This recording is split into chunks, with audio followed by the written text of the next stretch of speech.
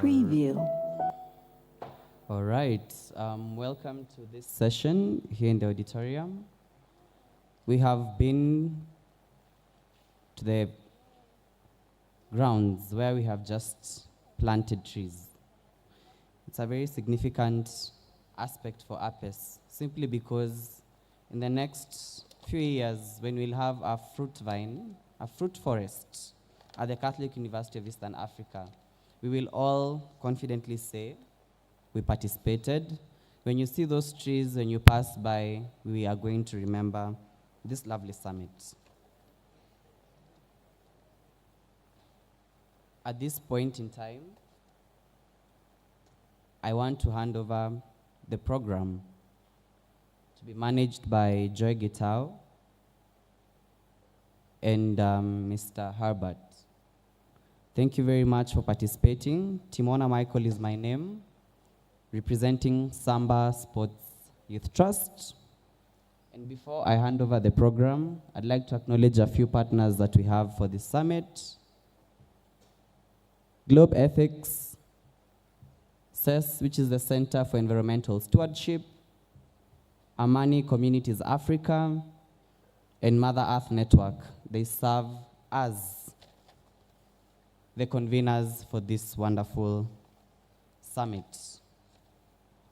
Also, we have, for the partners, we have Harmony Institute, World Vision Kenya, Samba Sports Youth Trust, and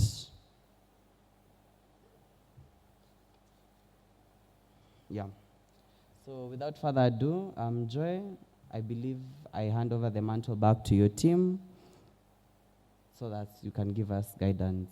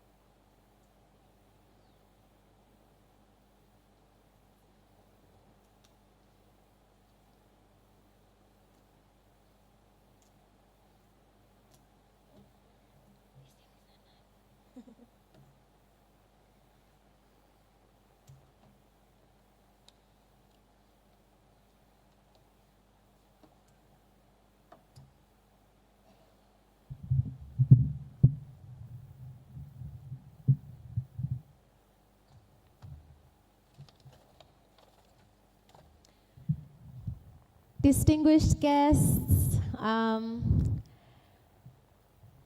good morning.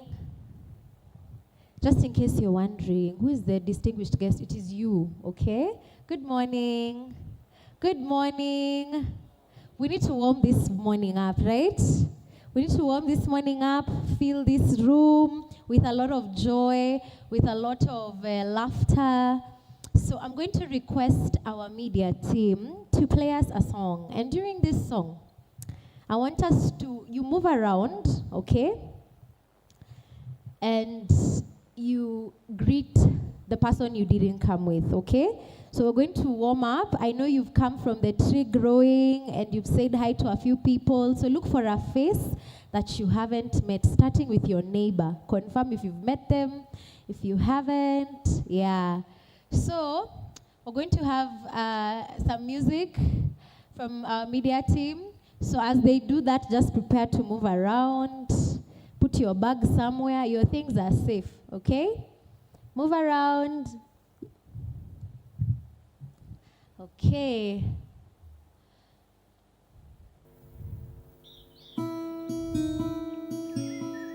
All right. Hizi ni salamu za asubuhi.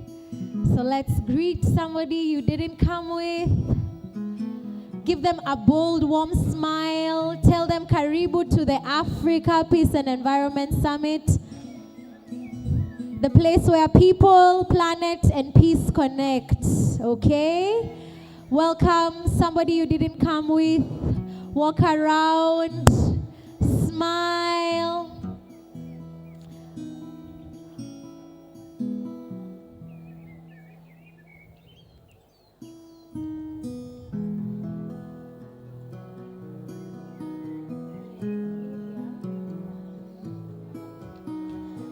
Maria, please come to the front.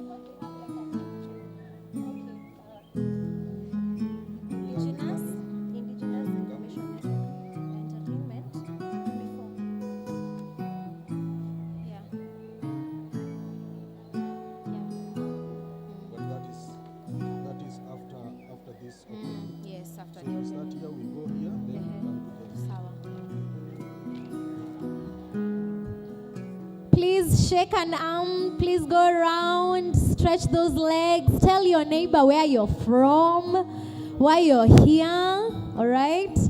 Indigenous Information Network. You know, I didn't print my version of the program, but I'll just, we can share. So let them settle. Yeah. Yeah. Then we can introduce ourselves.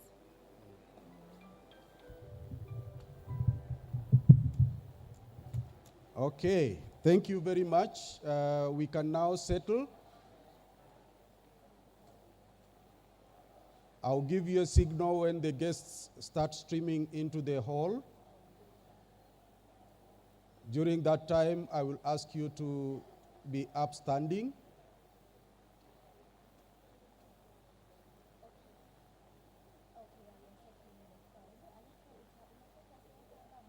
Kindly settle at your seat. We are about to start.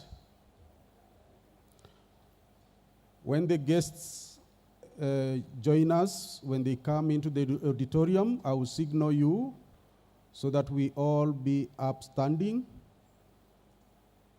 We will start with the anthems, the Kenya National Anthem, the African Union Anthem, and then a prayer. After which, we request for your pardon that we are going to alter our program a little bit, and we are going straight to the keynote address. Our keynote speaker is joining us online and is only available during that slot of time. So we are going to start with the keynote address and then begin the opening ceremony thereafter. I know it is supposed to be the other way, but of course we understand and can be able to adjust. So we are ready, and I'm going to give you a signal immediately I see the guests coming in.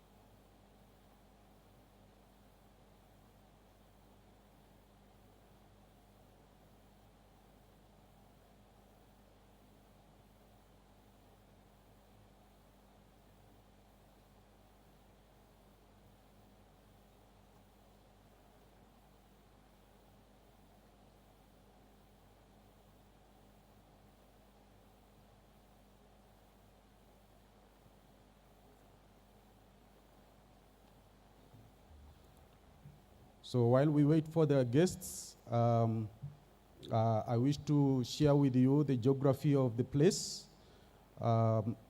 Outside the auditorium,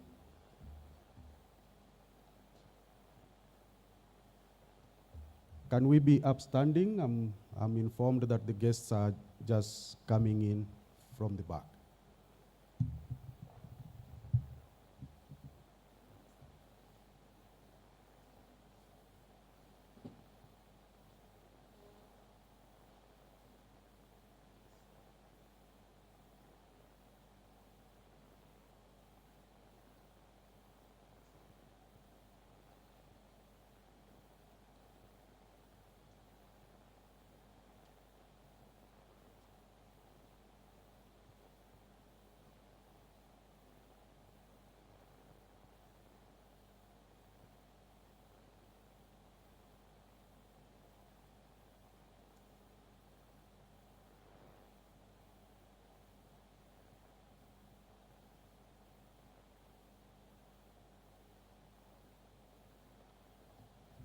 Thank you. Welcome. Our guests are coming in.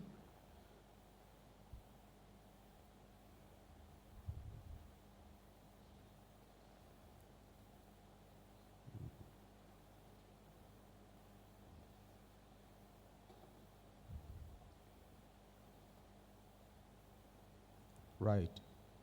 Thank you very much. While we are upstanding, we are going to sing the national anthem, Kenya national anthem, followed by the African Union anthem.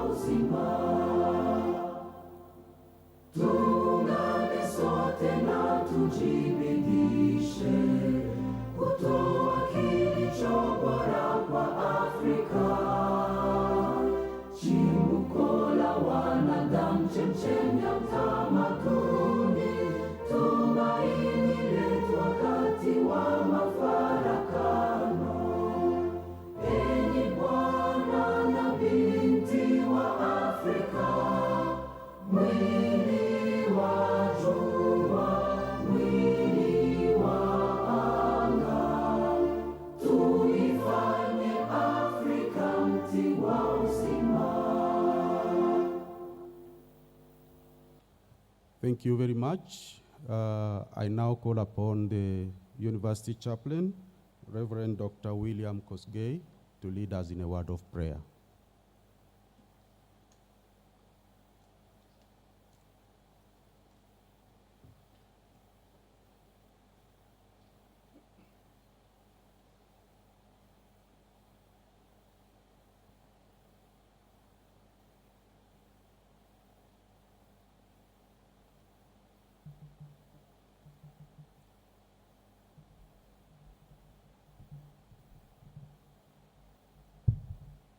For our inspiration and blessings, we are going to take one verse from the Holy Bible.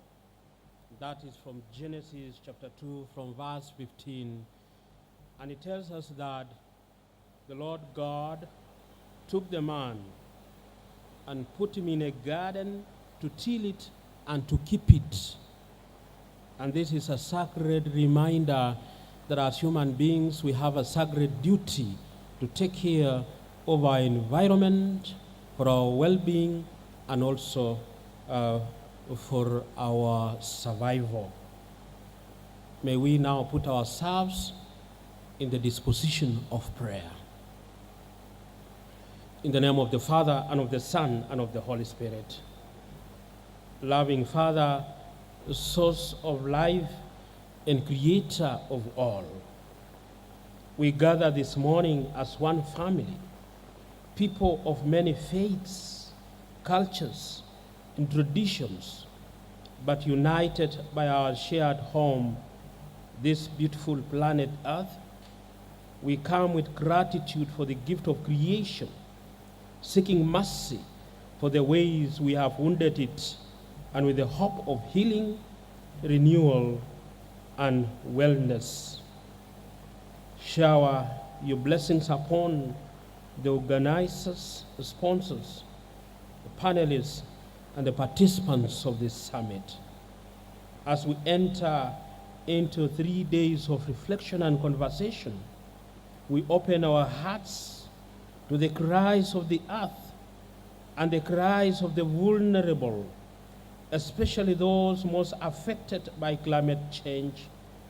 We remember that our well-being is bound to the well-being of rivers, forests, mountains, and skies, and that the breath of every living being is a sacred trust. Bless our dialogue in all sessions, O God of peace and harmony. May it deepen our respect for each other across religions and traditions, and inspire us to work together for solutions that protect life, restore balance, and safeguard the future of generations to come. Grant us wisdom to live simply, the courage to act boldly, and the compassion to build bridges and solidarity. May our shared efforts weave together the threads of people, planet, and peace into one fabric of hope. With reverence and responsibility, we commit ourselves to be caretakers of creation and peacemakers among the nations. We make our prayer through Christ our Lord. In the name of the Father, and of the Son, and of the Holy Spirit. Amen. Thank you very much, Reverend Father, for that prayer. May we take our seats? Thank you. At this juncture, we are going to move straight to the keynote address, and our keynote speaker is joining us online, and that is why we requested that we alter the program a little bit, and I'm going to request Professor Mbabu to come and introduce the keynote address speaker. While he's coming, allow me to establish the following protocol. Dr. Samuel Samson Ogala, Senior Climate Change Advisor at the African Union Commission, is our keynote speaker this morning. Professor Patrick Loch Otieno Lumumba and Ambassador Dr. Mary Kimulu, the Africa Peace and Environment Summit brand ambassadors here present with us. Very Reverend Professor Stephen Bogwangare, Vice Chancellor and Rector, the Catholic University of Eastern Africa. Professor Damian Maingi, the DVC Research, Innovation, Advancement, and Development at the Catholic University of Eastern Africa. Mrs. Esther Nyangaresi, the Executive Director, Finance and Planning at the Catholic University of Eastern Africa. Esteemed conveners of the Apes 2 and the partners, Reverend Dr. William Kosgei, the chaplain, the Catholic University of Eastern Africa, and all the distinguished guests here, panelists and facilitators who will be journeying with us in the coming days, and all of us here present. Welcome to this summit. I now hand over to Professor Mbabu to introduce the keynote speaker. Thank you.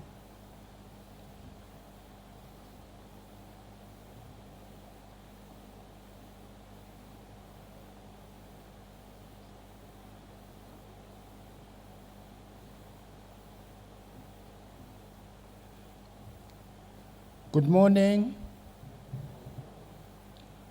Our guest speaker, keynote speaker, is Dr. Samson Ogala. He's our chief guest speaker. He is the African Union Commission's senior climate change advisor and end of climate change. He has worked for over 2 decades in various roles, such as Commonwealth Climate Finance, advisor to the government of Eswatini, specialist for Africa at Solidarity Network, head of programs and executive director,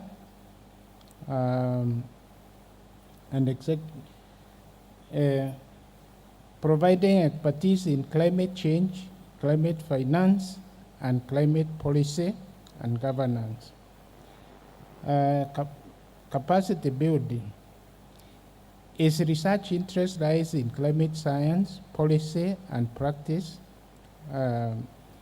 He has worked as part of the team that developed the National Adaptation Strategy and Plan of Action on climate change for Nigeria. As Commonwealth Climate Advisor, Dr. Ogara played a significant role in producing the Kingdom of Eswatini's climate public expenditure and institutional review, private sector engagement strategy for Eswatini's nationally determined contributions, and Eswatini's NDC implementation plan. He also supported the development of our resource and mobilization strategy for NDC and for the government of Grenada.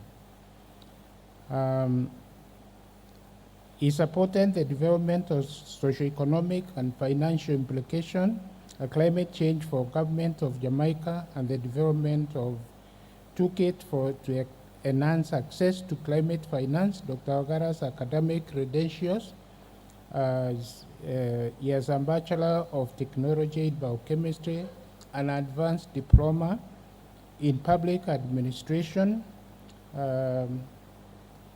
Master's degree in Development Studies, Advanced International Certificate in Climate Change Adaptation and Mitigation, and the Doctor of Philosophy in Climate Adaptation. Dr. Gara is a recipient of several awards and recommendations for excellent and outstanding contributions in climate change actions across Africa. Welcome, Dr. Ogara. Thank you.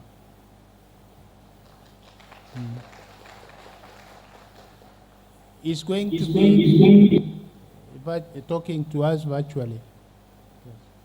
For that gracious introduction. And I wish to congratulate the organizers of this event and all participants. Fortunately, I couldn't be with you in person because, again, we are preparing for the second Africa Climate Summit, which is happening in Addis Ababa, Ethiopia, from 8th to 10th of this month. And already the pre-events have started with the Climate Week, as well as other pre-event summits that are organized. So that is why I couldn't be with you. It is an honor and a pleasure to virtually join you at this very important event at the Africa Peace and Environmental Summit, the second edition, happening at the Catholic University of Eastern Africa, Kwea. Esteemed, allow me to just quickly go through what I have as a guest speaker for this very important event. Excellencies, distinguished guests, esteemed colleagues, ladies and gentlemen. It is an honor for me to present this speech to you today, not only as has been introduced, but one aspect that I would like to also bring to the attention of the audience is also that I'm one of the alumni of the Catholic University of Eastern Africa, Kwea. And on this topic, the intertwining of human and planetary wellness and African context is what I will want to speak to this morning very quickly before I move to my next assignment. Excellencies, distinguished ladies and gentlemen, our continent works towards sustainable development is becoming clearer that the health of the people and the health of our planet are closely tied together. And nowhere else is this connection more vital, more pressing, and more urgent than on the African continent. A region which is rich in biodiversity, cultural heritage, and emerging economic opportunities. Excellencies, distinguished ladies and gentlemen, let's look at this intertwining more closely. First, let's look at the human wellness beyond an individual. What does this mean? According to World Health Organization, human wellness encompasses physical, mental, and social well-being.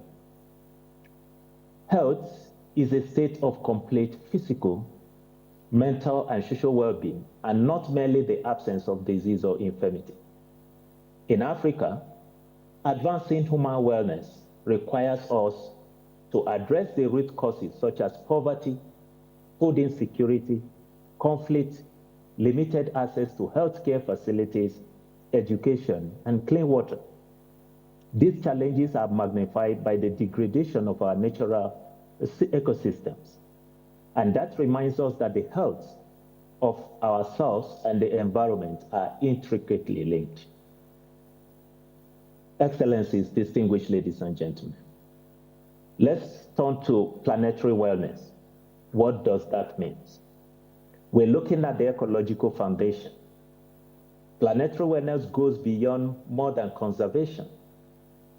It requires securing ecosystem integrity, combating climate change, fostering sustainable development, and Africa's unique ecosystem, from the Congo Basin to the Serengeti, not only home to our irreplaceable biodiversity, but also provide essential ecosystem and services that sustain millions of lives. Research and studies have proven and have shown us this. Reports from Intergovernmental Science Policy Platform on Biodiversity and Ecosystem Services underscore the degradation of these resources has direct impact on human health and our well-being, affecting food security, livelihood, and wellness and resilience against disasters. Excellencies, distinguished ladies and gentlemen, what are the points of intersection of human and planetary wellness? We will look at 6 of this intersection briefly. First is climate change and health. Evidence have shown that Africa is especially vulnerable to the impact of climate change, even though we are contributing less than 4% to the global greenhouse gas emission, which exacerbates disease transmission, malnutrition, and displacement. For example, Africa faces a unique convergence of health and environmental challenges. And according to World Health Organization report, 23% of deaths in Africa are linked to environmental factors, notably air and water pollution and exposure to chemicals. At the same time, climate change is threatening food security, water availability, and increasing the burden of diseases. The Lancet Countdown on Health and Climate Change identifies the rising temperature and changing weather pattern to increase the prevalence of malaria and vector-borne diseases. Second of this point of intersection, distinguished excellencies, ladies and gentlemen, is the land use, food system, and nutrition. Unsustainable land use, such as deforestation and monocropping farming, threatening food security and micronutrient biodiversity. According to World Food Programme, restoration and protection of African forests can improve both climate resilience and human nutrition through diversified food systems. Furthermore, degraded soil are changing the weather pattern and undermining agricultural potentials, which is the bedrock of our livelihood on this continent. As some of the reports have also proven that, especially by the green revolution in Africa, that sustainable agriculture, including agroecology practices, boosts nutrition and ecosystem health. Let's look at a case of Kenya. In Murang'a County, women-led groups have adopted climate-smart agriculture. They can plant indigenous drought-resistant crops and use organic fertilizers. This approach has proven to increase yield, enhances household food security, and restore soil health, demonstrating how environmental stewardship uplifts community health.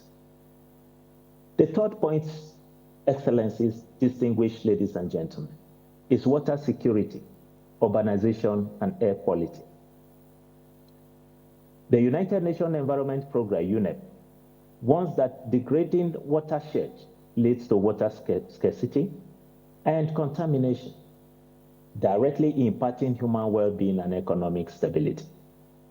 Rapid urbanization is fueling air pollution, as we all know, a silent public health crisis. The Air Quality Life Index report shows that in Lagos, Nigeria, the life expectancy could be increased by 3 years if air quality meets the WHO guidelines, according to the study that was done by University of Chicago in 2022. Let's look at another case study on this water security, urbanization, and air quality. In South Africa, especially in Johannesburg, the Greening Soweto project has led to planting of over 200,000 trees. This urban forestry initiative not only reduces airborne diseases, and pollutants and also greenhouse gases, but also provide a cooling shade and recreational spaces, thereby enhancing both community and planetary wellness. Excellencies, distinguished ladies and gentlemen, let's look at another intersection of human and planetary wellness. The fourth being biodiversity, medicine, and traditional knowledge. Africa is home to one of the most world richest biodiversity. Traditional medicine knowledge relies on intact ecosystem, as you may all know. Medicinal plants treat up to 80% of primary health care needs, according to the research by World Health Organization. Deforestation, as you know, excellencies, distinguished ladies and gentlemen, erode this natural pharmacy, treating both health and cultural heritage. Let's look at a case in the Democratic Republic of Congo. In the Ituri forest, the Ubuntu pigeons steward biodiversity through traditional conservation practices, ensuring sustainable use of medicinal plants. Collaboration with researchers has helped to document species that are at risk, forming the basis of community-led protection and regenerative ecosystem. The fourth point of intersection of human and planetary well-being is the environment and community conservancies. Excellencies, distinguished ladies and gentlemen, community-based natural resource management enables local communities to sustainably manage and benefit from wildlife and landscape. We have a case of Mianye Conservancy in Namibia, and the outcome of this community effort we can see was increased wildlife population, ecotourism, reduced poaching, and improved livelihood and stronger conservation. The last point I want to touch on this intersection of human and planetary wellness, which is the sixth point, is the innovations and policies, the African solution. Africa is not a passive victim, but an arena for innovation and leadership. Initiatives like the Great Green Wall, which is the African Union-led initiatives to restore 100 million hectares of degraded land across the continent, illustrates the power of integrated actions for both ecological and community benefits. Community-based conservation model in Namibia and in Kenya has demonstrated that how stewardship of wildlife and habitat increases income and social inclusions. These are the 6 points of intersections of human and planetary wellness. Distinguished colleagues, excellencies, ladies and gentlemen, we need to turn to call to action. And what do we intend to do, having listened to this intersection? It has to deal with integrating policies, strategies, and investment. They have to align. And on this call to action, I want to look at it in 2 parts. The first part is the 3 integrated approach that we need to adopt in the call to action. First is the policy integration. A cross-sectorial policies that unite health, agriculture, and environment. Ministries working in these 3 sectors need to be united. And the Africa Union Agenda 2063 prioritizes green growth and inclusive development. This has to be one of the areas we need to ensure an integrated strategic approach in part 1. The second is community leadership on the call to action. Grassroots actors, especially women and youth, must be at the heart of solutions. Empowerment builds on resilience and social ecology. We must ensure that the voices of women and youth and their active engagement is enshrined in every action we will take. The third point is investment in nature-based solutions. Investing in restoration, wetland restoration, and regenerative agriculture bring multiple returns. It brings cleaner air for all of us to breathe, a better health for every one of us, and help us to build a climate resilience. The part B of the call to action also touch on 3 specific actions we must take. First is to embrace One Health. African countries should adopt a One Health approach, recognizing the interconnectedness of human, animal, and ecosystem health. This approach was endorsed by several institutions, including the WHO, Food and Agriculture Organizations, and the World Health Organization for Animal Health. World Organization for Animal Health. Second is to mainstream environmental justice.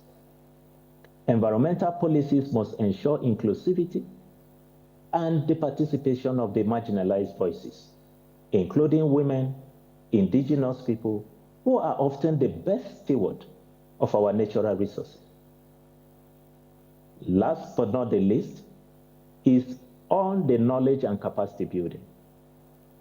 Investing in education, indigenous knowledge, and green job is essential. Collaboration between African universities, such as the Catholic University of Eastern Africa and other universities, civil society organizations, and international partners can drive sustainable innovations for our continent. Excellencies, distinguished ladies and gentlemen, in conclusion, human and planetary wellness are profoundly intertwined, especially on our continent of Africa. As African proverb says, if you want to go fast, go alone. If you want to go far, go together. Let us move together, whether it's government, civil society, businesses, academia, research institutions, and individuals. Let's move together with a shared purpose of protecting both people and the planet. Only then can we secure a sustainable, just, and prosperous future for all of us. The future of Africa wellness is rooted in planetary wellness. The two are intertwined. We can't separate them. When we heal the land and the waters, we nurture ourselves. When we cherish our rich biodiversity, we preserve both medicine and meaning. In intertwining human and planetary wellness, Africa can lead the world, not only in surviving in the twin crises, but also thriving beyond them. Excellencies, distinguished ladies and gentlemen, yes, I want to thank you for your kind attention. May God bless you all. May God bless Catholic University of Eastern Africa. May God bless the organizers of the Second Africa Peace and Environmental Summit. And may God bless Africa. I thank you.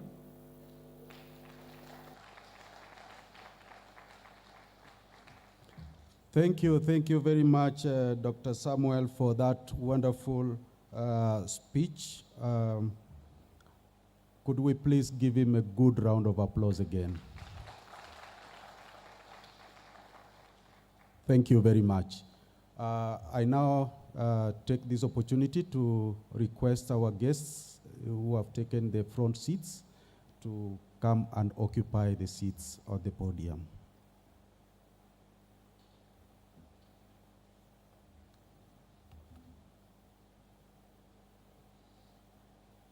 The conveners as well.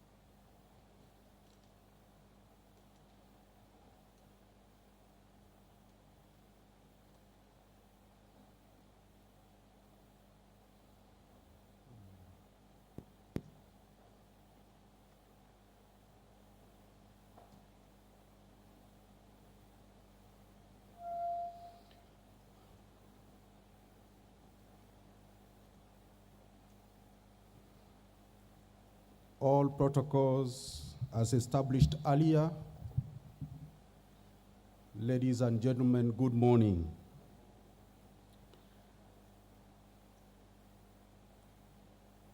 It is a wonderful opportunity that we are here today, gathered for this year's summit, the Africa Peace and Environment Summit,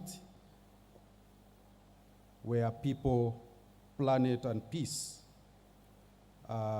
intertwine for planetary wellness. We are going to take a moment, and I want to thank you for allowing us to alter the program a little bit this morning, that we now move on to the opening ceremony. But before that, I kindly invite you to observe a minute of silence in honor of the late Father Herman Borg, OFM, a beloved priest, visionary, and member of the planning committee. Until his passing on, Father Borg served as a convener to this summit, inspiring us with his tireless commitment on environmental stewardship and peace building. May his legacy continue to guide our reflections and actions during this week and beyond. So I invite you to stand up, and we observe a minute of silence in his honor.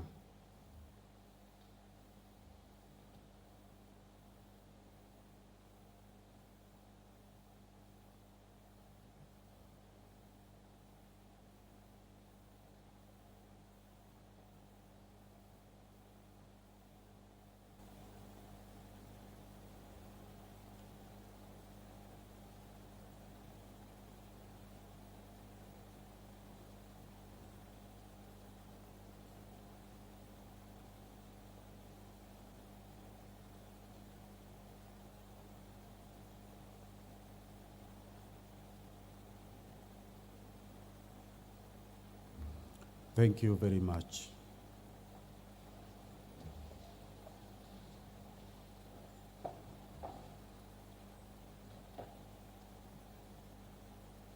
As we open this gathering under the sub-theme, Creation in Harmony, where it all began, let us be mindful that our shared journey is not only about conversations, but also about renewal of relationships with one another, with the earth, and with our Creator.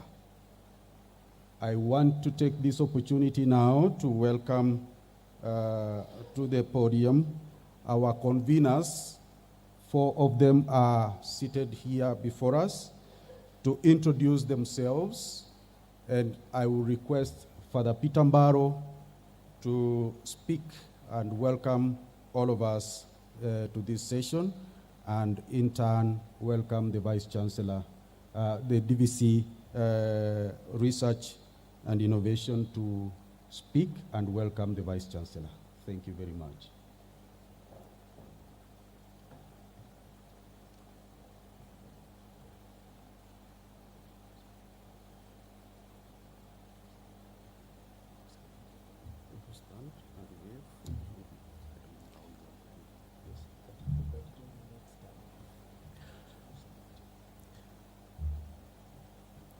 All protocol observed. Good morning. Good morning once again. We say peace and good. And here we are today this morning to start this journey. We first of all acknowledge the speech that was given by our guest speaker, and as the MC has put it, we had to alter the program because he was scheduled to do it at 10:30. And then we do now the official opening. My humble service is just to introduce the conveners of this Apes 2, African Peace and Environment Summit. which we started last year. So this year is our second phase, our second Apes. And the conveners are the Center for Social Justice and Ethics of the Catholic University of Eastern Africa. And Father Mbaro, who is speaking, is the director of the Center for Social Justice and Ethics. And therefore, through the Center for Social Justice and Ethics of the Catholic University of Eastern Africa, you are hosted as participants of this Apes 2. The second convener is by ACA, that is Amman Communities Africa, and I will ask the executive director just to wave from wherever she is. That's Joy Babu, and Joy Getau, and therefore she's waving you because she may not be able to start and come up here. The next one is SES, led by Professor Babu. There he is, the second convener, and therefore we are grateful. And then the fourth convener is Mother Earth Network, where now we have a new director, and that is Father Bovi, who has replaced or who has taken the mantle after the passing on of our late brother and priest, Father Herman Bolg. Those are the conveners, and then we have partners, and you can see quite a number of posters and banners that are around here. All these are partners, and since they are already ministers, can they all start? Harmony Institute and all the rest. Can you kindly start wherever you are as a partner? All the partners, we can see, if you turn, you can see the partners. Just wave to the audience. Yes, all these are partners, and you will interact with them in the course of our interaction for the 3 days. Our guest of honor, the Brad Ambassador, PLO Lumumba, our Vice Chancellor, Professor Stephen Mbogwa, our DVC research, and who is also here representing the DVC Academics and Student Affairs, the Executive Director of the Administration at the Catholic University of Eastern Africa, our chaplain, now the conveners in their capacities, and those who are represented here.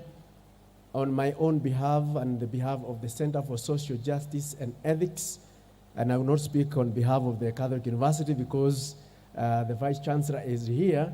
I will say, as the Center for Social Justice and Ethics, committed to promote justice and peace, we are here to welcome you to this Apes 2, to journey together, to exchange our ideas, to exchange our expertise, to exchange and share our experiences on how we can look at the dual aspects of our health, the planetary health and our human health. I will say that these are the two sides of the same coin. We cannot talk about human health without talking about planetary health.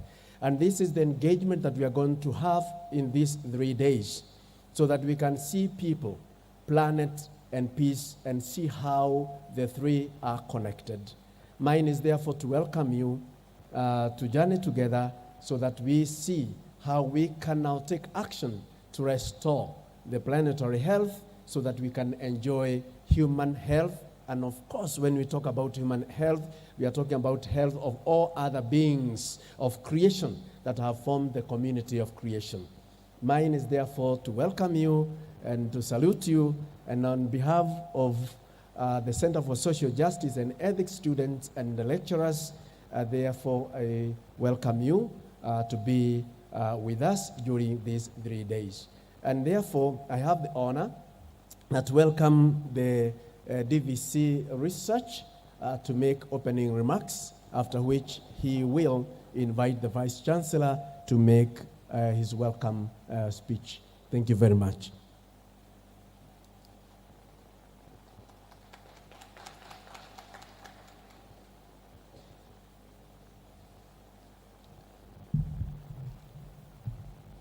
So, good morning, everyone. The Vice Chancellor, Professor Stephen Bugwagari, Apes Brand Ambassador, Professor Patrick Lumumba, and the conveners, and all guests, all protocol observed. I would like to take this moment actually just to invite the VC, but before I invite the Vice Chancellor to address you, I thought of a nice challenge, especially since I'm the Deputy Vice Chancellor in research. You see, whenever people talk, what do they say? Research says, you know. In a sense, like when you speak, you have to be informed, right? You talk from, like you have evidence of what you're talking about. So for me, the challenge I have for all of you is, it's like I could ask all of you questions. You know, when you're here, you're in Karen. In Karen, what have you noticed? When you talk about the environment, right? Have you noticed that jacaranda flowers are already starting to bloom as we head towards the end of the year? I don't know if you're aware. Have you noticed the birds, you know, the trees around? I would wish to say that as we converse and, you know, talk, it would be nice to be aware, to be mindful, to be alert, right? In that way, I think we would have better connection with each other, would come up with better conclusions and, you know, things to move forward. So that's my challenge for each one of you. In that way, when you think about it, the oxygen you breathe, you know, when you are not well, when you are not healthy, what happens? Even the sense of taste disappears. Visibility sort of gets impaired. Think about it, you know. So for me, one of the greatest things that I would really wish and I'm advocating for, obviously, would start with mental. You know, if you are mentally okay, mentally well, right? Then other things translate. You know, you can have an injury at the foot. It's not as serious as a mental illness, right? Think about it. You know, people who are addicted, you know, to different substances, all right? Anyway, I was not supposed to take too many minutes, but I thought I should mention that to you. So a challenge for me to each one of you is how aware, how alert, how mindful are you aware? That way you will notice the people around you, maybe they're not okay, even as we gather here together, right? And what can you do about it? That's a challenge I have for all of you. So without taking too much time, let me invite the Vice Chancellor, Professor Stephen Bugwagari, to address you. Thank you very much.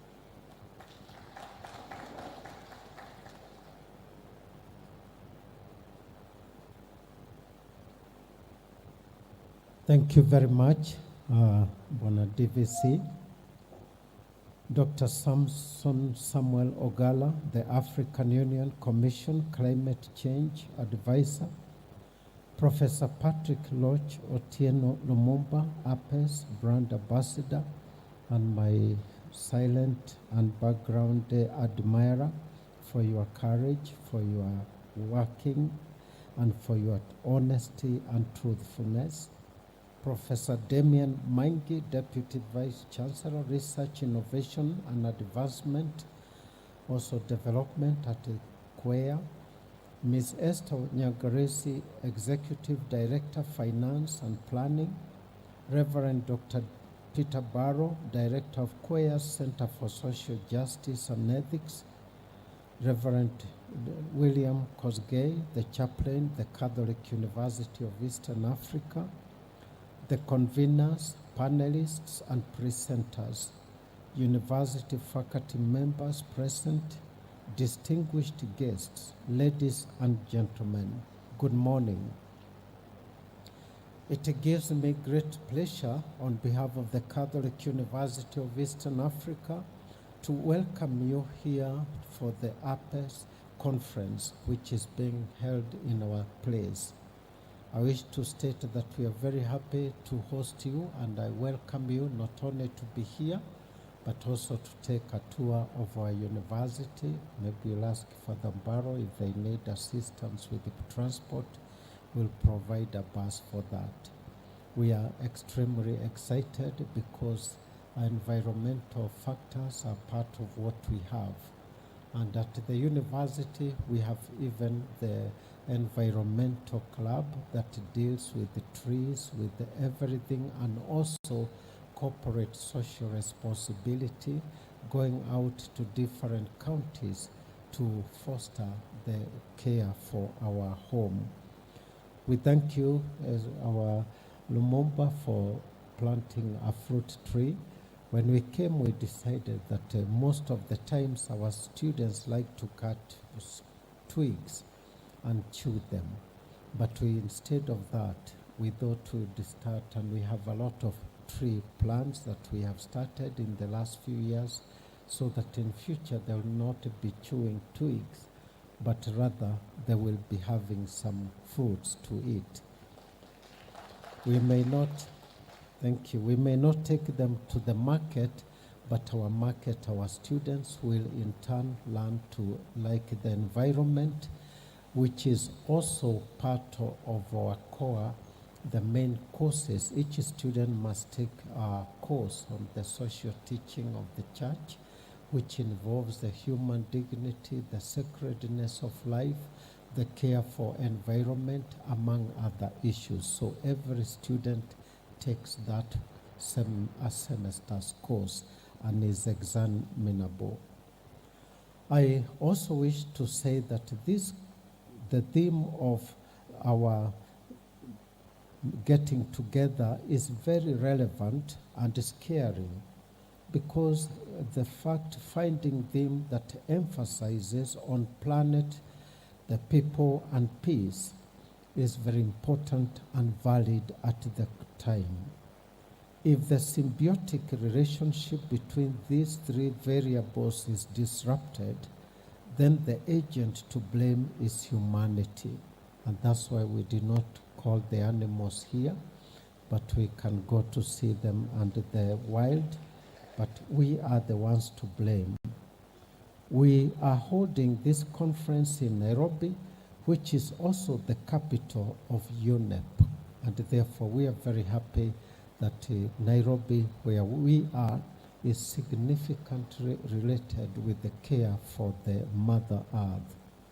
I also am happy that we remember Father Herman Borg, who was a great champion. During his time, he planted over 1 million trees.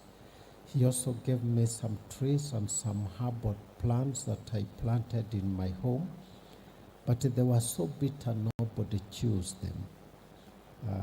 So we are very happy, and we thank you, Father. You tell the congregation that we are extremely happy and proud that they have started quite a major, impactful care for the earth and the humanity.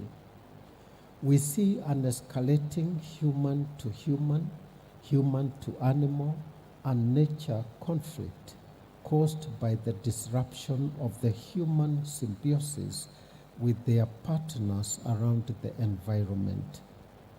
Various factors contribute to this fact.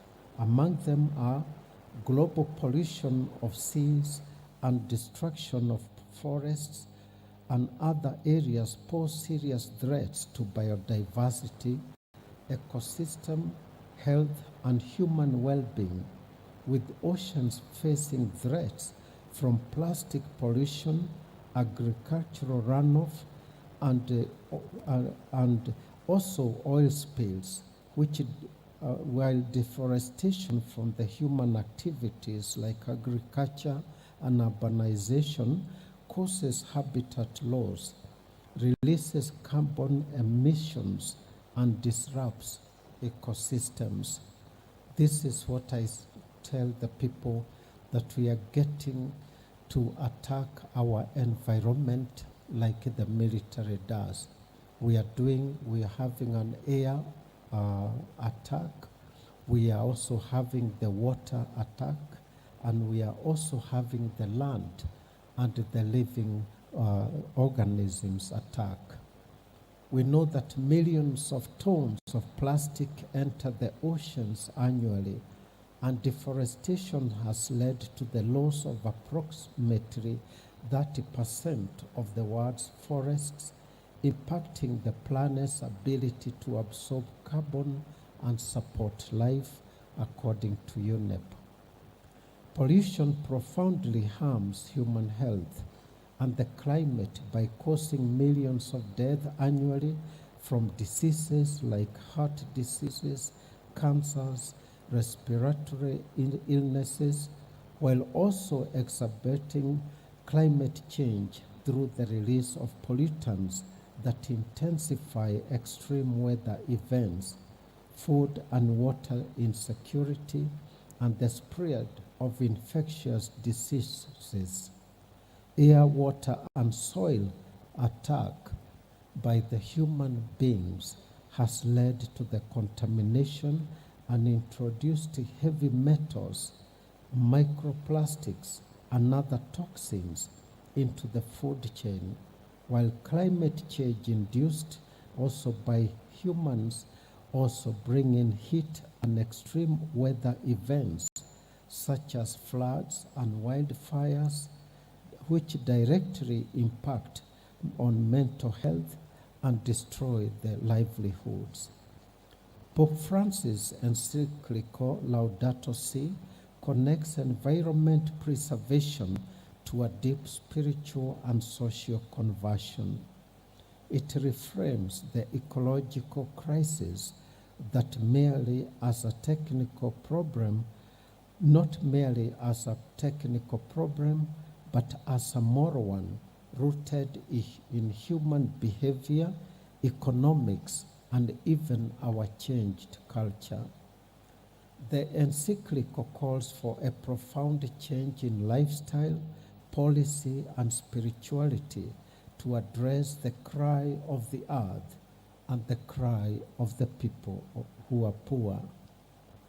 The late Nobel laureate Wangari Maathai exemplified the interconnection between human and planetary wellness when she mobilized communities to plant trees and restore degraded lands. She insisted, and I quote, "We can work together for a better world with men and women of goodwill, those who radiate the intrinsic goodness of humankind," in her book, page 42. In her vision, planting trees was not just an ecological act, but an act of peace building, empowerment, and human dignity. Just here in Kenya, how many lives are lost each year because of conflict for resources like water? And this has been caused by our distractions. So that's why it has a direct impact on the destruction of human life in one way or another. In Laudato Si, one of the striking ethical features is its focus on the intrinsic value and rights of non-human creatures and ecosystems. Another striking feature of the document's ethical content is how much it amplifies the notion of the common good. Everything, human and non-human, is connected. The document says repeatedly that human moral failure in engagement with the natural world often occurs when this interconnectedness is forgotten or not seen or ignored. And that's why we are meeting today, to ensure that there is this connectedness, because I am very happy that all of you have a serious and a major social impact and attitude and knowledge impact on our communities, and they are going to respond favorably to our quest. One kind of moral reasoning that comes in for special criticism in the encyclical is an arid utilization associated with an economic and technological logic detached from the broader moral concerns concerning the universe, the world, the living, and even every other feature that we have on the surface and above the world. I live a few meters from the Nairobi National Park, and I have observed monkeys coming to my kitchen garden and my dustbin to get something to nibble on. One of them looked pregnant, and being a priest, I could throw some carrots and green corn to her. One day, after missing her for some time, she showed up at my garden, not alone, but followed by a young one she gave birth to. She did not fear me much and did not seem to be concerned about my threat to her young. Here was a wild creature, a mother, showing me the most precious thing in her life, her child. To share that moment with her life like a gift, a gesture beyond anything I could have imagined, is what I went through. It wasn't just about the monkey, it was about trust, about connection, about the possibility of harmony between us and the wide world, so that we so often feel far away from. As I watched her guide her infant around my garden, let it sniff the grass and clumsily climb over the rocks and the fence she once explored, I realized I was witnessing a full circle. Years ago, she had been the young one learning how to survive. Now she was the teacher, showing her little one where safety could be found, where curiosity could bloom without fear. And somehow in her story, my home became part of her legacy. Could we do this to these small monkeys? Could we be like these monkeys, teaching our young people to take care and to be part of the greater ecology? I can't describe fully what it meant to me, but I'll try. It was one of the most beautiful and moving experiences of my life. It reminded me that when we make room for nature, not just with the land, but with the patience, with the compassion, with the kindness, it responds. It comes back, not with the fear, but with the trust, love, and life itself. We live in a time when it's easy to forget that we share this earth.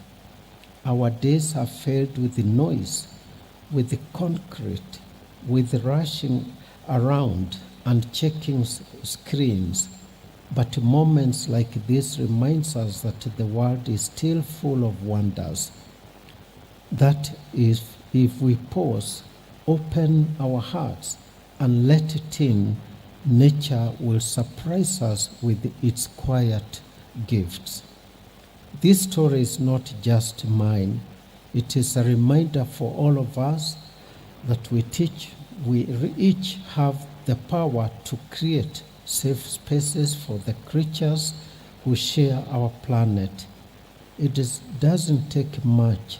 Sometimes it's as simple as planting flowers, protecting trees, respecting the lives that wander into our yards.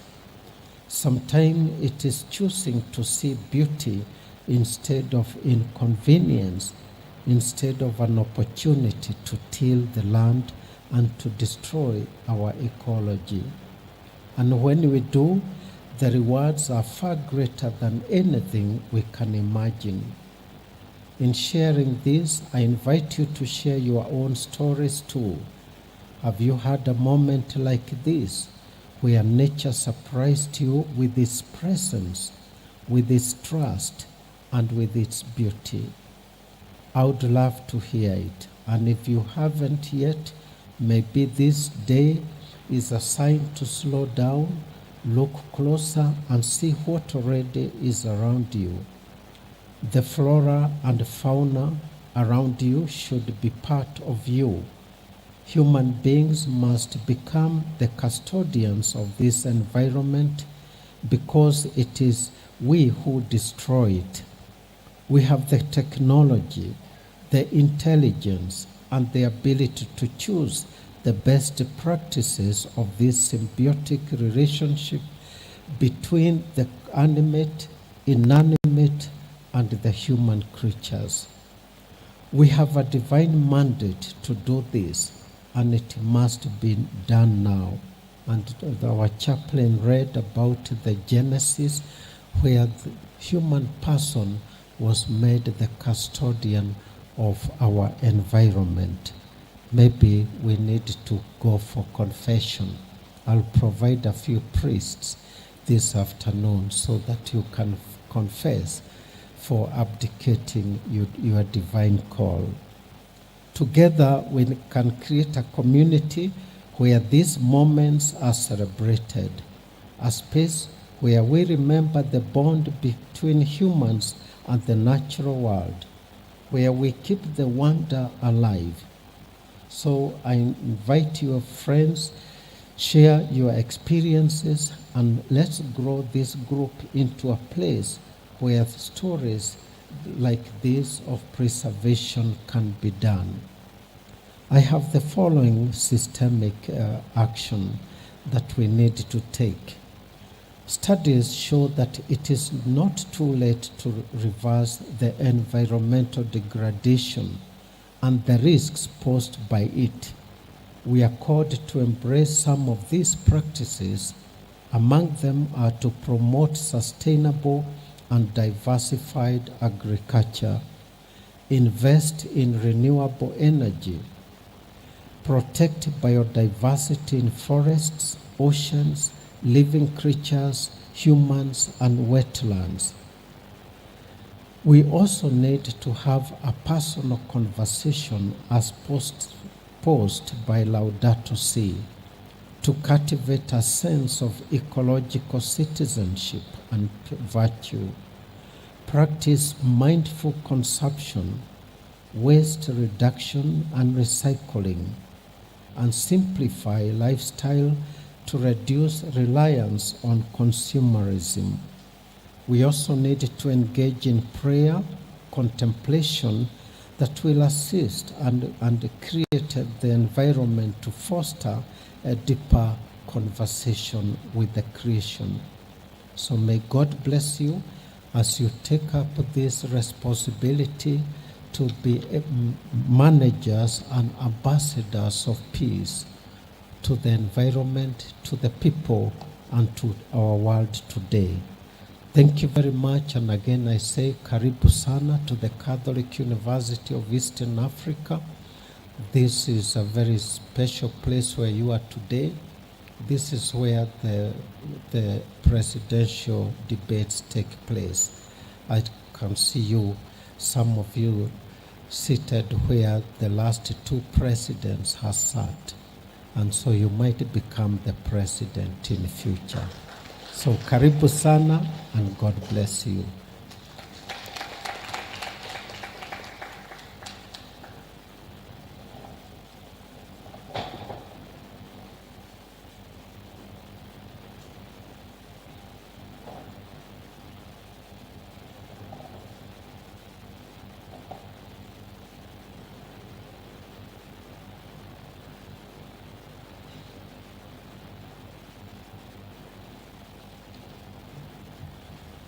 Thank you very much, Vice Chancellor, for that wonderful speech. It has really captured the spirit of the day and the spirit of the 3 days, the 3 coming days. Can we give him a good round of applause, please? At this juncture, I'm going to invite Professor Mbabu to introduce and welcome our brand ambassador, who is the guest speaker also today. Thank you.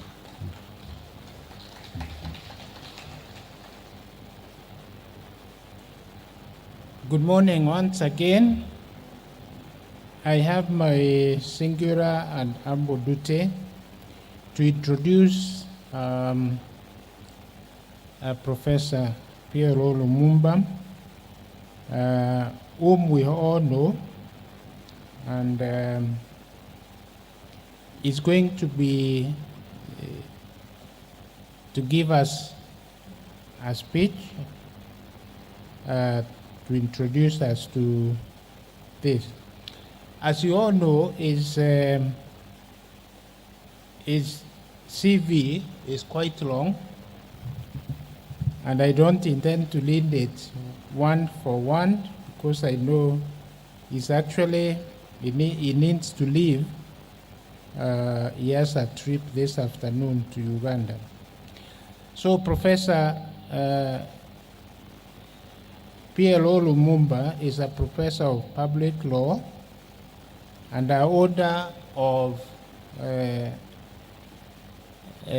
several, actually many degrees, starting with a bachelor's of law, a master's in law, and a doctor of laws. He's also been awarded Doctor of Letters and a DSc, that's a Doctor of Science. He has been trained on human rights law and humanitarian law. Of course, he holds many fellowships, I would say, like from the African Academy of Sciences, among others. Then he's the immediate former director and chief executive officer of the School of Law, a former secretary of the Kenya Anti-Corruption, former director of the Kenya Anti-Corruption Commission, among others. Of course, he has taught at the University of Nairobi for many years. That's why he's a professor. He's an advocate of the High Court of Kenya, very experienced, and actually an advocate of the High Court of Tanganyika, among others. He practices law in his office. Then he has over 10 notable recognitions. Among them, I think that is an the House of Representatives of the Commonwealth of Massachusetts. Then is notable, he has also given notable lectures across Africa. We all know he's a Pan-Africanist and well known to all of us, I believe. So with those highlights, I haven't read even a quarter of a CV. Let me welcome Professor Lumumba to address us. You know, many times I do what I've done because your hosts somehow find your profile somewhere and they don't warn you that they are going to read it. And I appreciate, Professor, your very warm introduction. And I also appreciate the Vice Chancellor, the Reverend Professor Stephen Bugwangari, who has warmly received us this morning, and the entire leadership of Catholic University of Eastern Africa. I also appreciate and commend the organizers of this very important peace and environment meeting. If you look at the program very carefully, it says that the Vice Chancellor and myself will give remarks. But the Vice Chancellor's remarks are more important than mine for two reasons. He is our host, and he is charged with the task of officially opening these 3-day engagements. So I will be brief. I will offer remarks. And those remarks must be related to the subject that we are talking about, peace and environment. And I speak at a time when the continent of Africa is facing many challenges, and one can say even the world. But because we are in Africa, let us focus on the continent. And let us focus on the conflicts that are going on in Sudan, in southern Sudan, in northern Mozambique, in southern Cameroon, in the eastern part of the Democratic Republic of Congo, in Central African Republic, and low-intensity conflicts in different countries. And all these conflicts undermine peace, however described. Some of the conflicts are as a direct result of climate change, and some also lead to negative impact on the climate and the environment. I invite you, if you can, to watch news and see the huge refugee camps in Chad, because we now know that the war in Sudan is responsible for the largest movement of persons in modern history, 3.5 million. And I want you to see how they are cutting trees and shrubs in order to survive. I want you to look at the impact of the environment in the Lake Chad Basin. Lake Chad in our lifetime has shrunk more than 70%. The fisher folk in that area have no way of survival. And when you hear of the activities of Boko Haram in northern Nigeria, in the Sahel, in Burkina, in Mali, in Niger, in southern Cameroon, it is not independent of the environment. And not only that, when you hear of the conflicts in the Democratic Republic of Congo and the damage that is occasioning to that part of the world, the kind of mining that is being undertaken in that area is devastating to the environment. If you've recently listened to the president of Ghana, John Dramani Mahama, talking about what is called galamsey and how that is polluting the waters, underground water in different parts of Ghana. If you listen to the recent conversation between the president of Uganda, Yoweri Kaguta Museveni, and the president of Egypt, Al-Sisi, about the Nile Basin and the Nile Water Framework and the possibility of conflict between Ethiopia and Egypt because of the grand Ethiopian Renaissance Dam, it tells you that peace and environment are like Siamese twins.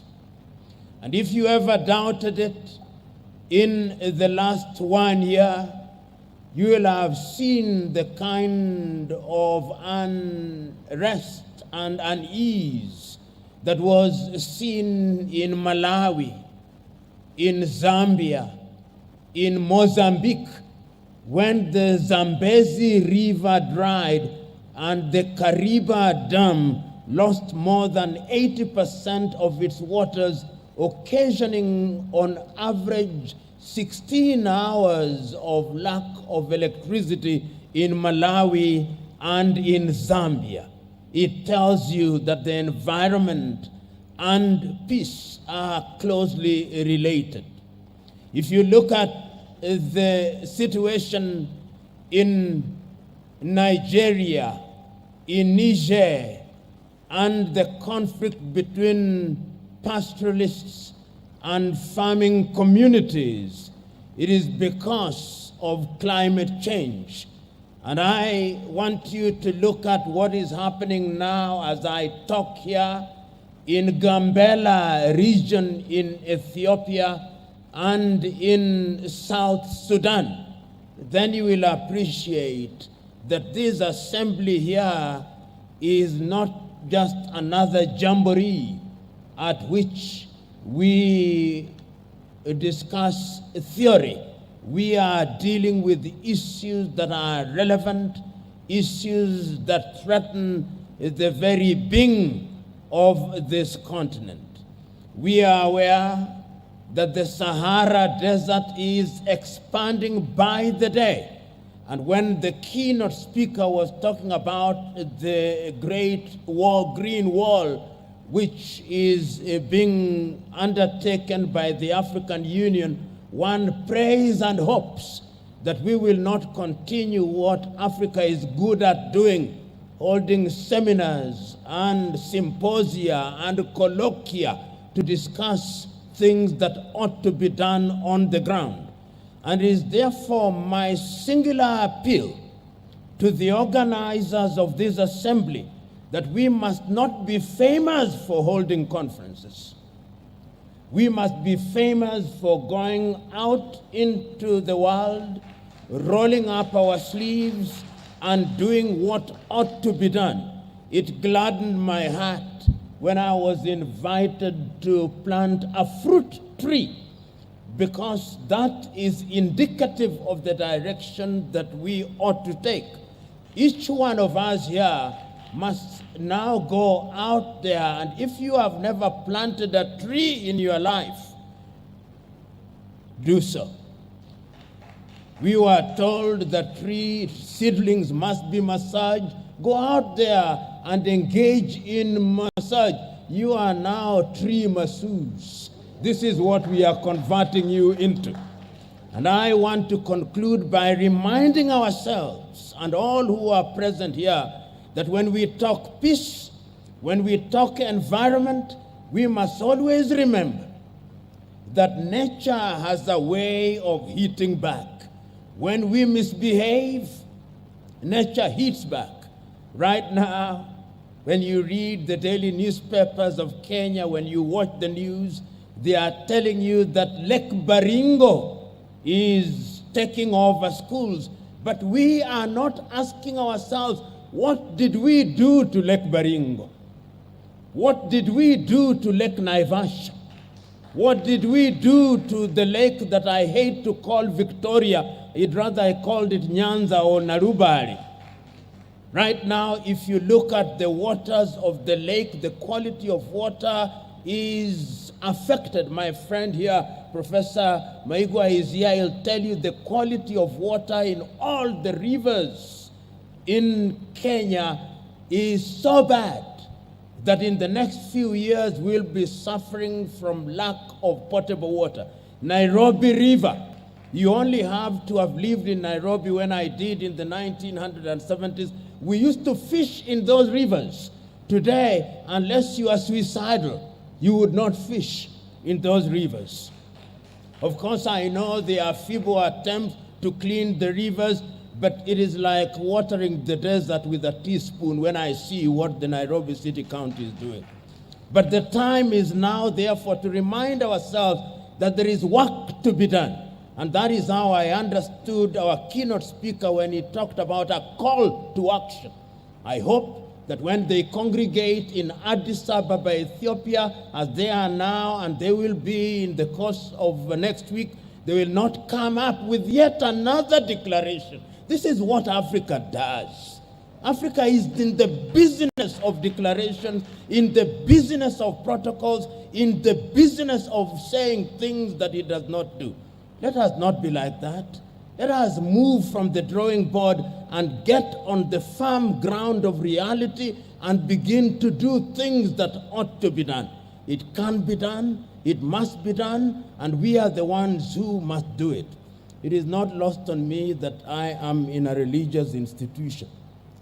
And for that reason, it would be remiss on my part if I did not agree with the chaplain that God was very deliberate. Go ye and subdue the earth. Have we subdued the earth? And it's not only in Christianity that that is done. If you read the Holy Quran, the Prophet Muhammad reminds the Muslim Ummah, do not waste water, do not destroy the environment. And if you read the Hindu Mahabharata, the Lord Krishna tells those who follow him, do not abuse the environment. And if you look at African religion, when you hear things like Mukuru or Nyagadanga, these were sacred forests for the purpose of ensuring that order was maintained. So, however you look at spirituality, God is clear in the manner in which he deals with us. We must maintain the environment, and when we do so, then we embrace the peace of God that surpasses all understanding. God bless you.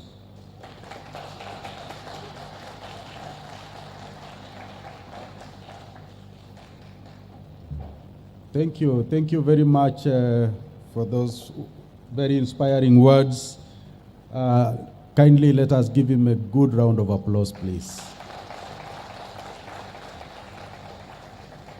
Let's also give another one to the Vice Chancellor. Right. I wish to call upon the Vice Chancellor to declare officially this summit open.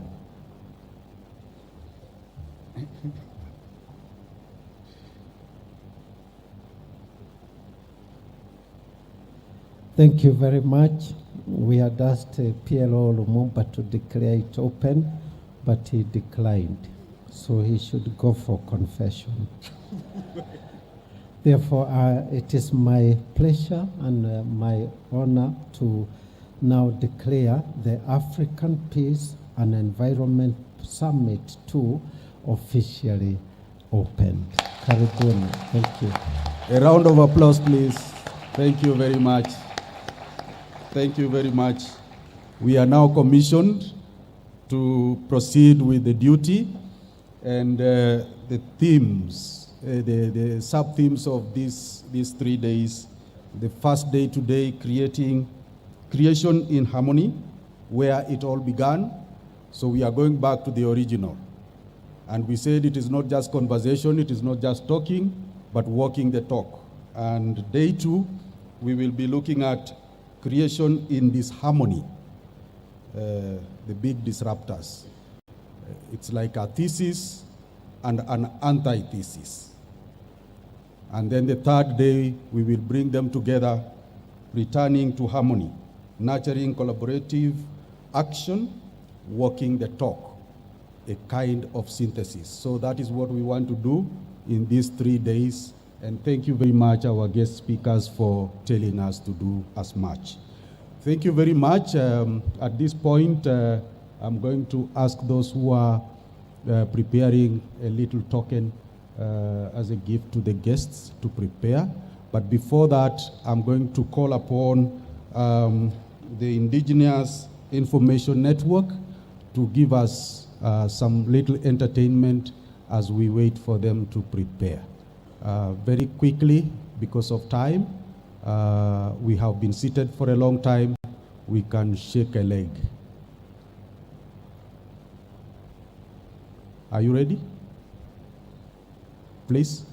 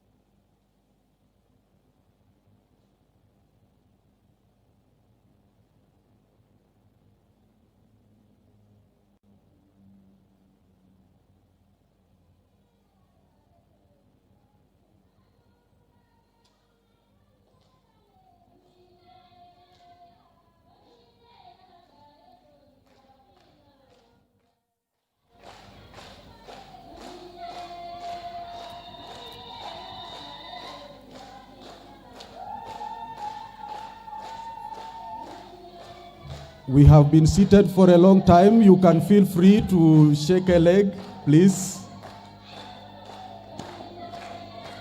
It is creation in harmony, and this is how it began.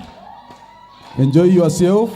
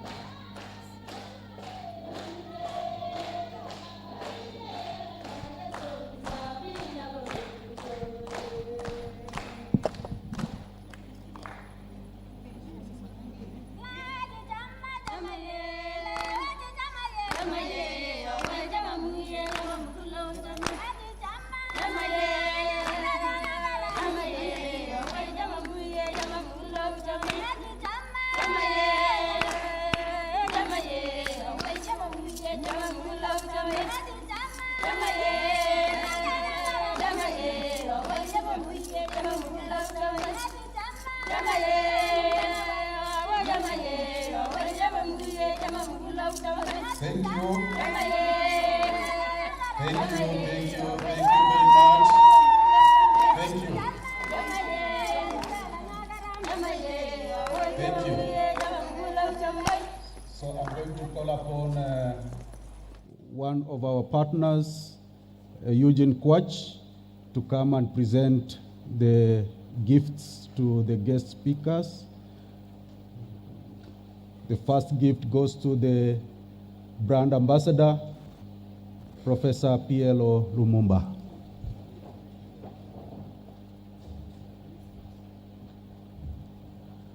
The cameraman, thank you.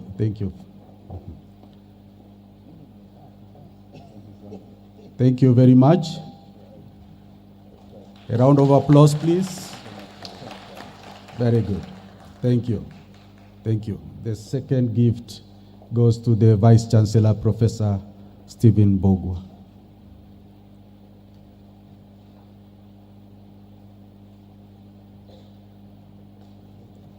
Thank you very much. Thank you. All right. We will now move on to take a photo, and we are going to have one photo here at the front, and then our guests will also have another photo at the entrance of the auditorium, and then we will proceed with the program as planned. Thank you. So we come to the front. The conveners, the partners will partake in this first photo.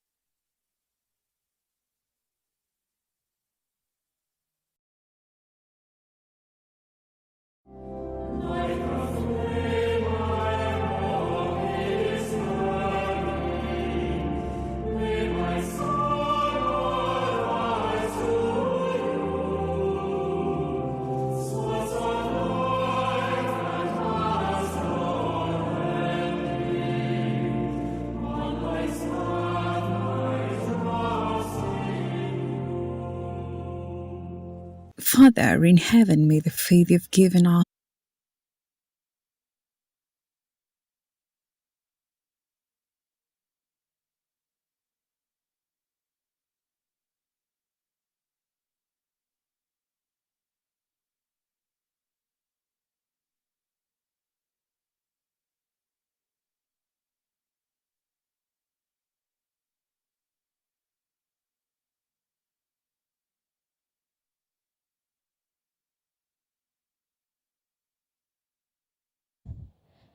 I don't know if my co-MC introduced himself, and I am his co-MC. My name is Joy Gitao, and we are here to ensure that everything runs well, but you're there to ensure you enjoy and make the most out of this summit, okay? So who's the custodian of enjoyment? Point at yourself. Yes. So how you enjoy this summit, when you write reviews and say it was enjoyable, you will give yourself a pat on the back. So we're going to have our next panel. And as they come to the front, this is the Harmony Institute panel. And we will have them introduced while they are seated at the front on the dais. This morning, let me start with this summit is focusing on people, planet, peace.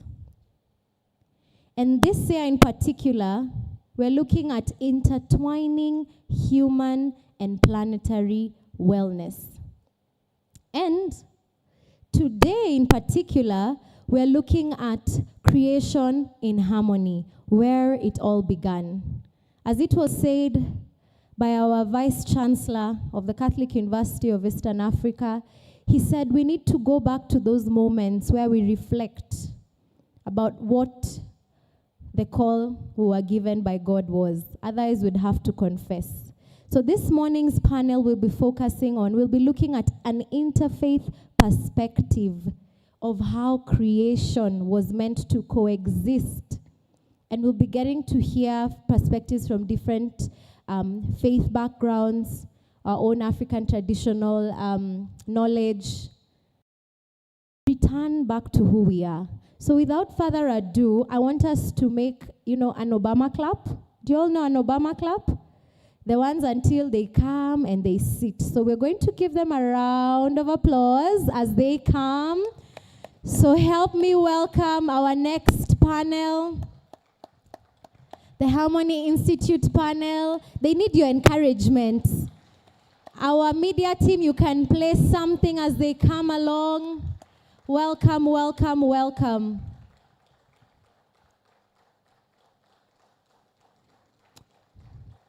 Thank you. So we can cease the claps, but continue the smiles. Continue to smile as they come up. Continue to smile as they come up.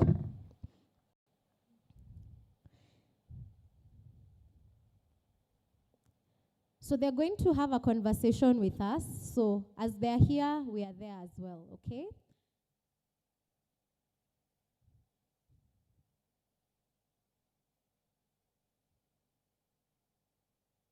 So I'll be inviting our moderator for this session, who would be Dr. Reginald. Dr. Reginald, I'd love for you to come and introduce the panel, or actually you can introduce them while you're there. And tell us what you have for us this morning. For us, we are to listen, and we'll be having a game in the afternoon. So the good listeners, we will see who you are. All right? Karibuni sana. Thank you.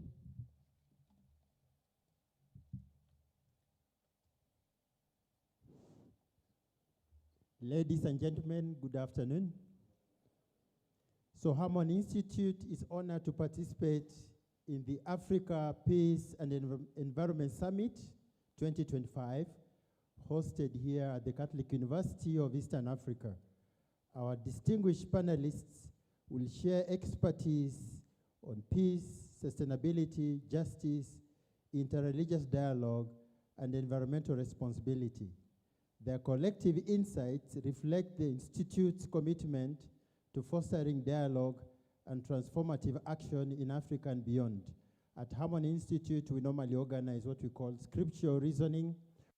We have an interfaith dialogue on our holy books, and it would generally be the last Tuesday of the month. So today takes place for the usual commitment. But before me here, we have very good, distinguished scholars, very good friends of Harmony. I just could read through their CV so that when they speak, it becomes easier to relate. You can also Google, like Pierre Lumumba said. If you Google him, you see more material than what people read. But just very briefly, on my left is Dr. Hassan Hanyeje, a Fulbright scholar, director, Horn International Institute of Strategic Studies. He has a PhD in conflict analysis and resolution. He is a renowned expert in geopolitics, defense, security, terrorism, and diplomacy. He's also been a scholar, professor at Wayne State University, has published a couple of books and papers. Let's give him a round of applause. And next to him is my dear friend, Dr. Sheikh Hassan Kinywa Omar. He's a lecturer at University of Nairobi, chairman, Muslim Professional League Africa, member of Harmony Institute, and also vice chair, National Task Force on Chaplaincy and Ministry of Education. He's also chairman, Muslim Chaplains in Kenya, and also a very prominent member of SUPKEM. Let's give him an applause. And then we have Reverend Father Innocent Maganya, lecturer at Tangazi University, and has been also the founding member of the Angasa Institute for Interreligious Dialogue and Islamic Studies. And his specialization is bring about different groups, different communities of faith to dialogue on peace and harmony. Let's give him a round of applause.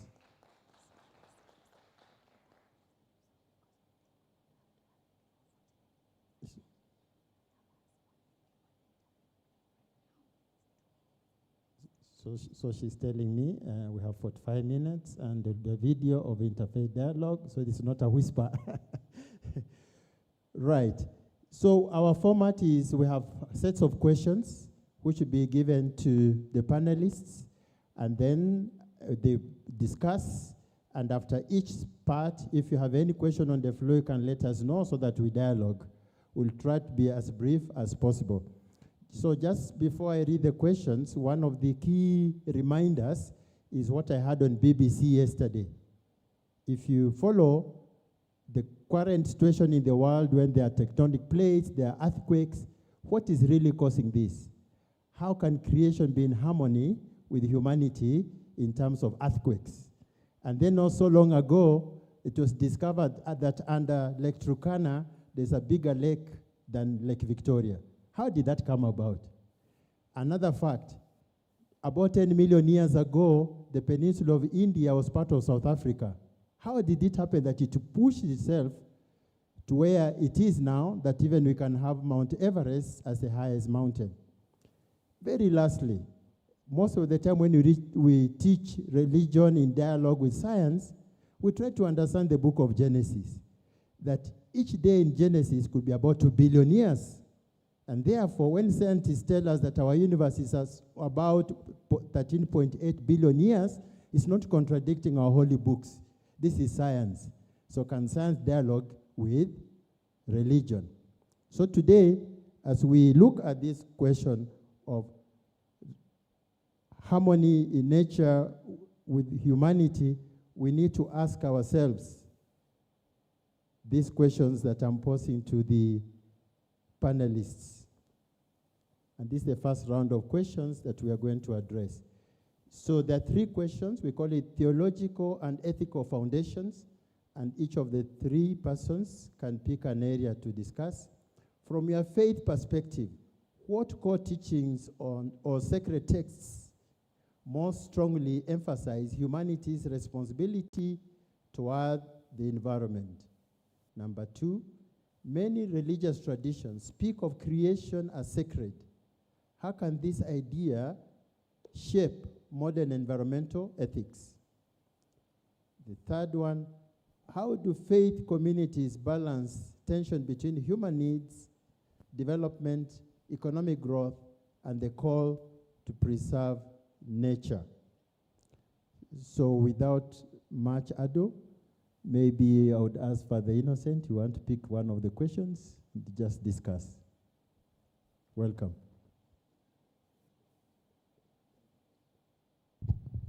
Thank you very much, Dr. Reginald, and chair of this panel. Good afternoon to you all. Let me look at the theological foundation, both from a biblical perspective and from an African religion perspective.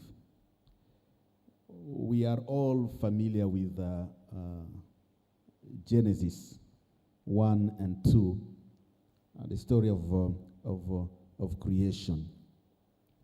Till the earth, watch over it, subdue the earth,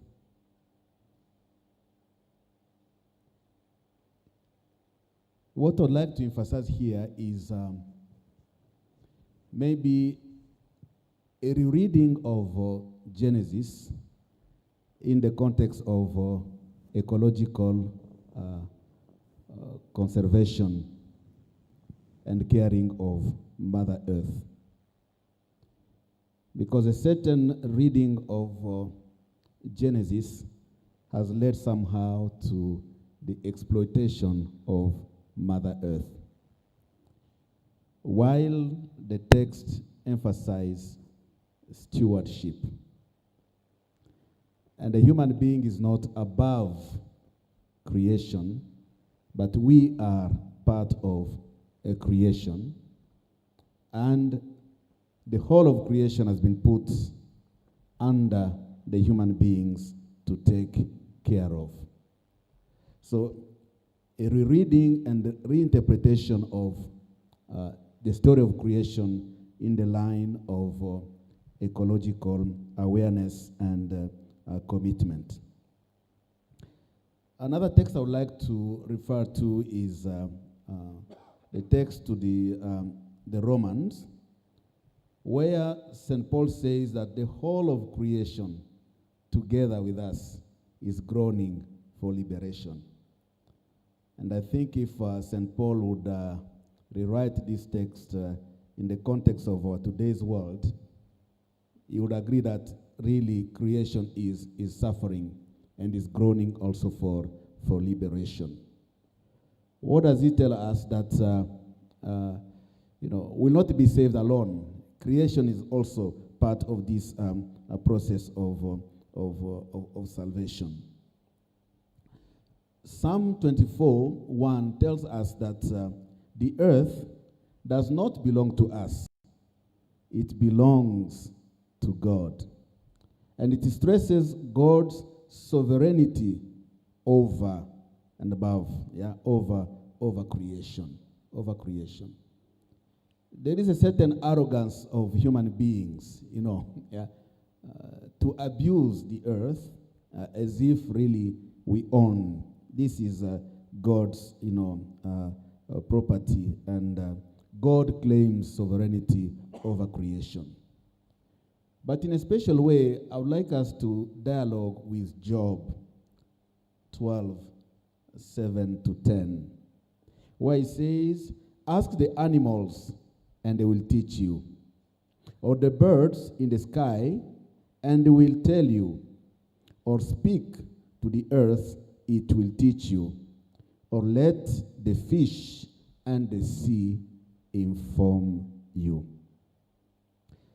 There is a food for thought in this reading of Job.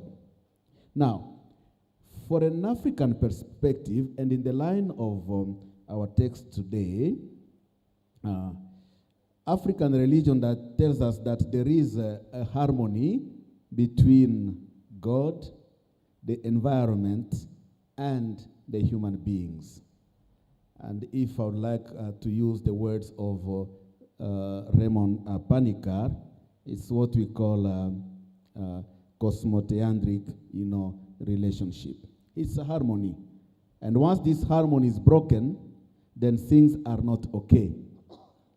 And in the African tradition, then they will try to do some rituals and rites so that we can restore that harmony between God, creation, and the human being.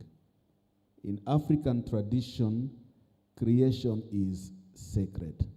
That's why we have sacred forests in West Africa. PLO Lumumba spoke about the Mukurwa Nyagavanga in Kenya. Sacred places, sacred shrines, where people go to adore God. Yeah. So maybe let me just give a chance to my brothers also to go in the same line and speak. Dr. Hassan.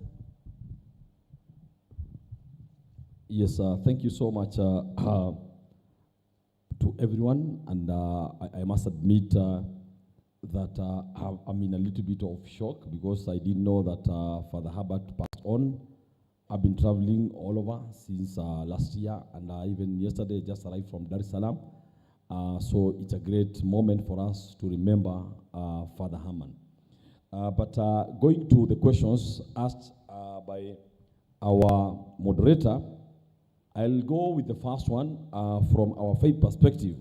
What core teachings and sacred texts most strongly emphasize humanity's responsibility towards the environment? And I will not open the book, but in this book, Environment in the Light of Quran and Sunnah, which we just did a pre-launch some times back, and God willing we'll be doing another launch with Hammond Institute. Looking at what we are trying to say is that the Quran and Hadith, which are the two sources of the Holy Quran, are the sacred texts which actually show us the core teachings of sacred texts which emphasize humanity's responsibility towards the environment. And looking at the Holy Quran, because Prophet Muhammad, peace be upon him, when he was leaving to Allah subhanahu wa ta'ala, he told Muslims, Ala inni dhahibun ila rabbi wa inni tarikum fikum uthaqalaini kitab Allahi wa sunnati aw kitab Allahi wa itrati ahl al-bayt. I am going back to my Lord, and I'm leaving with you two strong sources, two strong things which if you hold to, you'll never go astray.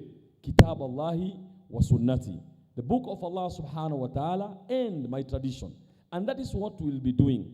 When you look at the Holy Quran, Allah says in the Holy Quran, وَلَقَدْ كَرَّمْنَا بَنِي آدَمَ وَحَمَلْنَاهُمْ فِي الْبَرِّ وَالْبَحْرِ. We have honored the son of Adam. In the Holy Quran, when Allah talks of Bani Adam, it also includes women. So don't go and say that Quran is only talking about men. No, it shows that human beings were honored by Allah subhanahu wa ta'ala. وَحَمَلْنَاهُمْ فِي الْبَرِّ وَالْبَحْرِ. And to understand the importance of environment, Allah tells us that وَحَمَلْنَاهُمْ فِي الْبَرِّ وَالْبَحْرِ. And we carried them fil barr, in this earth, wal-bahr, and in the sea. So when you look at this verse of the Holy Quran, what Allah wants from me and you is to highly take care of the earth and also take care of the environment, take care of the sea. Because if you take care of the earth, you take care of the sea, I think you have taken almost 90% of the environment, because the rest will be controlled automatically.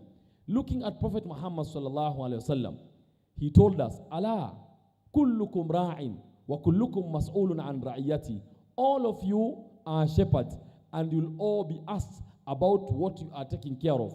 And when the Prophet Muhammad sallallahu alaihi wasallam was asked, what are some of the things which human beings are supposed to take care of, he said the environment.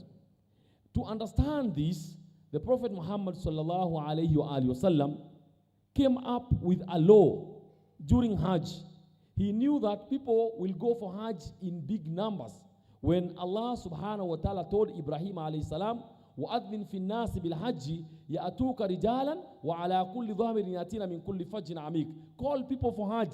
They'll come in big numbers. So you realize that we'll go in big numbers. What was the laws which the Prophet made in Mecca and Medina? That you cannot cut any tree. And if you cut a tree, then you have to compensate it with slaughtering an animal.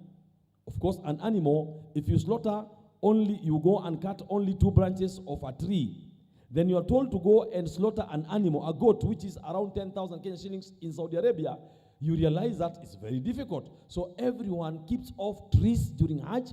We are also told you cannot hunt during Hajj because even animals are part of the ecosystem. So you realize that looking at the Holy Quran, Allah shows us that we must take care of the environment. When you look at the hadith, it's the same thing. So I think I'll answer that question, and then if there's another question, because there are 3 sets of questions, we'll come to the others. Thank you so much. Thank you, Dr. Hassan. Dr. Hassan.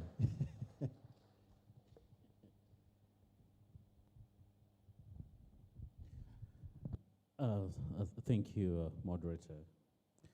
It is hard to follow up after a very powerful clerical presentation, especially on the nexus between environment and religiosity. But I will try perhaps just to, one, underscore what the two have discussed, but also take on another point that moderator posed to us, in terms of a question. It is true that both Abrahamic faiths, or the 3 Abrahamic faiths, as well as others, including Buddhism and Hinduism, they actually speak to the vitality of protecting the environment. This is not only encapsulated in the Genesis, but it's also found, as our good Sheikh has mentioned, in Islam, that looks at the environment as a source of amana, and in fact proceeds to lay out very clear principles and guidance on actually how you need to deal with that environment. The concept of tikkun within Judaism stresses the need to repair the environment and not to destroy anything further, as well as ahimsa among the Buddhists as well and Hinduism. Within the African context, I think perhaps no culture in the world has been so connected to its nature than the African traditional religion. Much of African traditional practice from religious perspective has been tied to nature. And so preserving that nature, not only is it an imperative, but it was viewed as actually a form of worship of the African god. And in the words of Mbiti, for Africans who are very notoriously religious, we expect that we should also be notoriously loyal when it comes to protecting that environment, because how we conceive the world comes from the prism of the environment. The truth is, lots of indigenous communities around the world are like that. I had a privilege 2 months ago to interact with native Australians. After following their dances and their songs, and I sought to find the meaning of that, and I realized most of the practices were actually tied in glorifying the environment, in sustaining them. And the story is true with the Native Americans and many Native people across the world. But the second aspect that I think I should speak to, that you had raised, moderator, was the sanctity of the environment. Now, my question is not whether we think environment is sacred, but do we communicate the agency of that sanctity in a way that can actually build a culture of conservation? It's easy for us to preach against the ills according to the 10 commandments. And so that tends to be very clear. Do we preach against the ills that destroy environment with the same vigor and energy, considering that without that environment, our existence will not be possible? Have we built a discourse that is intentional, deliberate, and institutionalized in ways that raises the agency of environmental matters into our engagements? And a final question that I may want to respond to, moderator, is the tension that exists between conservation and development. Conservation and development, don't have to be mutually exclusive concepts. Actually, they go hand in hand. The challenge that has come, that today we're discussing the tension between conservation and development, it's not because it is impossible, but because our appetites are just not patient enough. If we learn to manage our appetites and realize that environment and protecting it is critical to our existence, then there won't be a discourse. In 2021, in December, the former Kenyan ambassador to the United Nations, Ambassador Martin Kimani, made a request for us at the Institute if we can do a quick, brief research on connecting the environment with security. And the desire was to present climate change as a threat to international peace and security, as a resolution that was sponsored by Kenya as well as other countries. At the time, we served on the United Nations Security Council. We did our best, but of course the motion was defeated because some of the big powers did not see the commonality when it comes to interest that conservation was going to be critical. Now, before I conclude and pass it on back to the moderator, for those who live in this country, you know that around 2021, Kenya lost more than 2 million livestock, more than 200 elephants, perhaps the worst drought in half a century, followed a few years later by extensive flooding that caused insurmountable challenges to us. So the question about the impact of absence of conservation for us is not theoretical, it's practical. It has made us homeless, and it threatens to literally make it impossible for us to inhabit this beautiful land. And therefore, ours is not to complain about what is happening, but to start to reimagine how best our faith communities can approach to this, considering that we have the moral high ground, we have the mobilizing power, and we have the inherent belief that all creation belongs to God, and that only God has the power and should have the permission to mess up with the environment if he so chooses. And that as humans, we are only custodians of what has been bequeathed to us, not just by our forefathers, but by the Almighty Creator. Thank you, moderator. Thank you very much, our panelists, for this first part of the questions, theological and ethical foundations. I think Father Innocent highlighted very much creation calls for humanity to take care of it, reference to the letter of Paul to the Romans, the book of Job, and then in the African perspective, African religion teaches harmony between God, man, and nature. Dr. Hassan inspired me when he said that during Hajj, you don't cut down trees, you don't slaughter, as part of the protection of the environment. But then I was also thinking about SDG number 13. 14 talks about environment below, 15 the environment above, and so very well linked to SDGs. And Dr. Hassan is reminding us of the war in DRC Congo, which is about environmental wars, extractive industry that is causing wars. So can we have then dialogue between environment and our economic development?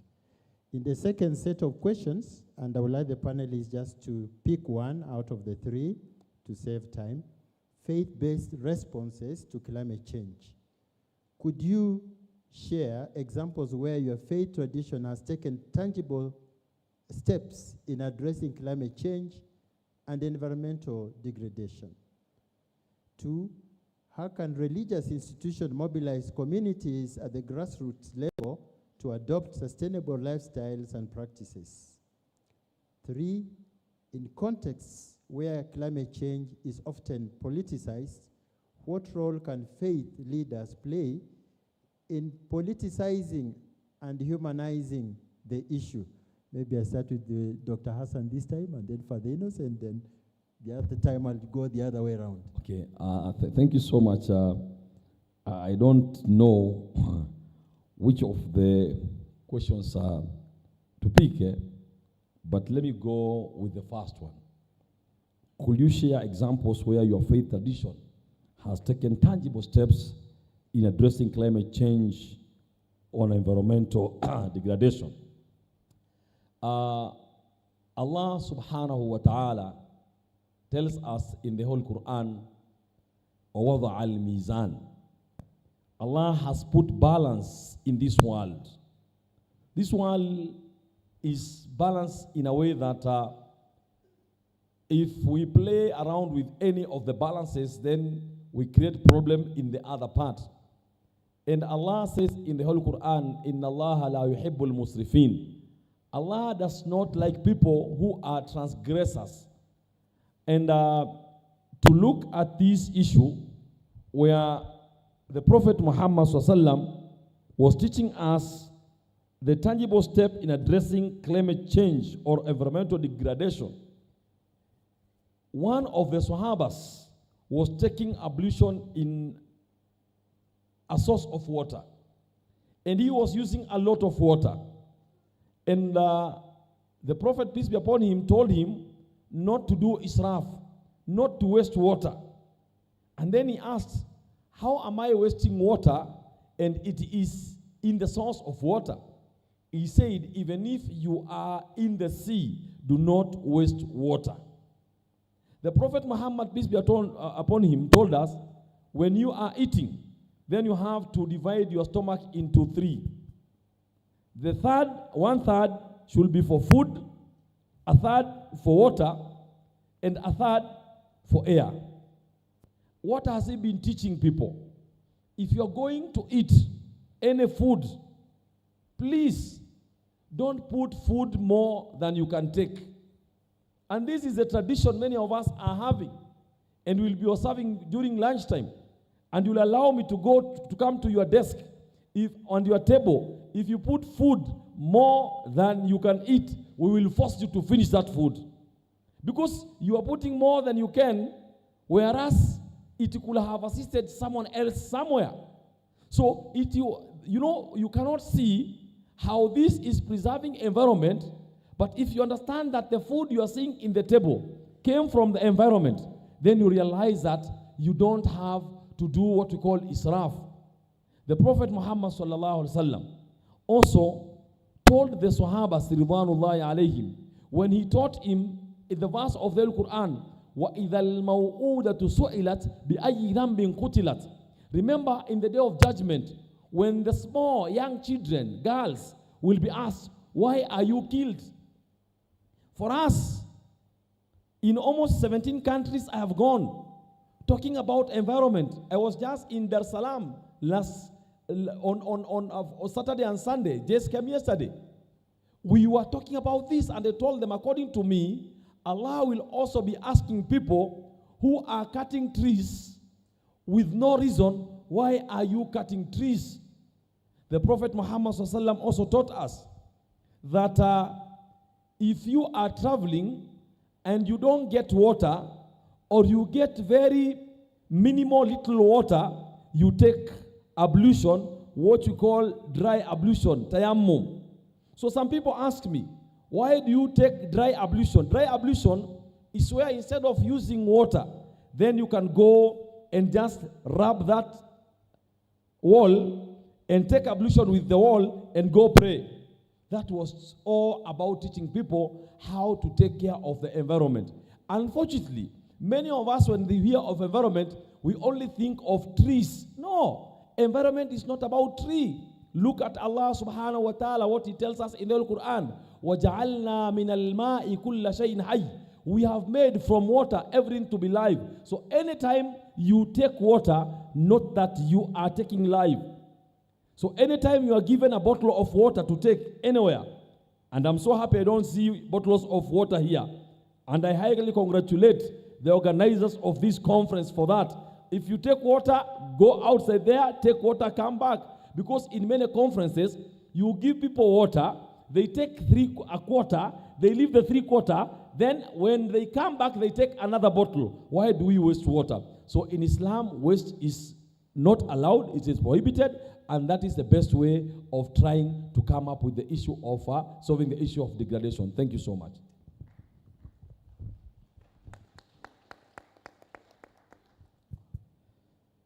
One of the muftis in the Balkan countries was once asked during the election of Pope Benedict, what would you request from the new Pope? And he said, I would like him to prioritize care of creation. And he said, we either are saved together or we will perish together. Because when you have calamities due to climate change, there is no discrimination. Tsunami, earthquakes, they don't discriminate between who is a Muslim, who is a Christian, or who is a Buddhist. And that, for me, has become really an imperative for inter-religious dialogue and conservation of Mother Earth, or inter-religious dialogue and environmental peace building. This is an area where we realize that it's a matter of life and death. Yeah, matter of life and death. And here in Kenya, at the level of the Kenya Conference of Catholic Bishops, it's a Commission for Interreligious Dialogue and Ecumenism. We have taken seriously environmental peace building. For the last couple of years, we have integrated environmental peace building with inter-religious dialogue, mainly at the level of training, at the level of Kenya is big, so we do the training at the level of metropolitans like dioceses, Kisumu, Nyeri, Mombasa, and Nairobi. So basically targeting young people, to teach them that it's a matter of life, that we need to come together as people of faith and to see how we can save our planet. I think the Laudato Si is one of the clearest example of a reflection from a faith perspective. Laudato Si of Pope Francis. And that is a document that has really brought together people of different faith and has created really an awareness that we need to take care of our environment. So in so many places now there are initiatives that are really linking interreligious dialogue and environmental peace building.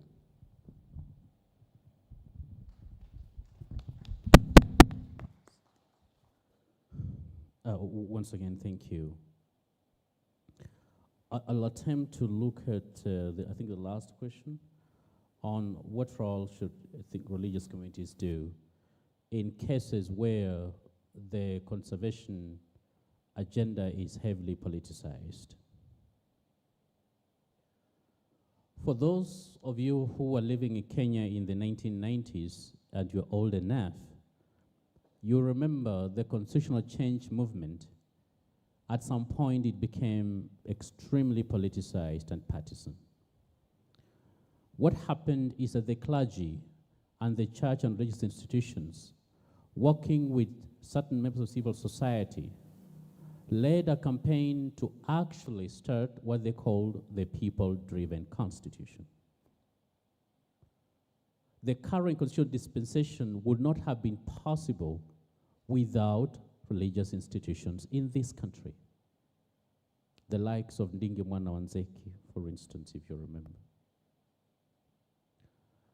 So much so that in 2002 elections, it was still the National Council of Churches of Kenya, the Supreme Council of Kenya Muslims, the Catholic Justice and Peace Network, the Hindu Council, as well as the media, that actually came together to observe the elections nationwide. Probably it was one of the most well-observed elections in Kenya's history. What am I saying? Is religious institutions, when an issue is politicized, you have the moral authority and spiritual competence to initiate your own mechanisms of actually doing it. We have the power to do that. We've demonstrated this before. Secondly, it's advocacy. But not just advocacy by saying this is the right thing to do, but actually doing it in the process. Has anyone ever asked us not to volunteer to clean Nairobi River? Has anyone ever asked us not to volunteer or to lead a campaign of a congregation to ensure that the environment is actually clean so that the communities around them can take note of that? Has anyone ever sanctioned our messaging in the church or in the masjid or in the temple or in the synagogue to preach for environmental conservation?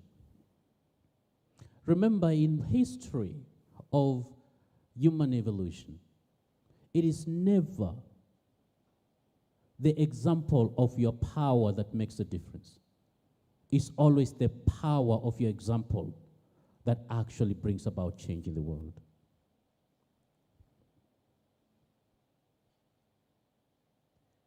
And so, in addition to that, religious institutions can also mainstream conservation, not just in the messaging, but in the curriculum. Not just in the curriculum, but in their programming. Not just in the programming, but in the public discourse. So just like the issues of abortion sometimes assume the center stage, so can environment and conservation assume the center stage in our lives. Thank you. Thank you very much. Dr. Hassan would like to add something. Thank you so much on this matter of where the climate change is often politicized. What role can religious leaders or faith do to depoliticize the same? The first thing I highly want to congratulate Harmony Institute, because it has always gathered us together to discuss matters in environmental issues and other issues together. So what we do, we meet and we bring forth verses from the Holy Quran, verses from the Bible and others, so that at least that week, if I go to the mosque, then I take the pulpit and I address climate justice matters in my pulpit. When the faith leader from the Catholic Church or any other go to the pulpit on Sunday or Saturday, we begin with the ones on Saturday, the Adventists, they go and address it there. When the Christians, the other Christians go and address it on Sunday from the pulpit, then people realize that this is not a matter of politics. And then there is this issue also of Africa Faith Actors Network on Climate Justice, where I sit as the vice chairman. We have a cross message, standardized message, which we send every week to all leaders of Africa, not only in Kenya, and we address these matters that way.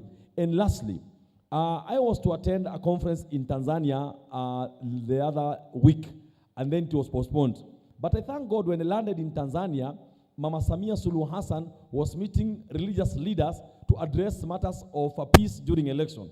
And one of the points I gave to all religious leaders there, one, we should not allow anyone, you know, during politics, sometimes some people go and just cut a tree and then say so and so. We have decided and agreed that in Tanzania, that will never happen again this year, and we are calling upon even in Kenya and globally.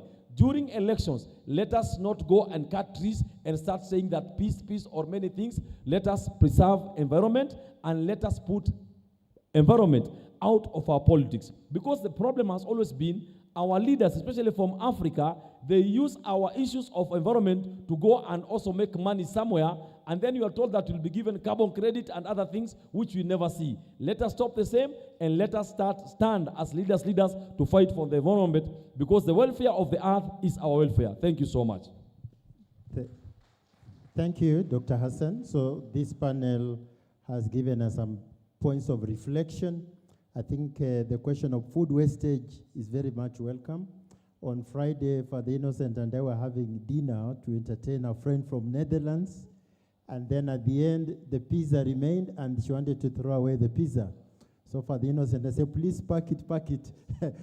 And then some people go to McDonald's and they buy a lot of food, but they only make one bite and they throw away the rest. That wastage is not good. Father Innocent talked about linkages of interreligious dialogue and environmental protection. We have a very beautiful project where faith groups come together in Mombasa. It's a mushroom project, but again, at the same time, also tree planting, coming together to make sure that we work as a community that protect the environment. Dr. Hanyenje's point is very important, being proactive. The question of advocacy is very, very important. One of the stresses we put in our thesis, even now here in Kwea, Tangaza, that you should have a chapter you can implement. Why write a beautiful thesis and you can never implement? This is advocacy that Dr. Hatenje is talking about. Now, we'd like to go to the last set of questions, because the other ones about interfaith collaboration we have touched on, empowering faith communities for action we have touched on, but this one, where we come to commonalities, broader reflection, and the future outlook. These are the questions. The first one is, indigenous traditions often emphasize harmony with nature. What lesson can modern societies learn from these perspectives? What are the lessons? How do you see the link between environmental stewardship and peace building in conflict-afflicted areas, particularly in Africa? So the link, environment and conflict. The third one, looking ahead, what commitments would you like to see faith communities make during and after this summit to ensure that creation is preserved to future generations? So I'll start from my left, going to the other end, Dr. Alton.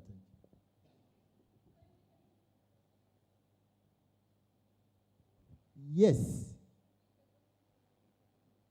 Our secretariat, would you like to project those questions? But the questions are here. The first one is about indigenous institutions and what lessons we can learn from modern societies. Second, the link between environmental stewardship and conflict. The third is how our commitments can help us forge a better future.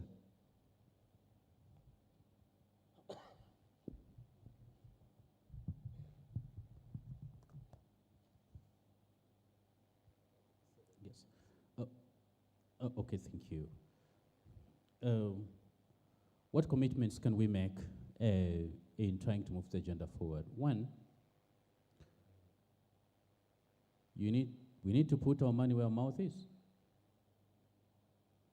Let's be honest. We cannot aspire to something without investing in that idea and somehow expect it to succeed. The last time I checked, life doesn't work like that. I don't know about you. And so what do I mean by this? One, we need to put our heads together in our respective institutions to come up with a plan of action that's implementable and has a plan of mobilizing resources, both personnel as well as financial and technical, to put the agenda forward. Number two, we have to commit to working together, because rarely are we going to be successful without actually putting our heads together. Remember, there are people who are opposed to this kind of enterprise.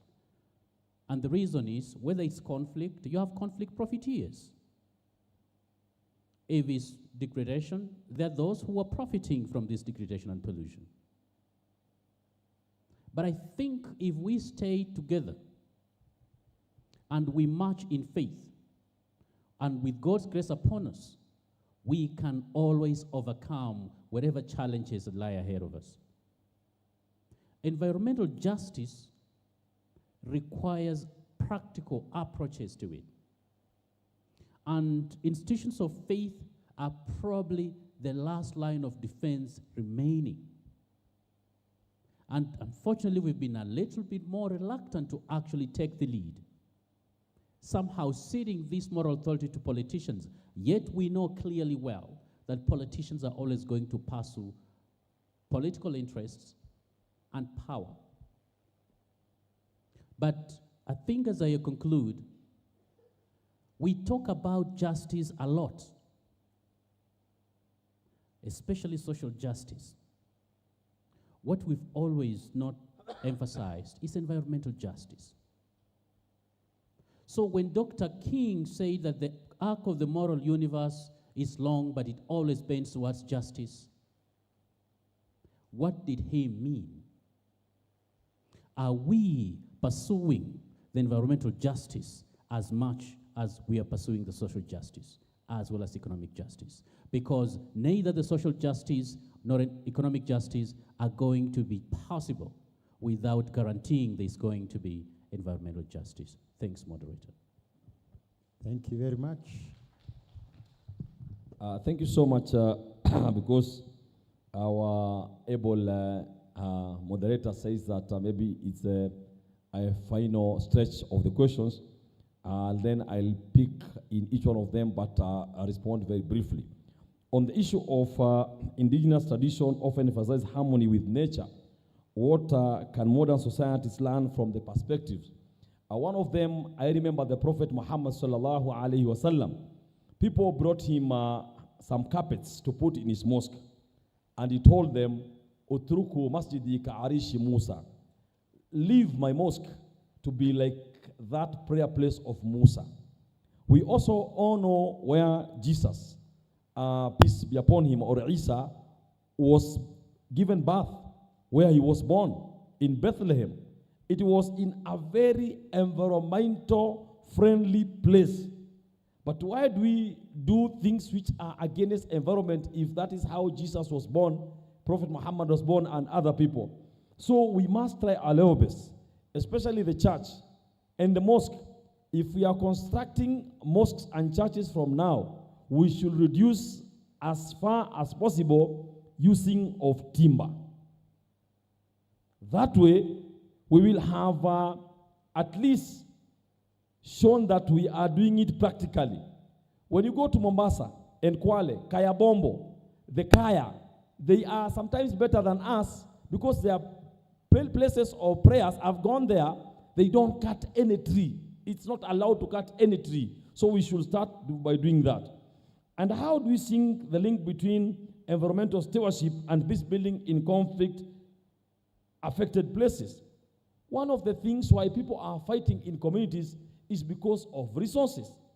And we should start by electing leaders who have the countries in their heart. If we don't do that, we will elect a president who goes and allocate title of a forest to themselves. So someone has taken the entire forest for himself, and that's where now we have problem of animals coming to our places. The Vice Chancellor says he stays some meters away from the forest. I don't stay meters away from the forest. I sit in the forest. Between my house and the forest actually is just a fence. And there are many monkeys which come to us. Why do they come to us? Because there are people constructing in the Kongong forest currently, and they are constructing hotels inside there. These are the challenges we are seeing. So we must always try to fight for the environment. Anytime you see anyone cutting any tree or encroaching a forest, please stand against that person, because that is a chaos. Lastly, looking ahead, what commitments would you like to see faith communities make during and after the summit?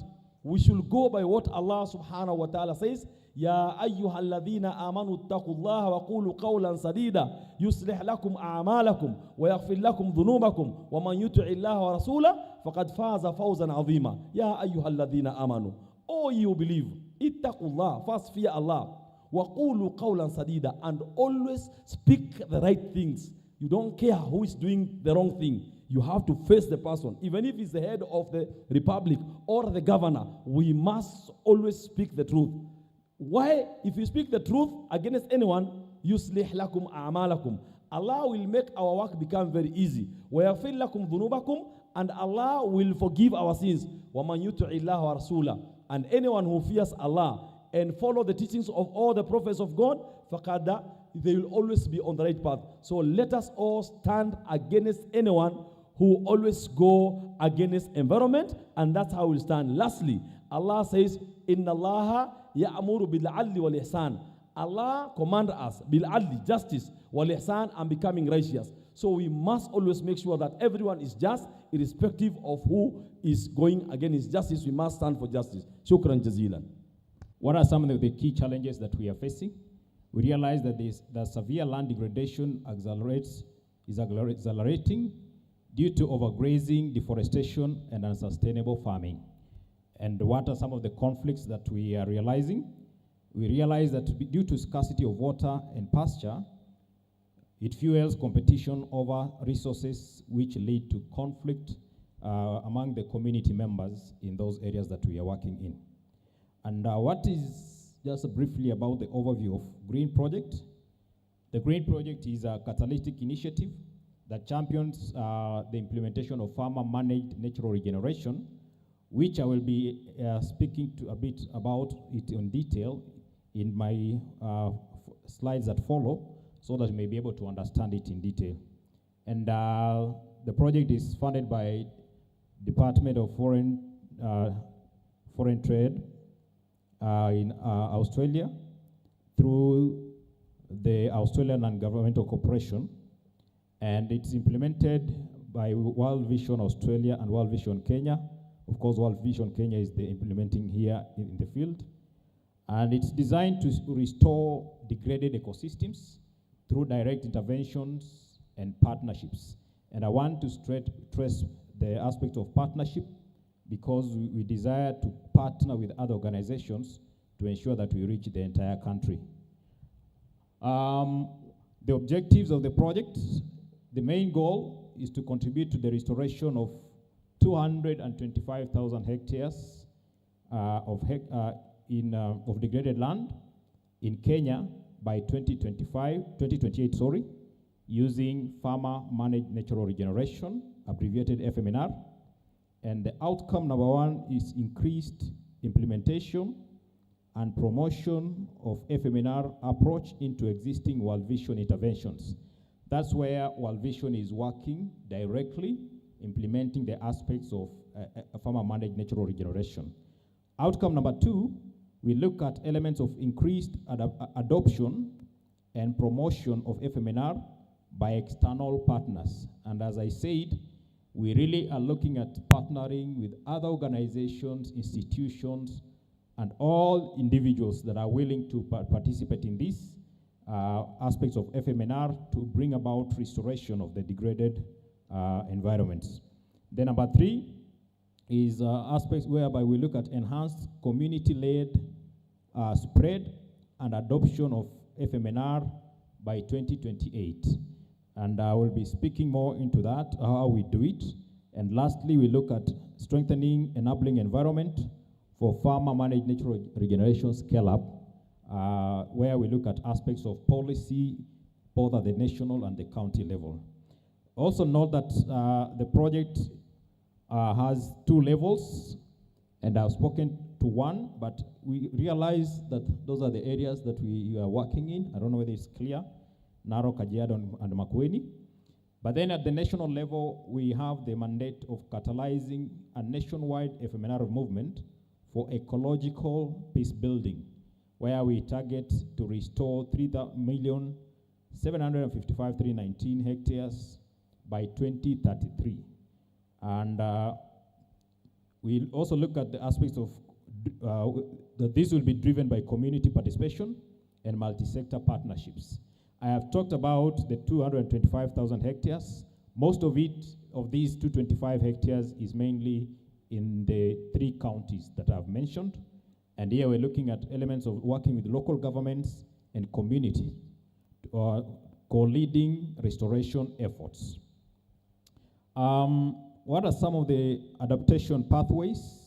I will not delve into detail, but this is how we are looking at, or we're implementing the approach that we are using to implement. Number 1 is where we're doing it directly as World Vision, where we're implementing the aspect of farmer-managed natural regeneration at the community level. If you know a bit about World Vision, we have what we call area programs. And that's where we're doing it directly as a pathway number 1. Then pathway number 2 is whereby we call it external partner-led. And this is whereby, as World Vision, we are looking at collaborating with other NGOs, other community-based organizations, government institutions, the county governments, to ensure that FMNR is taken up and scaled up by all these other partners. So we are willing to train all the partners on the aspect of FMNR to ensure that FMNR is spread even beyond our areas of intervention. I talked about number 3, aspects of social spread, where we basically mainly use aspects of media, social media, radio, and to spread this message. And lastly, the aspect of the enabling environment. We are looking at policies that will support farmer-managed natural regeneration. I want to look at the aspect of FMNR contribution towards people, planet, and peace. And when I look at people, FMNR is enhancing human well-being through empowerment and livelihoods. And I want to look at the aspects of the community empowerment. As World Vision, mainly we work through, there's a model that we are using, an approach of lead farmers. At the community level, we've trained quite a number of people who are now experts in farmer-managed natural regeneration. And so the community is empowered in terms of knowledge, and they are able to now champion the spread of farmer-managed natural regeneration, whereby we are seeing a lot of lands and families and communities being transformed. That, in effect, brings about elements of food security, because when you implement farmer-managed natural regeneration, you start seeing land healing itself. Where there were no trees and land is degraded, we see trees coming up. And pasture, I think you can see that is one of the sites. Pasture also grows, and we also encourage aspects of reseeding so that pasture comes up. Eventually, the land heals itself, and we see aspects of food security and nutrition. Livestock body conditions also improve. So there's a lot of things that follow up. Then there's economic benefits, of course. When all these good things I've mentioned happen, it means you start getting money, because you can sell the pasture or your livestock and even the food that you produce, and so you get money, which brings economic empowerment. There's the aspect of gender disability and social inclusion also, that we look at in terms of including everyone. So as a project, we include even persons with disabilities. We ensure that everybody is brought on board to ensure they all benefit from the aspects of FMNR. Secondly, how the planet benefits. FMNR brings about regenerating the earth and building ecological resilience. And this happens through the restoration of degraded lands. I know my colleagues, when they come, they will also shed more light. Then there is the element of also climate action. FMNR in itself is a climate action. So when you implement FMNR, you see land getting restored. We start seeing a lot of biodiversity coming back, even species that were lost, we start realizing they come back. Then we also have the issue of sustainable land management. FMNR helps us to ensure now we manage our land sustainably. Lastly, we have the elements of biodiversity conservation. And then we go to the third element of peace. How does FMNR contribute towards peace? And we realize that by fostering, it fosters social cohesion and reduces resource-based conflicts. And this happens in the sense that on conflict mitigation, we realize that by restoring degraded lands, FMNR reduces competition over scarce resources like water, wood, pasture, among many other things, and therefore conflict is reduced. Then there are aspects of community dialogue and unity, which comes about as a result of FMNR implementation. And this, the collaborative nature of FMNR fosters shared responsibility and cooperative governance of natural resources. So we ensure that FMNR is implemented not only by individual households, but the entire community. By doing so, it reduces the desire for neighbors to go to another farm, the farmer's farm, to maybe steal firewood or steal pasture or something like that. So it enhances peace. Then there is the aspect of peace through prosperity, improved livelihoods, reduced vulnerabilities contribute to stability and reduce the triggers of conflict. I think that is self-explanatory. And then resilience building, we realize that communities become more resilient to environment and tension when we practice FMNR. So briefly, I just want to take you through the aspect of FMNR and how do we define FMNR? We say FMNR is a low-cost, sustainable land restoration technique that it is used to increase the number of trees on farms and degraded lands. So as World Vision Kenya, we've implemented this model and we've seen even without planting trees, in those dry areas, trees are able to come out. When you protect the land and you take care of it, you will see saplings or young trees coming up, and the role of you as a farmer is just to manage and take care of those until they grow up. I think you can see the picture there, which showcases the stages of undertaking FMNR. The first stage is you find or you look around after you've protected, you look to see which trees are coming up. Then you prune them, you prune off the unwanted branches.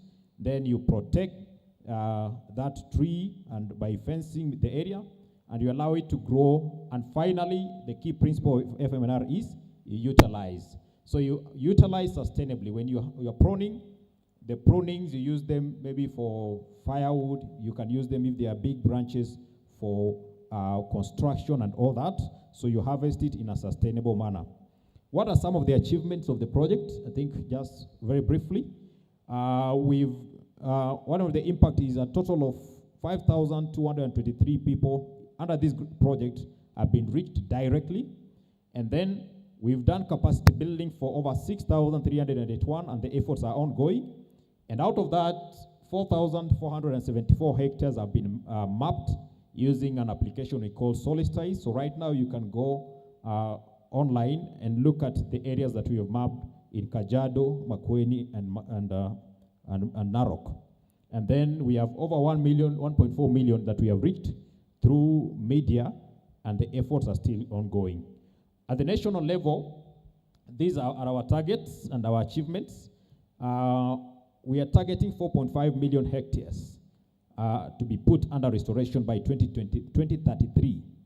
Out of that, the direct will be 744,681, which as World Vision we are committing ourselves to achieve. But we are also requesting partners to help us to achieve the remainder, which is 3,755,319 now through partnerships. The table you look on the right just gives a summary of what we have achieved so far.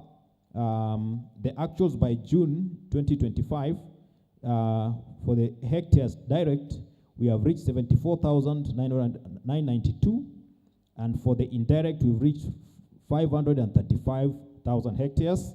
So we still have a long way to go. By the year 2033, 2033, we need to have reached all those. What are some of the challenges that and lessons learned? While implementing, there are some challenges that we've realized. For instance, livestock grazing pressure, and we've seen a lot of pressure from livestock, especially in Kajiado, areas where lands are not fenced. But how did you manage this? We came up with community bylaws for protection to ensure that even where there's no physical fence, then there's social fence, where farmers own up the aspect of FMNR, and they together protect the land and they ensure that the neighbors' livestock do not go into other neighbors' sites. Then we've also realized the challenge of depressed rainfall, which slows up the rate of regeneration, making the process take a bit longer. And also the aspects of mapping the site is quite resource intensive. I think this is just something to note in case you want to do the mapping, so you need to prepare yourself.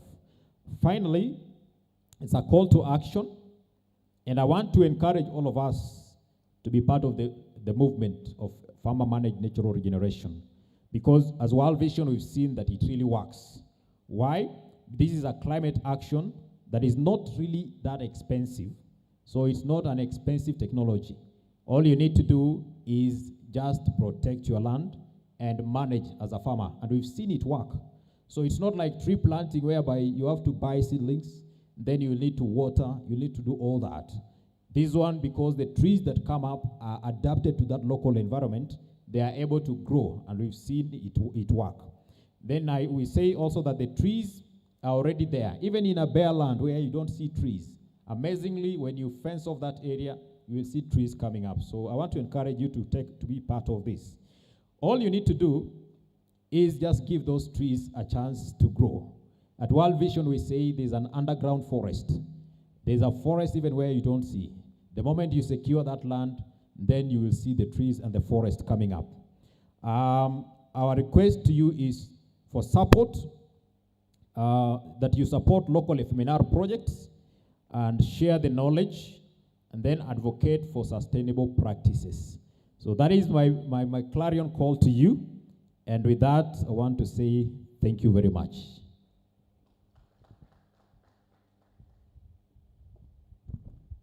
Thank you, Humphrey, for highlighting a local innovation that is known by our communities, spread in Narok, Makueni, and also some parts of Kajiado. Thank you for that. And Humphrey has mentioned something that's really critical on scaling FMNR, which is really key, why we need everybody who is here and who is watching us online to really take up the scale up and be part of this movement in restoring landscapes.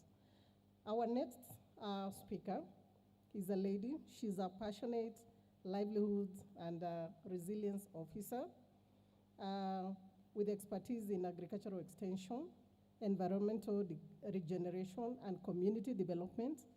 She leads the Regreening Funyula FMNR project, where she's promoting restoration of farmlands, ecosystems, still through this innovation of FMNR. She's also promoting the adoption of clean energy, agri-food value addition. Her work supports sustainable livelihoods and mainstreams FMNR into our program area in Funyula and beyond. A collaborative player and really exceeds communication and fosters inclusive environment. She's really enthusiastic, and we will be hearing from her what Regreening Funyula, how it has been transforming landscapes. Thank you. Welcome.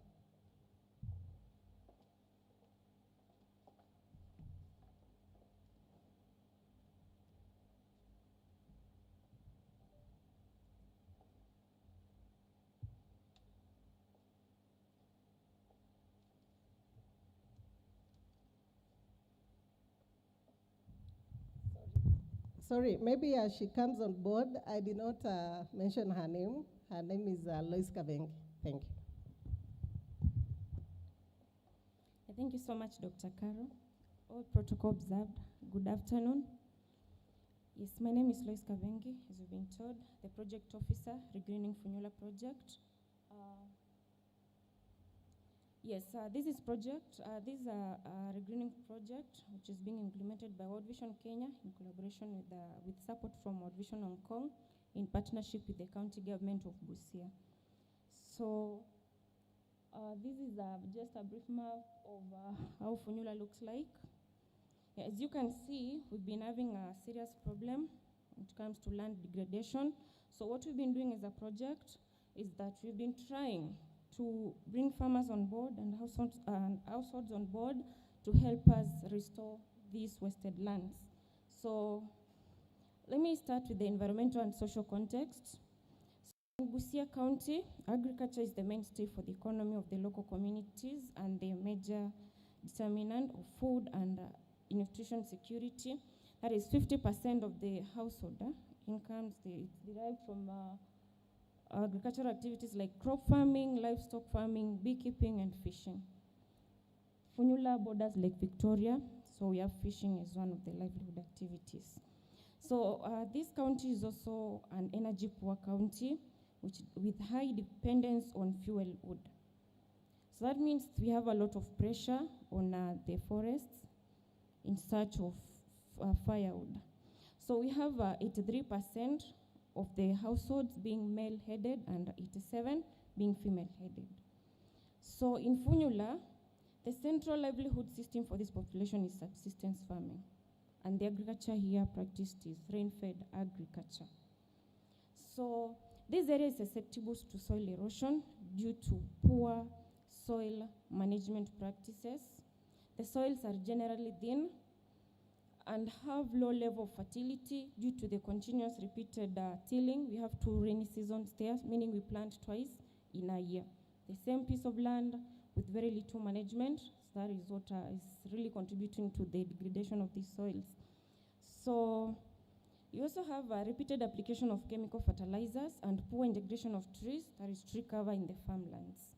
So these are some of the things which are leading to food insecurity in this county and Funyula area to be specific. Then at the same time, clearing of new lands for farming and to meet the needs of the rising populations and the spiking demand for fuel wood are depleting the vegetation cover at the rates that are not sustainable in the long term. So in the next slides, I'll be sharing with you the degradation trends, the conflict drivers in that area. So in 2010, Funyula had a tree cover of 0.64%. That was extending to 11% of its land area. In 2024, that is last year, it had 0.48% of tree cover. So as you can see, the trend is really decreasing at an alarming rate. So this was equivalent to 38.6 tons of carbon dioxide emissions. Then from 2000 to 2020, Funyula experienced a net change of negative 366 hectares. That is a percentage decrease of 17%. So here we have a stable land of 1,500 hectares and disturbed 215 hectares. So landscape degradation, particularly severe degradation of farmland ecosystems, is recognized as a key challenge in Kenya and not a problem specific to Funyula or Busia County. So I think even in our areas we come from, we still have a challenge of land degradation. It's not only localized in Funyula, that was what I've just said. So as you can see, these are photographs showing land degradation in Samia Hills in Funyula division of Samia sub-county. So Funyula is within Samia sub-county of Busia County. Then this area is covered by the Samia Hills, which stretch from Lake Victoria, stretching all the way across a bigger portion of Funyula. So these lands, the hills, which could form a very good catchment area, as you can see, the photographs are not really pleasing. There's a lot of, the tree cover is really very low, and that is what that is what calls for action. We need to restore these lands through regreening practices, FMNR inclusive of it. So let me proceed. So this is a map of Funyula. Yeah, so as I said, the project is being implemented in Busia, Samia Sub-County, Funyula Division. In Funyula Division, we have 5 locations. We have Odiado location, Nanguba location, Nangosia, Bwiri, and Hagenga. So here we cover, the AP covers 194.2 kilometers, that is square kilometers. The approximate population here is 5,907. Then I'll give an overview of the project. The goal is to contribute to improved household food security and environmental sustainability through FMNR NGAD regreening practices. So as I started by saying that we have a challenge when it comes to food security, not only in Busia, but I think in Kenya at large. Then same case to environmental sustainability, it's becoming a problem. So these are the 2 goals of the project. Improved household food security. We believe when we have food security at household level, then we'll be, we'll be somewhere good as a country. So how do we really, or how are we intending to achieve our goal? This is a 2-year project, started last year, set to end this year. So we have 2 outcomes which will be helping us achieve our goal. And this is how these outcomes align to the theme summit, that is people, peace, and planet. So our outcome number 1 is increased restoration of farmlands, ecosystems through adoption of FMNR and other greening practices for increased food production. So under this outcome, we have several activities. So under 1.1, we have 2,500 acres of land under restoration through regreening communities model. Through FMNR, integrating FMNR with other regreening practices and natural resource management. So we not only practice FMNR, we also do other regreening practices. Assuming we come to a scenario where we cannot practice FMNR, the land is really bare with some other factors. So we now onboard other greening practices like agroforestry, reforestation, afforestation, climate smart agriculture, and all that. So it's a combination of several activities. Then we have under 1.2, 2,500 farming households have improved knowledge and capacities on climate smart agriculture. So under this, we have been training these households on climate smart agriculture, the various activities which we practice when it comes to climate smart agriculture in an attempt to increase, to restore these farmland ecosystems and increase food security at household level. Then our outcome number 2, we have improved adoption of sustainable clean energy for cooking, lighting, and agri-food value addition livelihood options to complement FMNR. So under outcome number 2, we've been having several activities. For instance, we have targeted 1,000 households have improved knowledge and capacities on the use of energy efficient cooking stoves. So what we've been doing here is a project. We've been supporting households. Remember I said that the main source of fuel here, the main source of energy for cooking is firewood. So when we look at the traditional 3 stones, a lot of firewood is consumed, a lot of smoke is emitted. So we have the energy saving jikos, we call them Jiko Kisasa. So we've supported 1,000 households with them. And I'll be sharing their testimonials as I proceed. You'll really see that it's really making an impact when it comes to environmental restoration. Then we've trained women. I will be sharing that in the next slide too.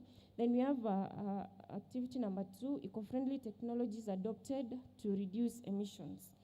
So here, we've been supporting the vulnerable households with solar lamps. Realize that some are not connected to the electricity grid. So that means they have to rely on kerosene for lighting. Kerosene will emit these greenhouse gases. So that is what we are trying to reduce. So we've been supporting them with clean energy for lighting and cooking as a project. So let me look at the achievements and impact for the 1 year and 10 months we've been in implementation. We have 2,500 households, that is 12,000 people, have been directly reached through FMNR, regenerating a total of 2,500 acres of degraded land. So we have 2,500 acres which have been put under restoration and regreening Funyula. Then we also have, the project has established 40 demonstration and learning sites for community easy access and fostering inclusion of persons with disability, women and youth. So we have established 40 demo sites which are spread across the 5 locations. So this one makes it easier for FMNR lessons to be carried on there, the climate smart agriculture practices. So I have 2 photographs there which are showing the FMNR TOTs. We have trainers of, we have TOTs, local administrators who have also been very supportive, then farmers. This was last year during the establishment of a demo site in a place we call Budalanga in Funyula. So as you can see, that land was really wasted. But in 2025, after FMNR, we can see some changes. The bare land, the coverage is really reducing. You can see pastures are regenerating. The number of trees that is below 1 meter has really increased. I will be sharing a graph showing how the tree cover has increased over that 1 year period after the regreening Funyula project started. Then achievements and impact still under the cook stove. So as I said, we have 1,200 households who are supported with the energy saving GCOs.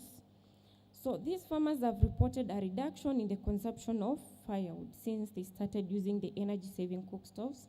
So before, on the left, this is a lady who's cooking using the 3 traditional stones.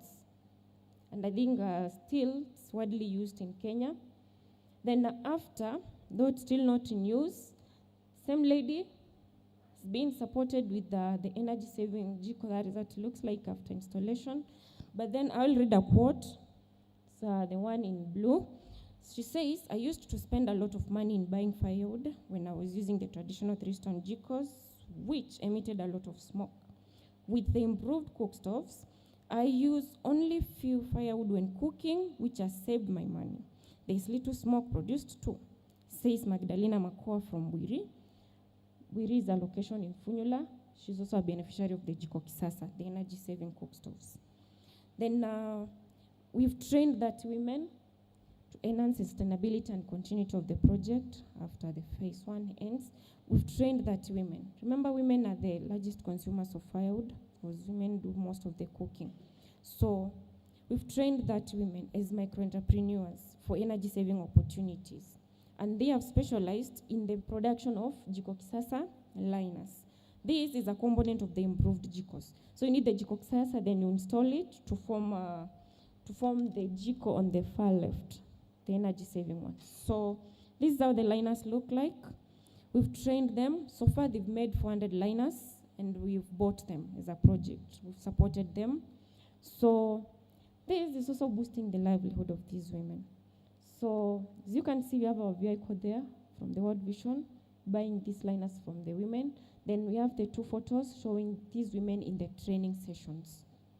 So that is something we've done. Then we also have the aspect of solar lamps as part of the clean energy, the energy saving opportunities and the clean energy for lighting. So we have supported 1,400 households with solar lamps. And as you can see, the photo on the left was during the distribution of these solar lamps. So here, we target households which have no connection to electricity.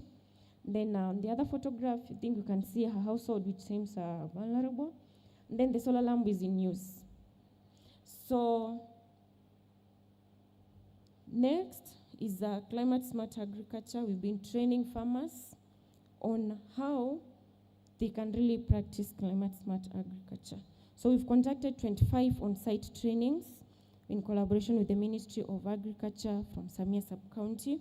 Then we've also had 20 farmer field days. We had 10 last year. This year we had 10 farmer field days. So what we've been doing in the field days is that we've been disseminating knowledge on FMNR and good agricultural practices. So these are photographs. As you can see, we have a local administrator trying to, this was during this year's field days. Then on the other photograph, we have farmers who are trying to practice FMNR. I think my colleague, Mr. Humphrey, has shared the various steps which we we undertake when it comes to FMNR. So this was a photograph of farmers who are practicing the FMNR approach in their farms. Then the project has supported 2,000 farmers with drought-tolerant seeds, which has increased food production and improved household food security. So we have vulnerable households there, and I said agriculture there is rain-fed, but it's also subsistence farming. So as a project, we've been supporting farmers the last year and this year with drought-tolerant seeds, which they've planted, and I'll also be sharing their testimonials on how it has helped to increase the food security at the household level. Then we have 800 farmers who are also supported with fruit tree seedlings. So we gave them the multi-purpose tree seedlings to plant in their farm as part of afforestation, some cases reforestation, and also agroforestry. Then we've also been doing engagements with school children. We believe that these are the future ambassadors, the next generation of regreening practices. So we've reached a total of 475 learners from 10 schools spread across the 5 locations of Funyula. So what we did, we identified schools whose field were really affected by soil erosion and was suffering from the land degradation within the AP. So we trained them on soil and water conservation, nursery beds. They've also set up learning sites in their respective schools. So as you can see, these are children from different schools engaging in different activities of soil and water conservation. So this year we'll be training them on FMNR. We want them to be the young champions of regreening. Then we have the challenges and lessons learned. The first thing is that people despise indigenous trees and opt for exotic ones due to the perceived value of timber income over non-timber benefits from the indigenous species. So you find a situation whereby a farmer is opting to clear the indigenous trees, then plant something like the eucalyptus, bearing in, with the mentality that after maybe 3 years, they'll harvest them, sell timber, and get income. So we've been having that challenge. You see, in regreening, we want to conserve the indigenous species.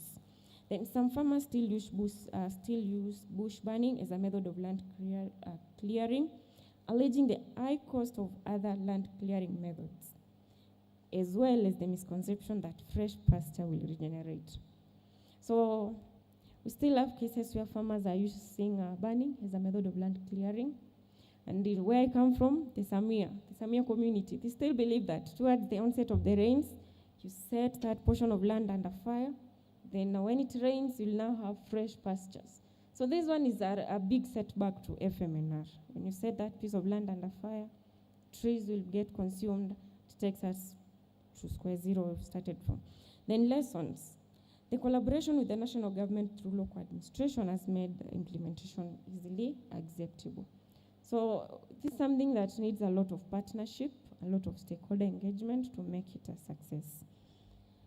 Then call to action. There's a need to sensitize people more on the importance of indigenous trees and development of non-timber specific value chains. There's a need. So we tell people, focus on the indigenous ones, the non-timber products. You need to tell them what will they be getting back in return. So for example, honey, resins, etc.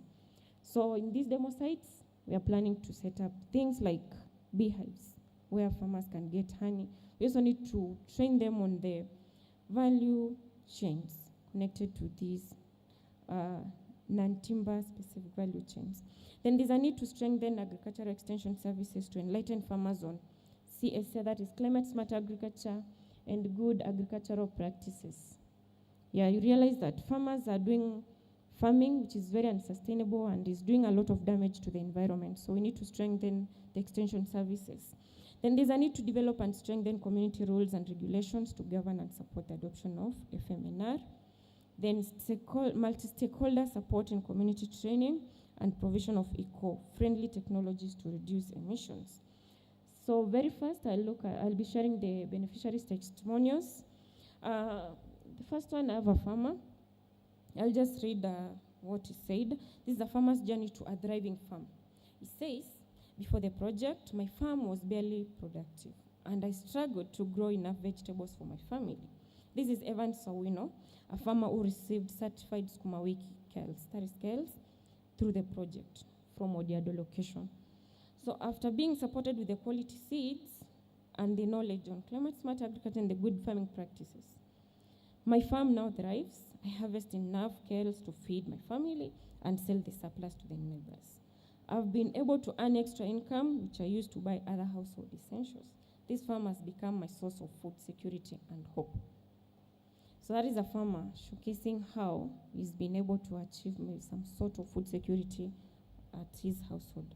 Then we have also another farmer here. This is a lady. She says, I used to plant local cowpeas, but the yields were too low to make any difference for my family. So we supported her with cowpeas. This one is from Magenga location. She says, after being supported with the improved cowpea seeds, I harvested more than ever before. Now I have enough to cook for my children, some sell to the market, supply to the schools, which has improved the family's diet and expanded our farming activities. Then I have one from the solar lamp. So these people are saying that they used to spend a lot of money buying kerosene. So it was expensive and sustainable. Then she says, I thank World Vision for supporting us with solar lamps, which are So I thank World Vision for supporting us with solar lamps, which are maintenance free and are supporting children to read and do their homework effectively, since solar lamps are smoke free. Then she says that the savings that she gets, since they no longer purchase kerosene, these ones are used for payment of school fees and other household expenses. So I say that I'll be sharing a graph showing how we've been having trees regenerate in a year since we started the FMNR in Funyula. So as you can see, we have an increase. For instance, the total number of trees, in Q2, we had 1,176 with 21 species. In Q3, we had 1,531 trees, 53 species. So as you can see, we are noting an increase in the number of species. So as Humphrey had said, that we have a seed bank in that unprotected piece of land that when we give the trees a chance to grow, we will be observing an increase in the number of species as well as trees. Then in Q4, we had a bigger increase, 2,305 trees, with an increase of species from 53 species to 59 species. So that brings me to the end of my presentation. Thank you.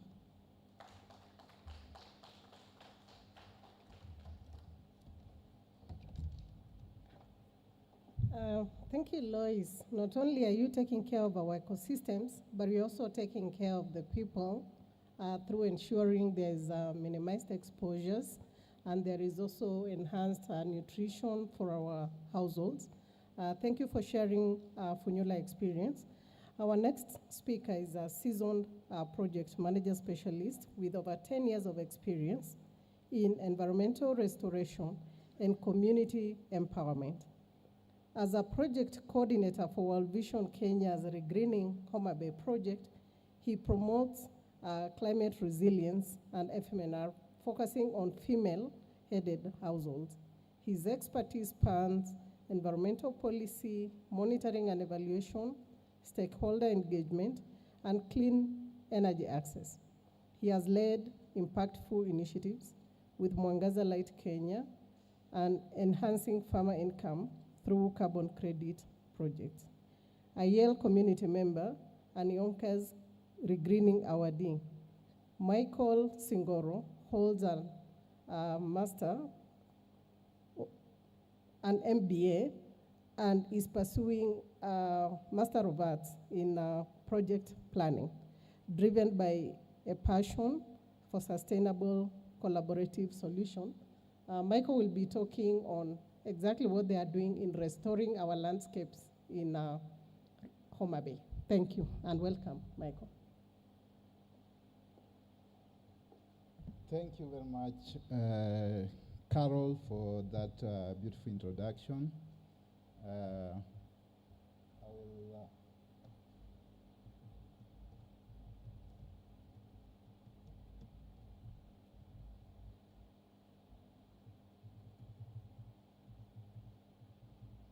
I go straight to my presentation today, and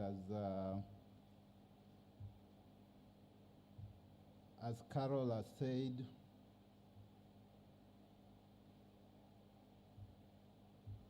I'm Michael Singoro, and I lead the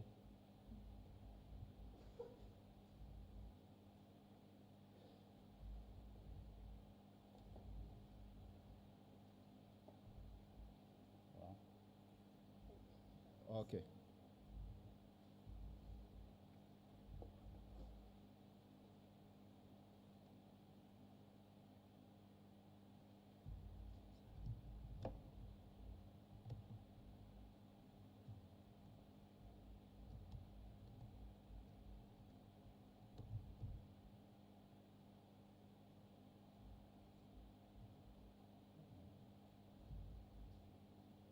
Okay, thank you very much.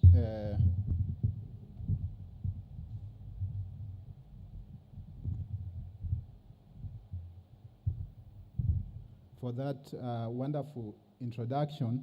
My name is Michael Singoro, and I'll be presenting to you the work that we are doing at World Vision Kenya for the Regreening Homa Bay through Gender Inclusive FMNR project.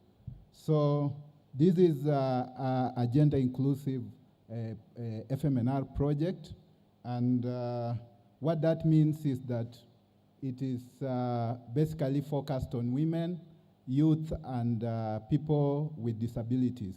So in the sense that we are inclusive in the manner that we implement this project, to the sense that also men are included, but the target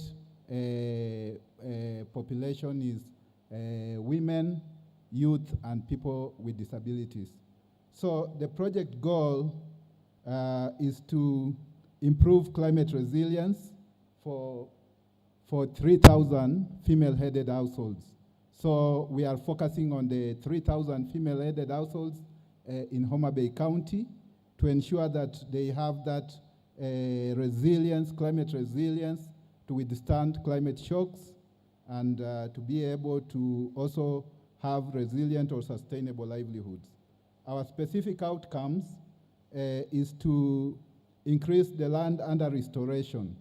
This is basically through FMNR and other integrated landscape restoration methods.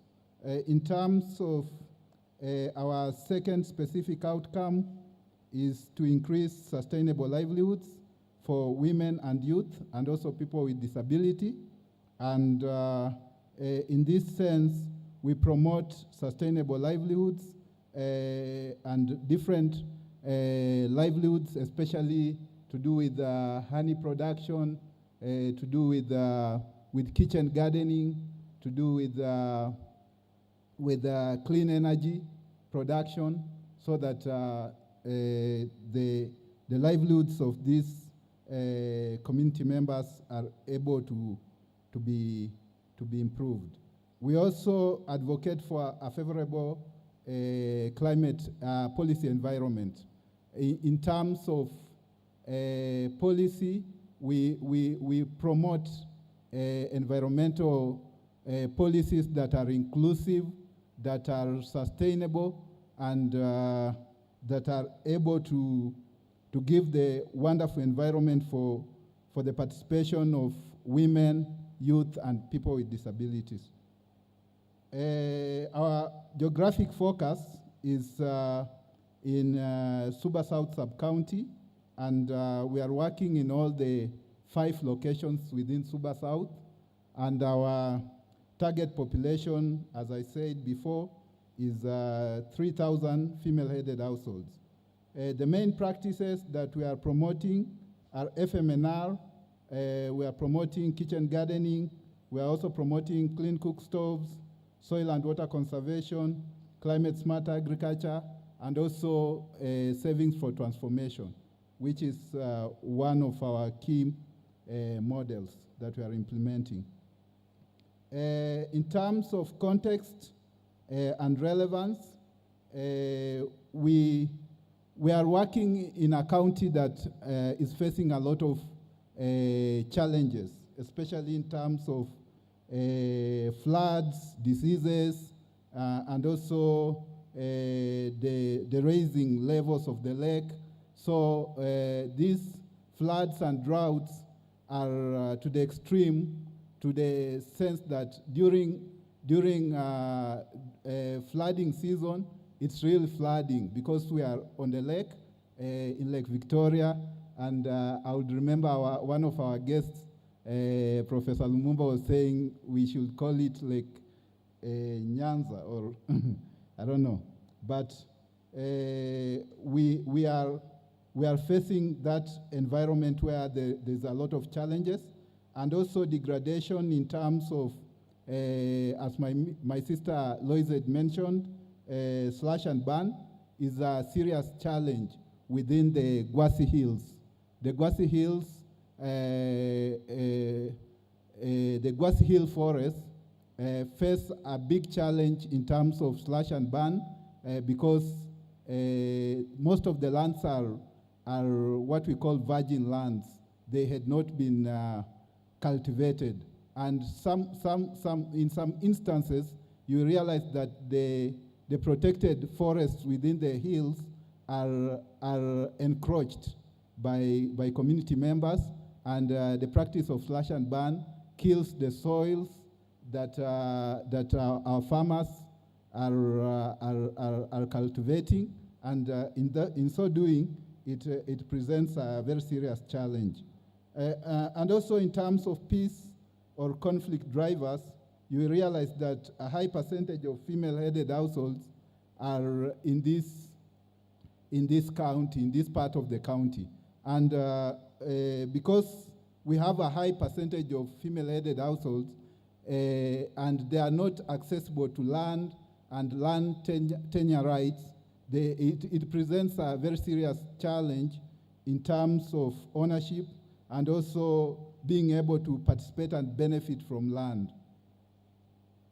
So when we look at the alignment of this project to the theme of the summit, which is people, planet, and peace, you realize that in terms of people, we are working directly with female-headed households. We are working with the marginalized segment of society, and we are empowering them through different income-generating activities, and also ensuring their inclusion, even of youth in environmental clubs, and also people with disability and women in sustainable livelihoods. In terms of the planet, we are restoring, we have put under restoration directly over 3,700 hectares of land on FMNR and other landscape restoration practices, including agroforestry, including enrichment planting, including things to do with soil and water conservation and such practices.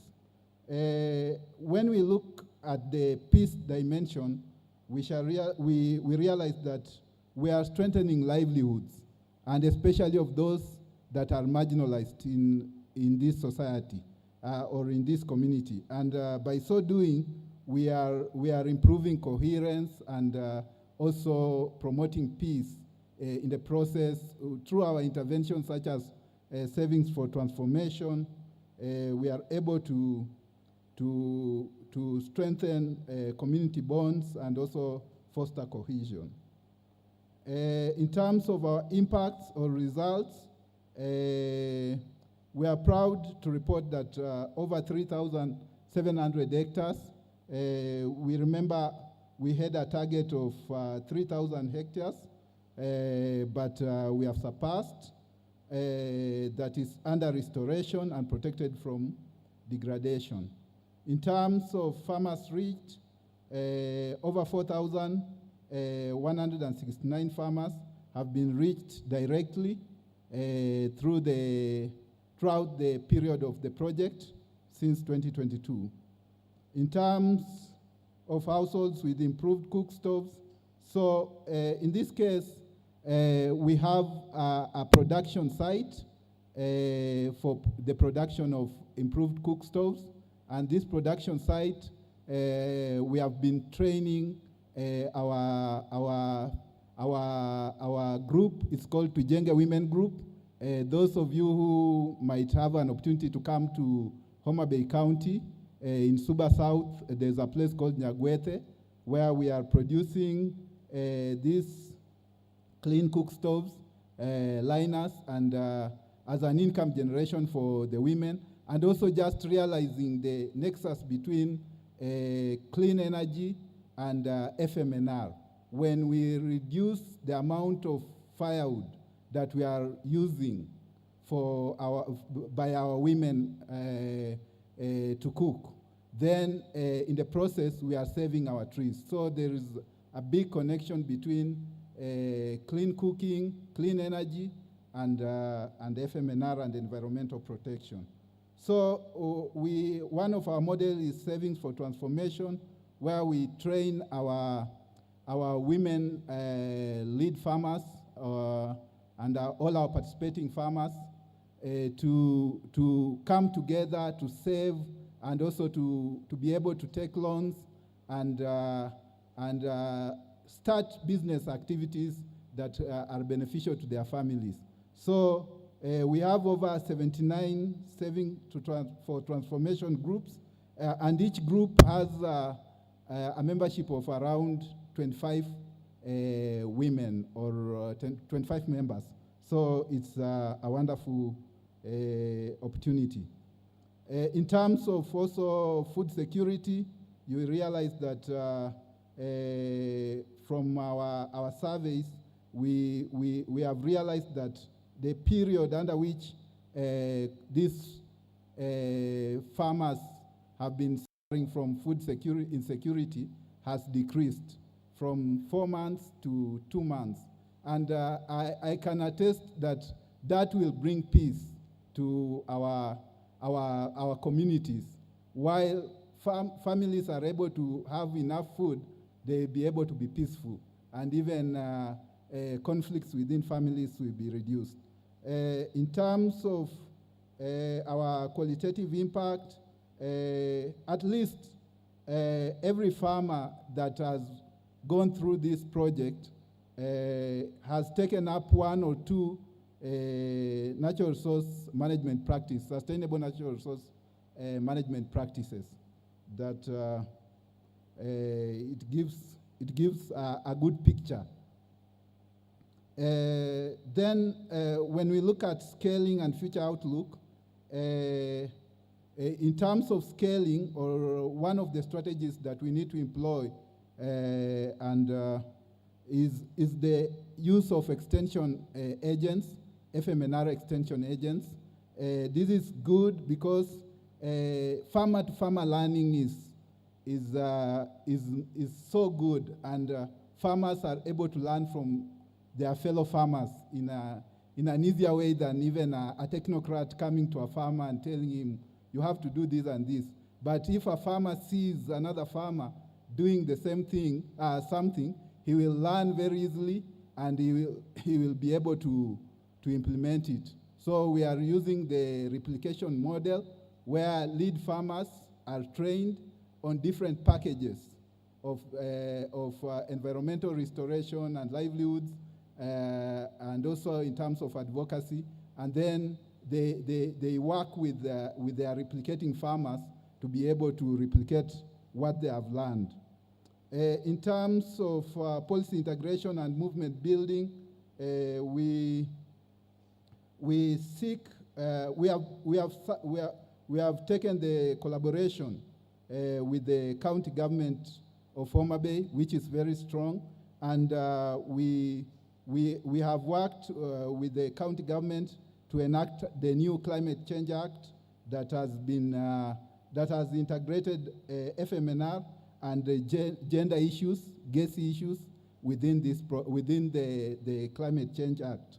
And also we have also worked with the county government promote to ensure that FMNR is included in the climate change action plan for the county.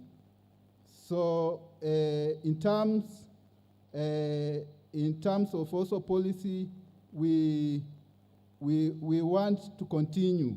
We have been building the Homa Bay County FMNR network, and this is underway, it's growing, and we wish that we have more support moving forward.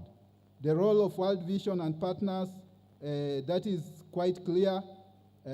We need more community-led restoration activities, and under the leadership of the World Vision and other partners, as the African saying that goes, that if you want to go far, go with people, but if you just want to go near, you will go alone. So we need partnerships.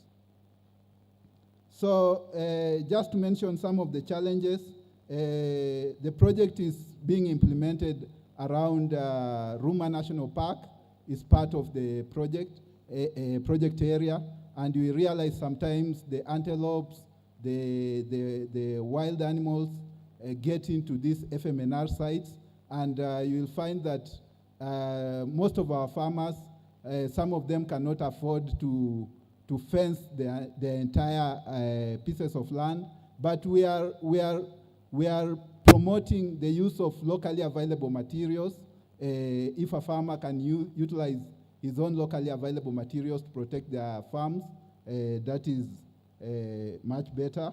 Then there is this land tenure insecurity, because we are working mostly with women, and in a highly patriarchal society, you realize that it's difficult to ensure that women have the right to say that this piece of land should be put under FMNR, this should be put under agroforestry.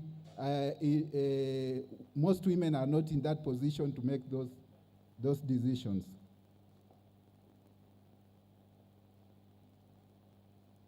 So in broader relevance, maybe I will just finish up quite fast, because I can see some participants have come back.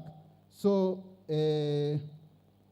broader relevance, community-led approaches like FMNR are highly effective, combined with capacity building, and also gender-inclusive practices, including women in these projects, in these initiatives of environmental restoration, are very critical.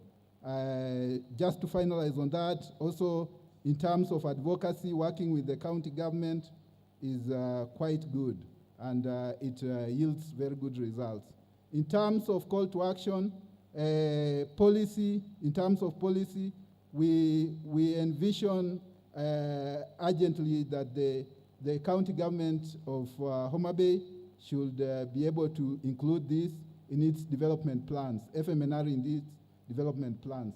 And also, we need more partners to come on board, and more investments to be able to scale these restoration efforts.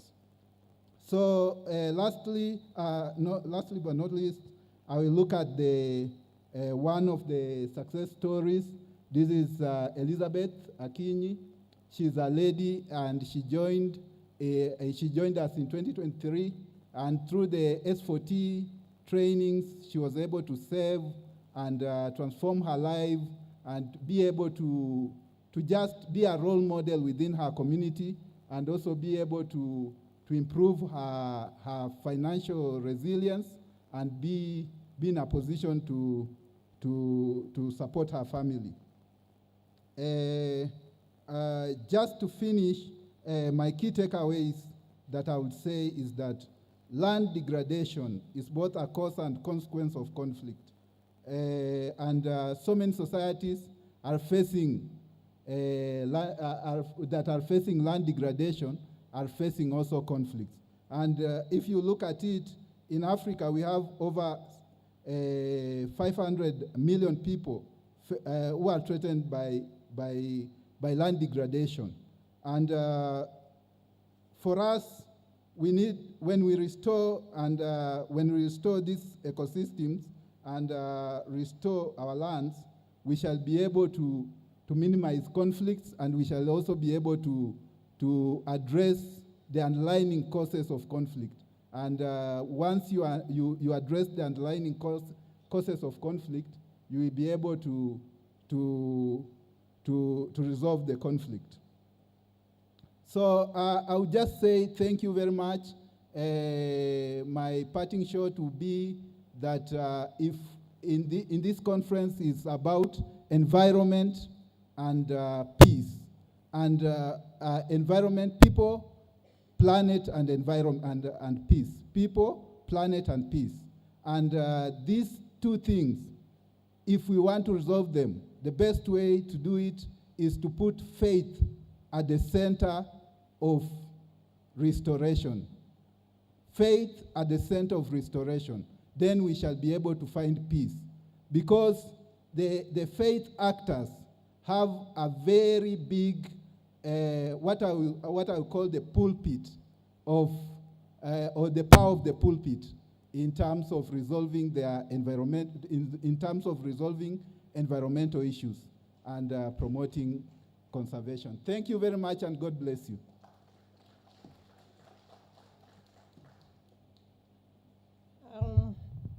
Wonderful, Michael, for that presentation. Last but not least, let me call on board Mr. Nicodemus Khan. He's a dedicated design, monitoring, evaluation, accountability, and learning enthusiast with a strong passion in advancing environmental sustainability, child protection, and global health. He has a vast experience in humanitarian development context. He is committed in leveraging evidence-based approach and innovative solutions to drive impactful programs. And he strengthens community resilience. He has keen interest in learning, accountability, with over 7 years of a result-oriented perspective to development initiatives, ensuring that interventions are inclusive and effective and sustainable. Nicodemus will be taking us through a restoration story of the North Rift in this country through our program known as CRIPSAP. Thank you and welcome, Khan. Thank you, Dr. Caroline, and good evening, everyone.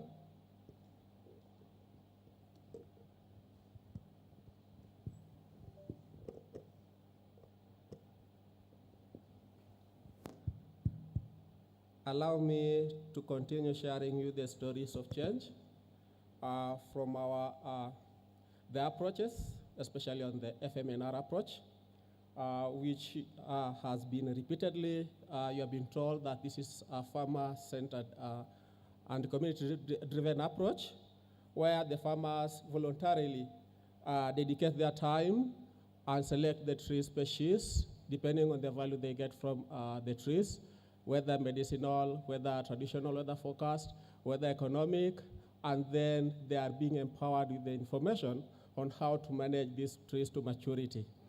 The CRIPSAP project, CRIPSAP simply stands for the Central Rift Farm Managed Scale-Up Project. This project is being implemented in the 4 counties of the Central Rift Valley, the counties of Baringo, county of Nakuru, Elgeyo Marakwet, and West Pokot.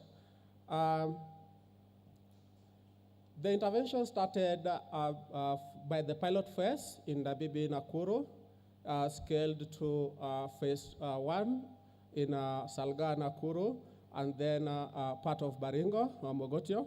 Then currently in phase 2, we have expanded the intervention to 8 sites within the 4 counties.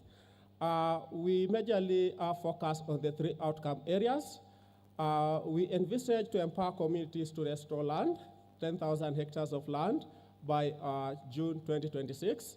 We also envisage to have an inclusive approach where women, youth, persons with disabilities at the Center of Environmental Restoration through the FMNR approach. We also look at strengthening the local governance and policy for lasting change by bringing the duty bearers on board to adopt the policies that will protect these interventions to ensure sustainability moving forward. In response to this year's theme on the planet, the people, planet, and peace nexus, we have realized that the human and environmental wellness are inseparable. These two facets go hand in hand, and at the end of the day result into the peace that is being desired by everybody within the ASAL and the ASAL counties or where we operate. We also realized that degraded ecosystems fuel poverty, hunger, and conflict, and these ones have led to the cases of violence, the GBV that we see at the household level, and also the conflicts over the natural resources, the grazing lands. Again, the healthy landscapes have been observed to foster resilience, livelihoods, and the social cohesion. Now, the theory of change of this project is pegged in the aforementioned 3 outcome areas, where it says that if we increase the area of land under restoration with FMNR and other restoration techniques, and if we diversify livelihood options for smallholder farmers and pastoralists, and if we create an enabling, inclusive policy environment and structures that support the uptake of FMNR and other restoration techniques such as climate-smart agriculture and afforestation, then there will be improved soil fertility, which will allow for improved and increased crops and animal fodder, which will lead to improved availability of food and income sources for local communities and less reliance on environmentally damaging practices. The areas of implementation, as you can see from the map of Kenya, is in West Pokot, where we are operating in Chepar area. We are in Elgeyo Marakwet County, where we are in Ngoswet, Tunyo, and Soin sub-counties. We are in Baringo County, where we implement the project in Marigat, Mogotio, and Churo. And then in Nakuru, we scaled up the project to Salga area program. Going back to the 3 areas of focus, we have seen that when it comes to the people as the point of niche is that this intervention leads to strengthening the human wellness in terms of increased food production. We have also seen that there's also diversified income from the products, either the tree products, either from the complementary interventions on the livelihood options like beekeeping, the increased animal production. We have also seen that where there is through empowerment of women and shared decision-making at household level, there is promotion of gender equality. And then we have also seen that through inclusion of the youth, the future stewards, land stewards with skills and confidence. And we are doing this by bringing on board the out-of-school youths, the learners in our early learning institutions. And one major breakthrough when it comes to this is that beginning the next academic year, most of our learners in the junior and senior schools will have FMNR embedded in their curriculum. We have done this with Moi University, who are currently having this FMNR concept as a core unit, and also some being studied under postgraduate levels. Where we are, the Catholic University of Eastern Africa, we desire that by the end of this conference, you'll be able to embrace the technique and restore both the exotic and the indigenous species within your compound, so that by the next time when we'll be coming to celebrate the achievements, you'll be able to showcase us where have you embraced and where are you practicing the same, including your botanical gardens. When it comes to the planet, we say that we are reviving our lost glory of the ecosystem. We believe there is a lot of underground forest with rich seed banks. So if given time with minimal disturbance from the animal and the human perspective, then these trees will be able to regenerate either from the cast stumps or from the seeds. And from the picture, you can see the smiling faces of some of our testimonials from the field, the farmers embracing the various scientific techniques of tree management and how that relates to reviving our ecosystem. Now the peace as the last component of it, when we take care of our environment, the conflicts over the grazing lands and other natural resources are reduced, and therefore our communities are able to exist. As we speak today, you will attest, the areas that were prone to these conflicts 10 years back have got reduced cases over the grazing land, as farmers can have the resources at doorstep, including the fodder and other tree products.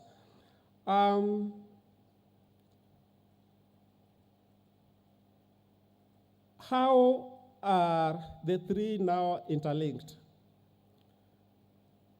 We have mentioned earlier about the increase in the productivity, both on the cropland and animal. We have also looked at now the shared decision-making at the household level. Women have equally been empowered, and the men have been empowered to give a listening ear to their spouses regarding the decisions on the land management, on the management of the productivity from the land. Let me share with you the change of story over the last 4 years. Through the interventions, the project targeted to restore 10,000 hectares of land within the 4 counties of operation. And currently, we have managed to restore 6,199.78 hectares of land through our programming approaches. We have also been able to support the establishment of 24 farmer associations, the cooperatives, and also equipping them with the information and knowledge on value addition within their products. We have also seen a reported increase among the farmers, 93% increase in production from farm and animal produce of the project. What does this show us? This means that the issues of food insecurity has been addressed, and therefore the challenges of poverty have also been reduced to some extent. In terms of inclusion, we said everybody is brought on board. We had targeted to have 10,000 farmers participating, but through the various interventions, we have been able to reach a total of 44,009 community members. Of these, 11,045 are the active farmers who are also still recruiting more members through the snowball approach. We have also been able to engage 17% among these as children through the children-led environmental clubs within the learning institutions. And also, we have been able not to leave behind the persons living with disability within the program area. Out of the 9,935 replicas that we'll be able to engage, we can see women have taken the lead with 57% being taken up. They are the majority who are scaling up this project compared to men. That is a challenge to men in the house that you may ask yourself, what is so unique about our counterparts that when given opportunity, their spread is so fast? The following are just stories, the testimonials from the field. This is Sally's story from Salga. If you happen to go to Salga, just ask where Sally's farm is. You'll be able to get the real stories about how FMNR has transformed their lives at the household level. We also have the children from a Meaning Special School in Mogotio. When you go there, you'll experience the real impact of FMNR. These are our farmers, the youths that we also trained through the complementary approach, who are now taken up and are also championing for the adoption of the alternative livelihoods like the beekeeping. This is our Nancy, our happy farmer, and the spouse who are celebrating the fodder out of the reseeding within the FMNR plots. Again, in addition, in order to enrich the indigenous species, we also came up with an approach to promote the production of more indigenous species, and therefore we been supporting the youth groups within these project areas on how to nurture and produce the indigenous species to be planted within the local context. The challenges and lessons. Some of the challenges that we are still facing, as much as we have been able to put to task the two counties, that is Nakuru and Elgeyo Marakwet, to have policies in place that will support this concept. We are still having limited enforcement among other 45 counties that we desire that everybody will be able to embrace and champion the intervention. They're still resistant to adopt new regraining practices due to deep-rooted cultural and use habits, though we are transforming this to be our achievements in future. Then the lessons that we are able to attest to is one, FMNR is a low-cost and high-impact intervention, though it requires a lot of patience, a lot of zeal and discipline, because most of our areas, people tend to want the immediate results. But for the FMNR, for you to realize the results, it will take you like 5 or so years to start seeing the massive and immense results. Then on inclusivity and sustainability, involving youth, as I shared earlier, women and persons in planning and benefit sharing boosts ownership and peace building of the initiative. Then there is need for all the CSOs and partners, including the government of the day, to embrace this particular concept within our CID plans for further scale up. How does it align with the global context? One, this is embedded within the African Union on silencing the guns and agenda 2063, the UN SDGs, Paris Agreement, African forest, and above all, on our motherland, on the national landscape and ecosystem restoration, where we target to contribute to the government's initiative of restoring 10.6 million hectares of land, degraded land, and raise forest cover by 30%. How can we join hands together? We call everybody on board: community, the government, the CSOs, donors, and investors. Call to actions. Colleagues, I have two pathways. One, there is need to do more research on what other alternative can we have on the invasive species that we are seeing affecting the natural regenerates, and also for further collaboration, we have to come on board instead of moving as an individual towards this course of action. Together, we can create peace through restored land and empowered people. I can see time is not on our side. I could have shared additional information, including about the 7 manuscripts that we have been able to produce in collaboration with Moi University and Kefri of FMNR, which can advise those who are willing to venture into the same course of action. Thank you, team, and looking forward to meeting you more. Thank you, Nicodemus, and really apologies for that. We are winding up our vision, and so we've transited to reporting on what the session is all about. So I will only call 2 people to report on the session to the team. And let them prepare Dr. Faith Muniale. She's the director of Restore Africa program. Please come on board for World Vision Kenya.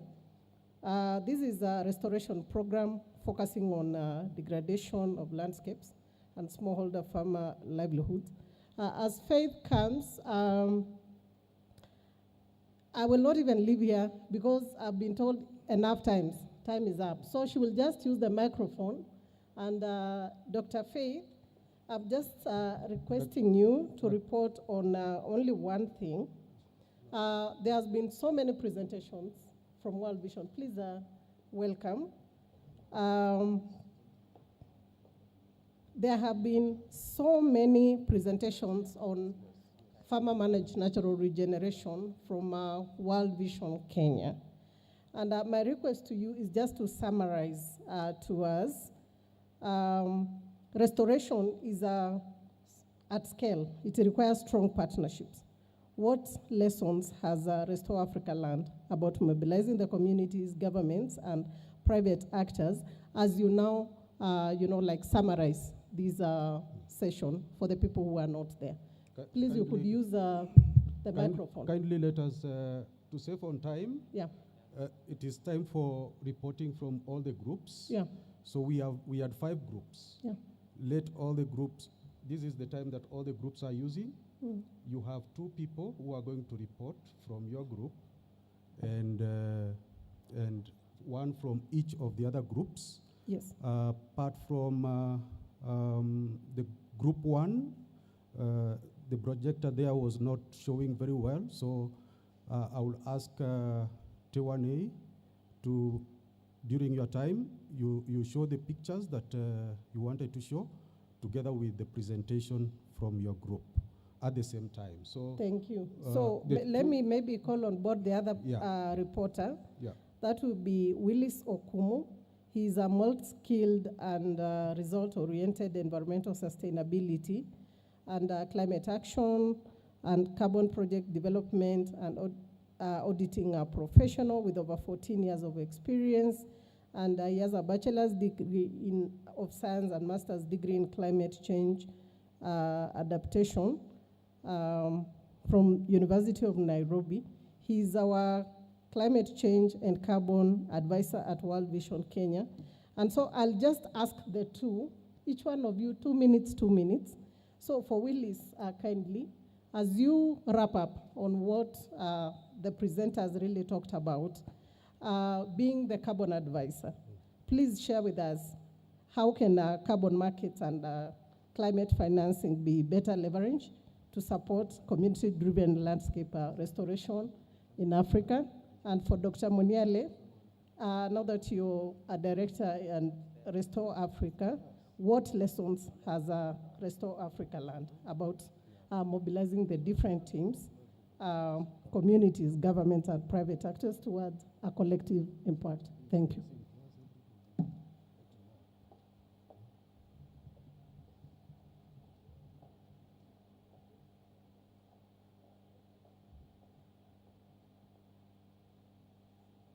Not working?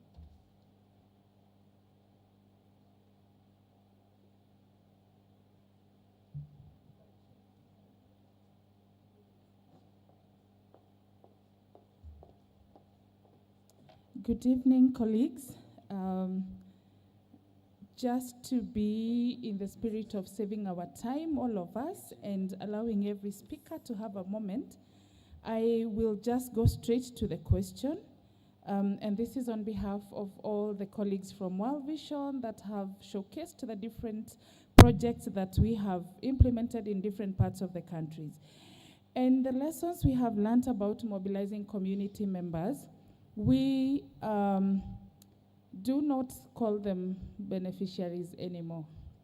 They are partners, because we do land restoration, and much of the restoration we do is on the land owned by these people. Because for a landscape to be restored, it is all the small pieces of the land that will need to be restored. They are partners because they also manage much of the activities that happen. For example, the FMNR, it is already called farmer managed.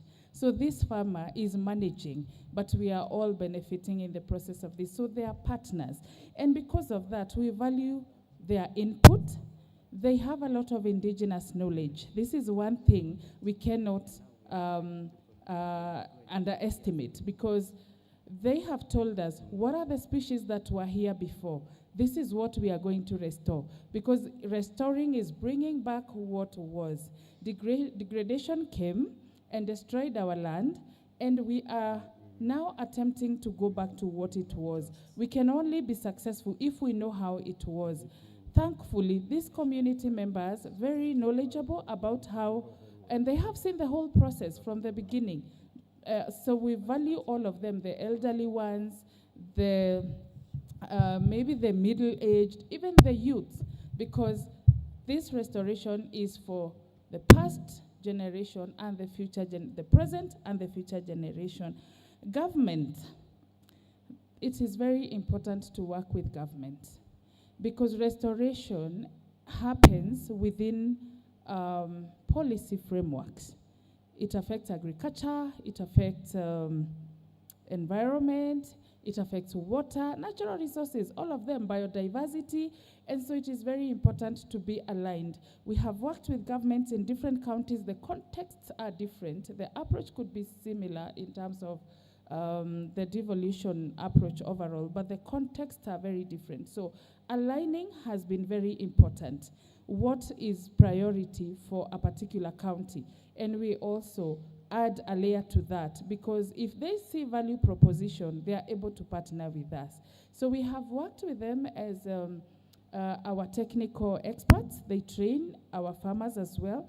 And in many, many cases, before we enter into a community, the government opens doors for us. They will help us mobilize the people with barazas.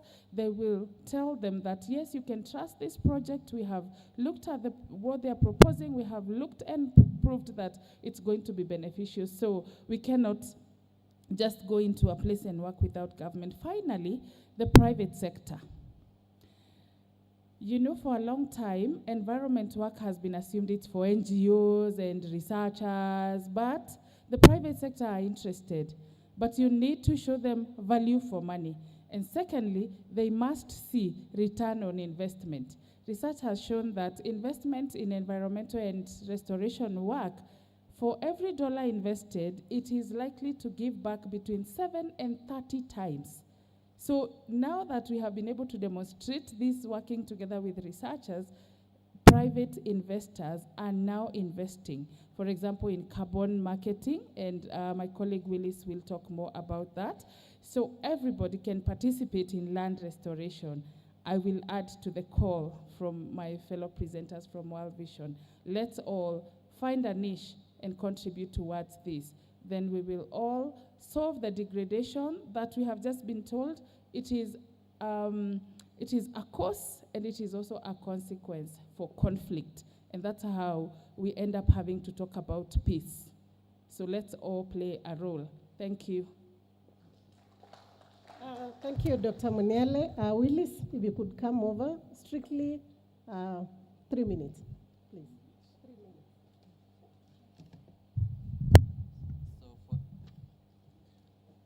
For timekeeping purposes, I'm setting a timer for 3 minutes. When it goes on, your time is up.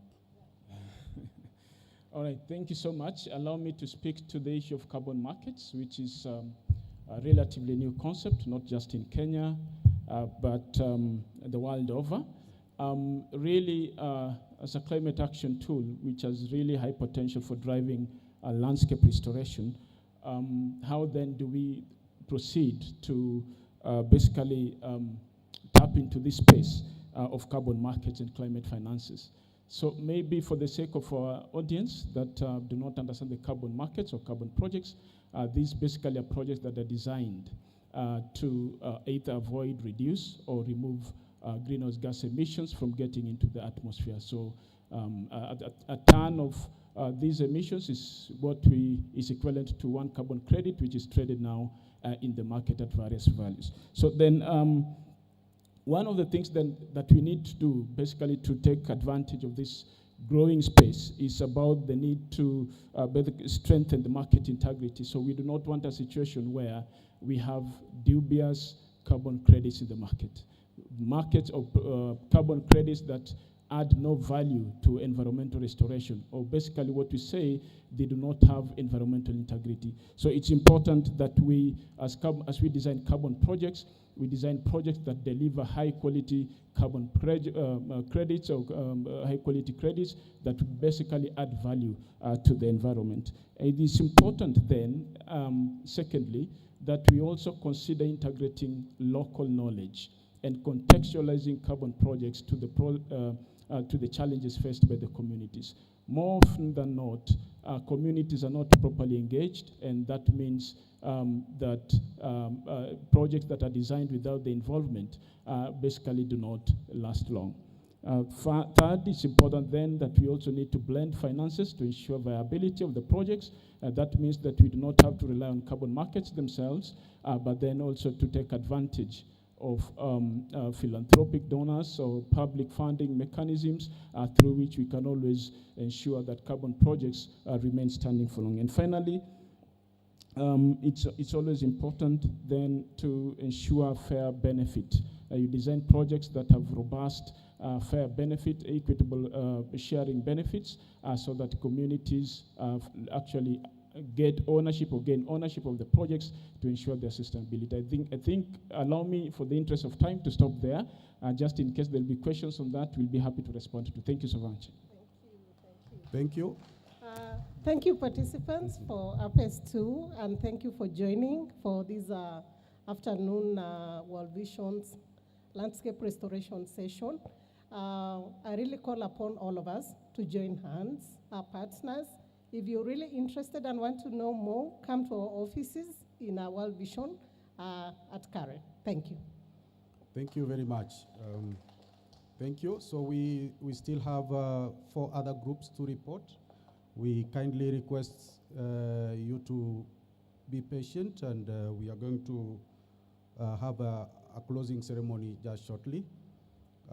So I ask the other group rapporteurs to come and take their seats in front here so that we move very swiftly. Group 1. So the session chair for Group 1, that is the Ethiopian Orthodox Church. Please come forward. Number 2, Women International Peace Center. Your representative, please come forward. Room 3 was led by Samba Sports Youth Trust, Mr. Mohamed Ali Mwachausa. Please step forward. Room 4, we had Mother Earth Network. Your session chair, please step forward. And we were to have World Vision here, but they've just given their report. So I think we might not have World Vision here because they've shared their report. They're okay? Good, good, good. Sawa. So session chairs for the other groups, please come. Group 2, I'm not seeing anyone. That is for the Women International Peace Center.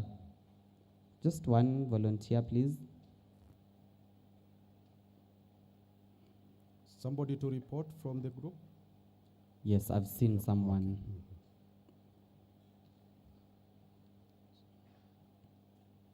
So we will and have one from Mother Earth Network. Mother Earth Network, do we have anybody from that session?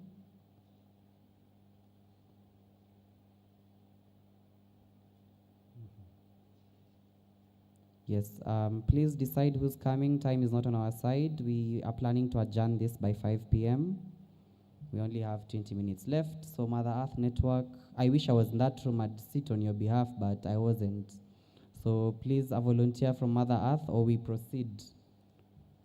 We can proceed in the meantime, Yeah. as they organize themselves. So we start with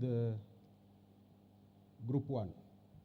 T1A, you want to start there? Yeah.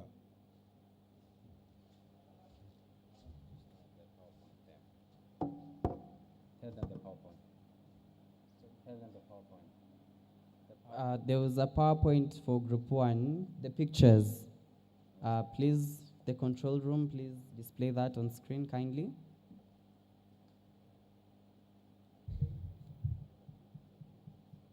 Okay. Thank you so much. Our group that I've been presenting was regarding the Ethiopian Orthodox Tewahedo Church forest, the conservation practices that we had in Ethiopia. Ethiopia is have 35,000 parish churches endowed with from 1 hectare to 19,000 hectare. From 1 hectare to 19,000 hectare. And these are summed to be like 400,000 hectares. It's a big opportunity for carbon sequestration. And maybe from the communication, they can show you how it was kept surrounding the church. And these were kept because of the theological reflection. Theology has a strong capacity in Ethiopian Orthodox Church and any belief, and to convince people. In theology, either you have to be to convince or be convinced. You know, there are a lot of things which we can say. For example, in gender, we can say we can use it in a peace building and community-based psychosocial support. This is a satellite picture and bird's eye view picture in which a church is surrounded by a forest. This kind of forest, we have 35,000 forests. And the thing behind is a theological reflection. In the Bible, there are more than 30 species of trees were mentioned. 30 species. This is many. And they were mentioning for the righteousness, explanation for righteousness. For example, the first deforestation happened and the first law that was violated when Adam and Eve ate the forbidden fruit and they were transgressed from Eden. And they were covering their private parts with a fig leaf. This is the metaphor for protection. And also we were saved with the cross. Again, it's a saving. And the Ethiopian Orthodox Tewahedo Church believe that this thing is like a metaphor for righteousness, protection, and the righteousness and protection. For example, in the Bible, it was mentioned in Psalms 92 verses 12. It was mentioned, the righteous shall flourish like a palm tree and grow like a cedar in Lebanon. Two species were mentioned. I'm just speaking very quickly because it's summary.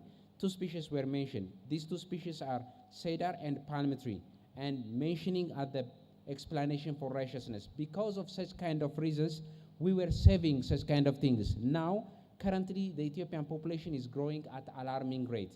It grows from like in 50 years back, we were like 52 million, including Eritrea. Eritrea and Ethiopia were together, and at that time we were like 52 million. Now we are at 130 million, and because of that, people start to encroach.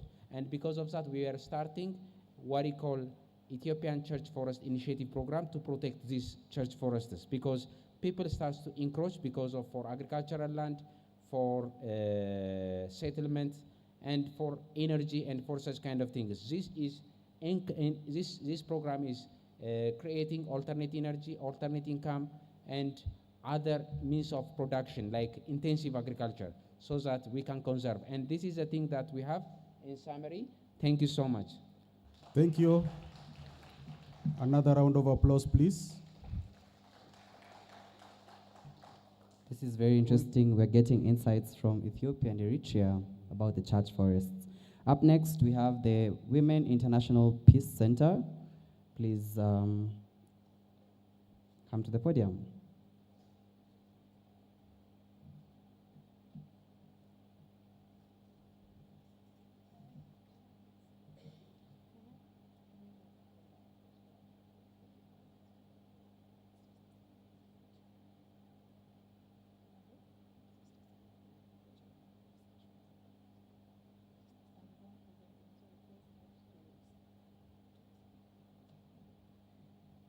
Okay.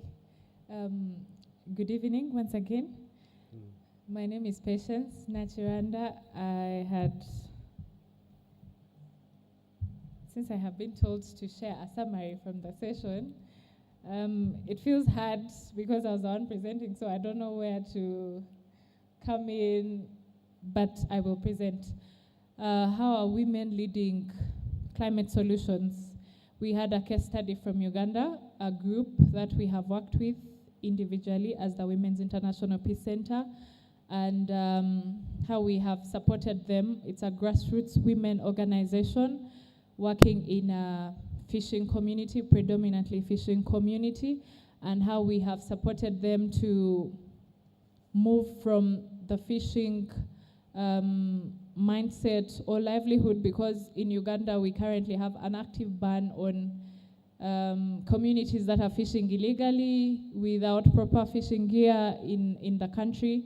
And so how are we supporting communities like that that are out of jobs to adopt sustainable methods? One of them is the use of energy cooking stoves. where we have talked about two various models, the rocket Lorena stoves and the what we call the shielded stoves. Why the cooking stoves is because when the women or the communities were sent out of the lake, they resorted to the forest and they were cutting down the trees. So we had to address this challenge. We had to adopt or teach them on these energy cooking stoves and how they impact their health, because they don't have to suffer with the burden of smoke inhalation, but also because they reduce the amount of firewood used. Another initiative that they are carrying out is the tree planting. The tree planting, where they are planting specifically, among other trees, they are planting the eucalyptus trees. Why they chose this type of trees is their ability to copse, that when you cut it down, it has the ability to sprout again. So at the end of the day, if they are using the tree, then the tree is completely not dead. But ideally also teaching them how to properly harvest these trees, that if you want part of the tree, then you can consider using the branches instead of cutting down the entire tree. From there, we see the group has evolved and received support as well from various partners, where we see the government has come in to support them with more tree planting. So we have more women empowered and they're planting trees. They have come up to form a group where they are saving the money they get from the different initiatives they're doing, from the energy saving stoves and the vegetables they are planting within the trees, because they are carrying out the strategy of intercropping, knowing that the trees take long to mature, but then as you're conducting intercropping, then you can be able to get some money from there. Then also partners have been able to join and support them as well. Currently, they are doing a chicken business to improve their livelihoods, but also now that the trees are matured, they are establishing a beekeeping project. So women finding solutions to their problem. Thank you very much. Thank you very much. And this is why it's very important for us to have these conversations here together, so that we also learn what the other groups were learning as well. It's very impactful to hear how women are change makers in these communities. Up next, we have Samba Sports Youth Trust, and I'm calling over Mr. Mohamed Mwachausa. Karibu.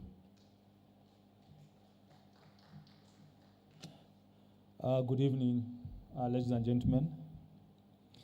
I want to share my fears first. My name is Mohamed Ali Mwachausa from Samba Sports Youth Trust. One fear is that I'm speaking at a time when the energy levels have really gone down. So I'm not sure whether people will listen or will just bear with me. The other fear is that I've done a presentation for 1 hour and have to shrink it to 3 minutes. So if I speak like a typewriter, you'll also bear with me. So Samba Sports exists to inspire awareness and influence behavioral transformation for young people using what we call a sports for development model, which utilizes targeted, integrated sports, arts, life skills, mentorship, wellness, and climate action.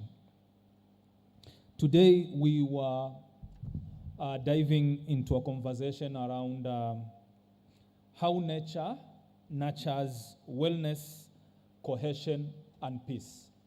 And that is what we had a conversation with, quite a very interactive conversation, but I'll just give you a glimpse of what we did. So we had a saying that when we heal nature, nature heals us back. And in its rivers, we find calmness. In its oceans, we find unity. And its forest, we find peace. As African communities here, there is no community that has not used forest for conflict management. All of us, whenever we start our wars, we run back to the forest and use it and its shade to give us wisdom so that we can talk to each other in good terms. So we shared around quite a number of our case studies at the coast because of the big body of water, ocean. We have what we call Diani Regatta, which we normally hold every February. Diani Regatta brings the tourism community and the communities around the Mijikenda communities, what we call culture and heritage. So we connect culture and heritage and the tourism. As we do that, we bring young people in their businesses, we bring young people in their cultural artifacts, we bring elderly people with the dances, cuisines, clothes, and all that. And it becomes a connection and an extravaganza of exciting exchanges where business happens, social inclusion happens, and referrals also happen. For those who are in the breakaway session, they enjoyed an 8-minute video that showed white people mingling with black people, widows, and everyone because of that water body, really cohesively engaging and building,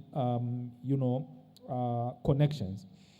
Next, every June, because of the World Ocean Day, we hold 3 days of engagement, which we call Diani Beach Zero Plastic Pollution Festival, which is a 3 days extravaganza of plastic hunting, workshops, sports, both, not both, but among football, volleyball, indoor games, and a lot of exchanges around why we need to protect our natural resources.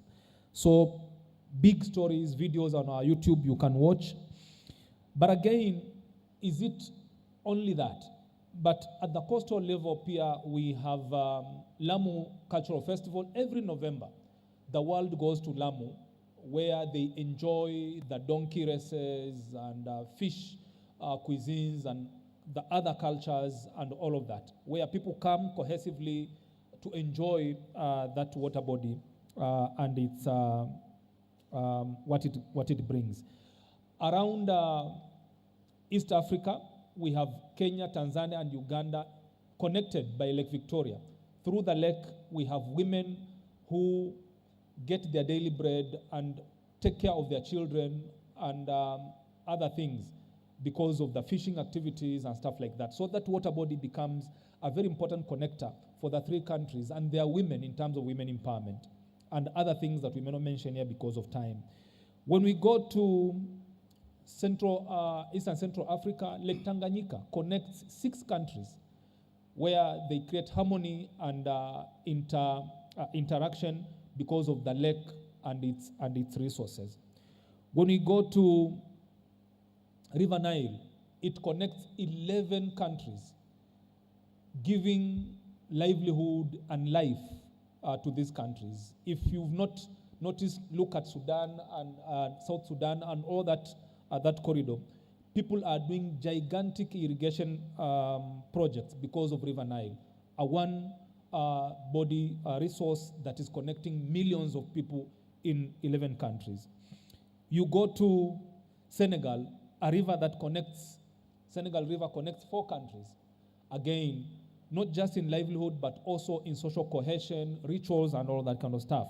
You go to Lake Nyasa in Malawi, again, the same thing. You come to Sahara Desert, almost 50% of Africa is connected by the Sahara Desert and what it brings. So basically, when we are talking about Africa Peace and Environment Summit, I will tell you that Africa is connected by natural bodies that, if it were not for those bodies, probably our conflicts would have been more and our broken relations would have been more. I do not have enough time and privilege to get deeper into the nitty-gritties, but for those who are in that breakaway session, I can tell you, really enjoyed and took away home very, very important lessons that, yes, nature really has bound us together, and let's keep together, because if we protect nature, then we are protecting our relationship. Thank you very much. Thank you very much, Mr. Mohamed Mochausa, for that elaborate sharing. Now, at this moment, I also represent Samba Sports, and I'm opening the forum to mention that we as Samba Sports acknowledge Apes as a post-summit, as a post-festival for the Diani Beach Zero Plastics Festival. We were able to collect around 7 tons of plastic waste from the ocean, including microplastics, that fish eat, and when these fish eat it, it becomes cancerous to the fish, and it's sold to you. Through this impact, we engage learners in school, community members, government, and it is on the back page of this notebook. So for organizations in the room, for companies in the room that are interested in partnering for the Diani Beach Zero Plastics Festival, all details are here. Asante sana. Up next, we have Mother Earth Network. Let us hear your sharing as well. Karibu sana. Let's clap for him. Thank you so much. Good evening, ladies and gentlemen. Because of time, I'll be a bit quick. My name is Austin. We had a discussion about Mother Earth, and we were checking a case study that was done in Subukia. And to open my presentation, I will say that a tree today is a future for tomorrow. So in our case study, we checked what Father Herman did in Subukia, and we checked through all the way from 1980s, and we realized in 1980s, there was a lot of land degradation in Subukia. And when Father Herman came in, with the help of the community, with the help of retired senior chief John Kipkirui, they did a lot. One of the things Father Herman initiated was planting of trees. And we all know that when we plant a tree, it's like we are saving our future. So Father Herman initiated this through schools. He was able to do this through the help of youth groups in Subukia. He involved the community, and slowly the community embraced planting of trees. What did we really realize out of this?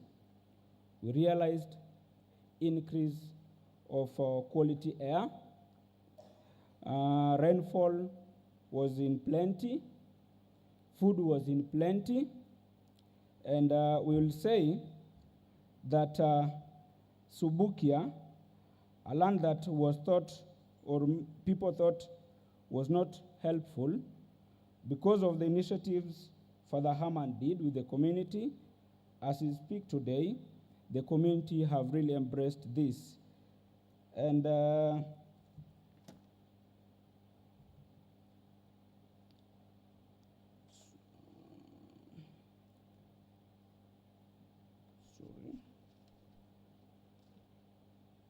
Father Herman did a lot through the schools, and we will say again that through the initiatives, the students, the community, many tree nurseries have been opened, and it's like a culture now in the community that each and every member of the community are planting trees. We've seen increase or the land that were wasted. Today, they've been of great help. Another case study that was shared was how the community used to live well with the wildlife by then. And we realized after these initiatives that were done by Father Herman, and the trees, the forests have come up again today. The community have started living well with the wildlife there today. I will say the legacy of Father Herman still lives on, and as Mother Earth, we call upon all the stakeholders, we call upon all members to embrace this. Let us embrace planting of trees, because we all know a better future begins with a single seed. To summarize our discussion and to relate it with peace, we all know that if we protect Mother Earth, then Mother Earth will also protect us. Thank you. Thank you very much. Thank you very much. Let us take this opportunity now to clap for all the groups together. Thank you. We are coming to the close of today, and I want to thank you very much for being patient and being here, listening and contributing during this day. I want to announce that tomorrow we want to be a little bit on the dot with time. Today we did tend to use the African time. We were following the sun, which is a good thing. But tomorrow we want to shift and start using the Swiss watch, which I have been given here, and we are going to keep to the dot. So tomorrow the program starts at 8:30, registration, and at 9 exactly we will do a peace procession, and then at 9:30 we will come back to this auditorium to begin the program of the day. So let us try and keep time. Today we were a little slow to start, but tomorrow we want to start promptly on time. At this juncture, I wish to invite one of our partners, Eugene Kwach, to take 2 minutes to give closing remarks, and then thereafter, Sister Benedette will close for us with a word of prayer. Just after Eugene finishes, I would ask the indigenous group, the Maasai women, to give us something that will refresh us as we go out, a small dance, and then we will have some brief refreshments. Please don't go before that, and then we will meet tomorrow after that. So Eugene, kindly talk, kindly. Sorry? Kindly come and use the mic here. 2 minutes, please. Swiss watch starts working now.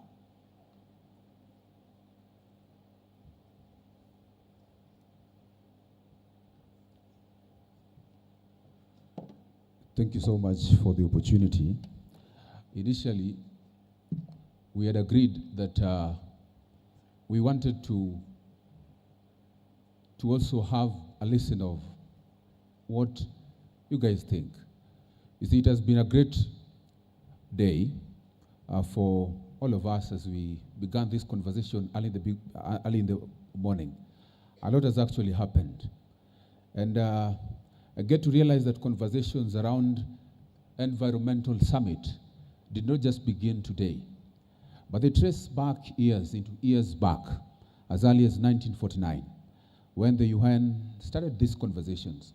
And we're still having these conversations, which are quite critical on the planet and human.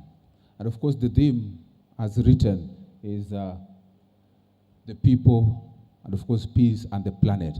And I would just wish us to stand up. I know we've been sitting for quite a while. Let us just stand up and remind your neighbor of what the theme of the event is, even as we come to the conclusion of this event. Please just have just stand up and remind your friend what the theme of the event is.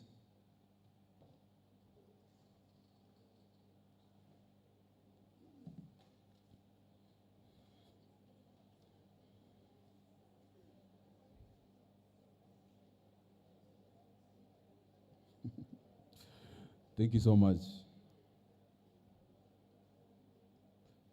Thank you, thank you.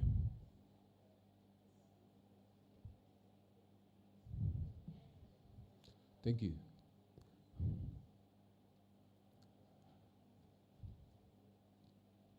At least you got to know someone. Thank you so much. Thank you so much. Maybe probably today, by tomorrow, Joy, we'd listen to what maybe some of them have learned. Yes, actually that was the idea. But all in all, thank you so much. But you can have your seat kindly.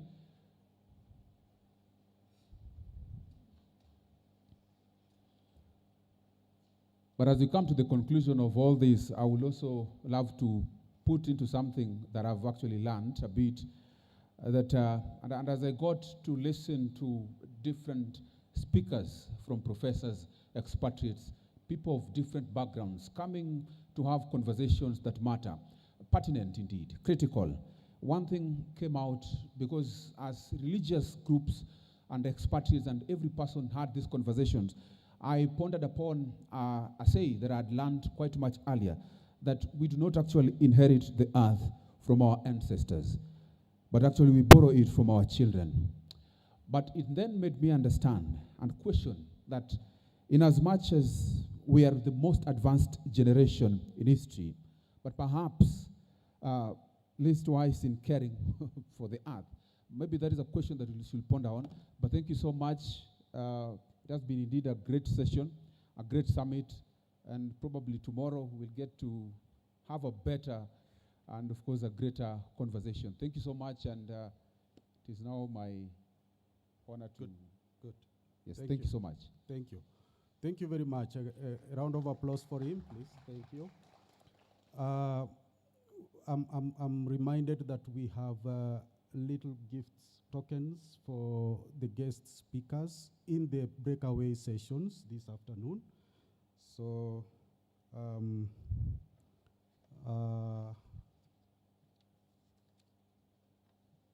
the gifts ready? Right. I will call upon Dr. Joy. You come forward to present the gifts.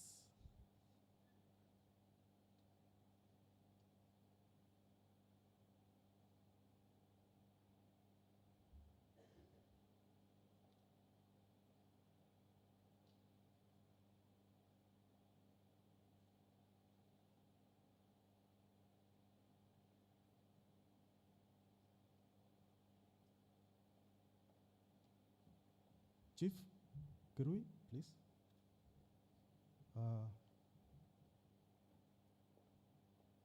And then from World Vision, Daktari.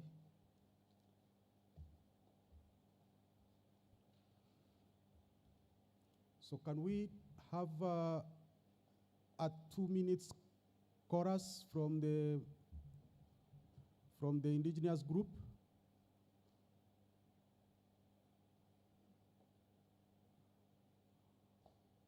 Ama mutafanya kesho?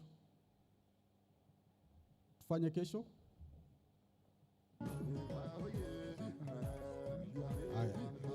There you are.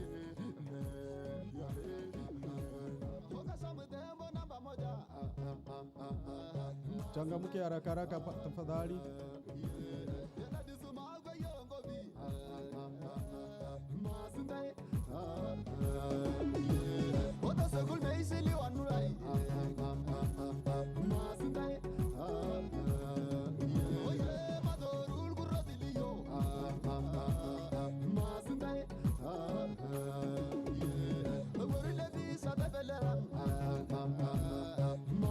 The cameramen, camera people, photo in front.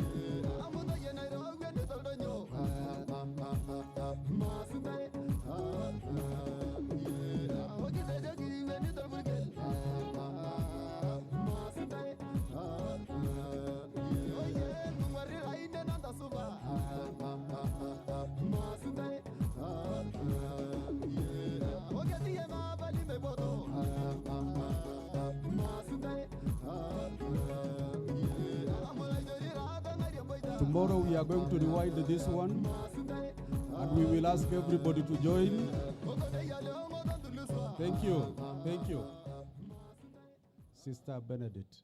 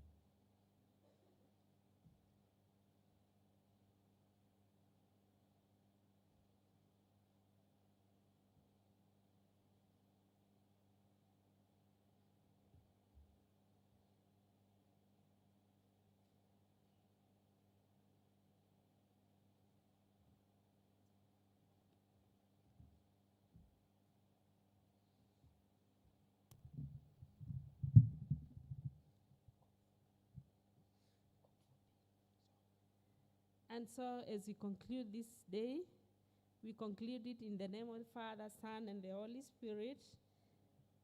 Father, as we come to the conclusion of the first day of our Peace Environment Summit, we come before you with grateful hearts. We have shared ideas, learned from each other, and reflected on our role in caring for your creation and our Mother Earth. We pray for harmony among all living things, that we may live in balance and nurture the respect, that interconnectedness of our world, guided by your Spirit.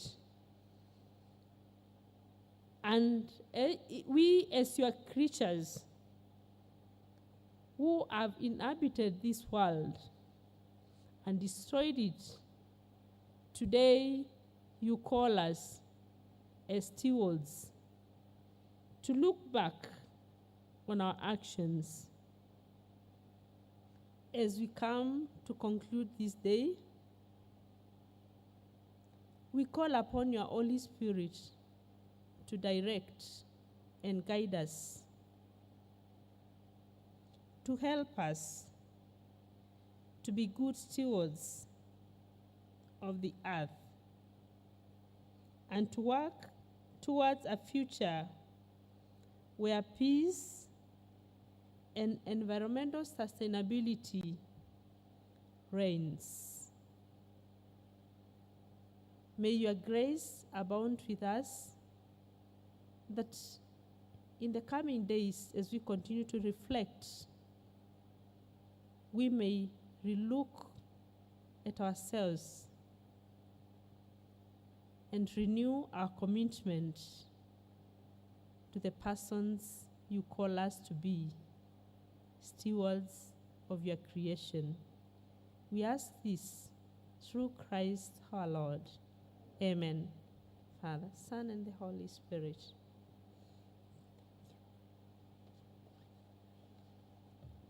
Thank you very much.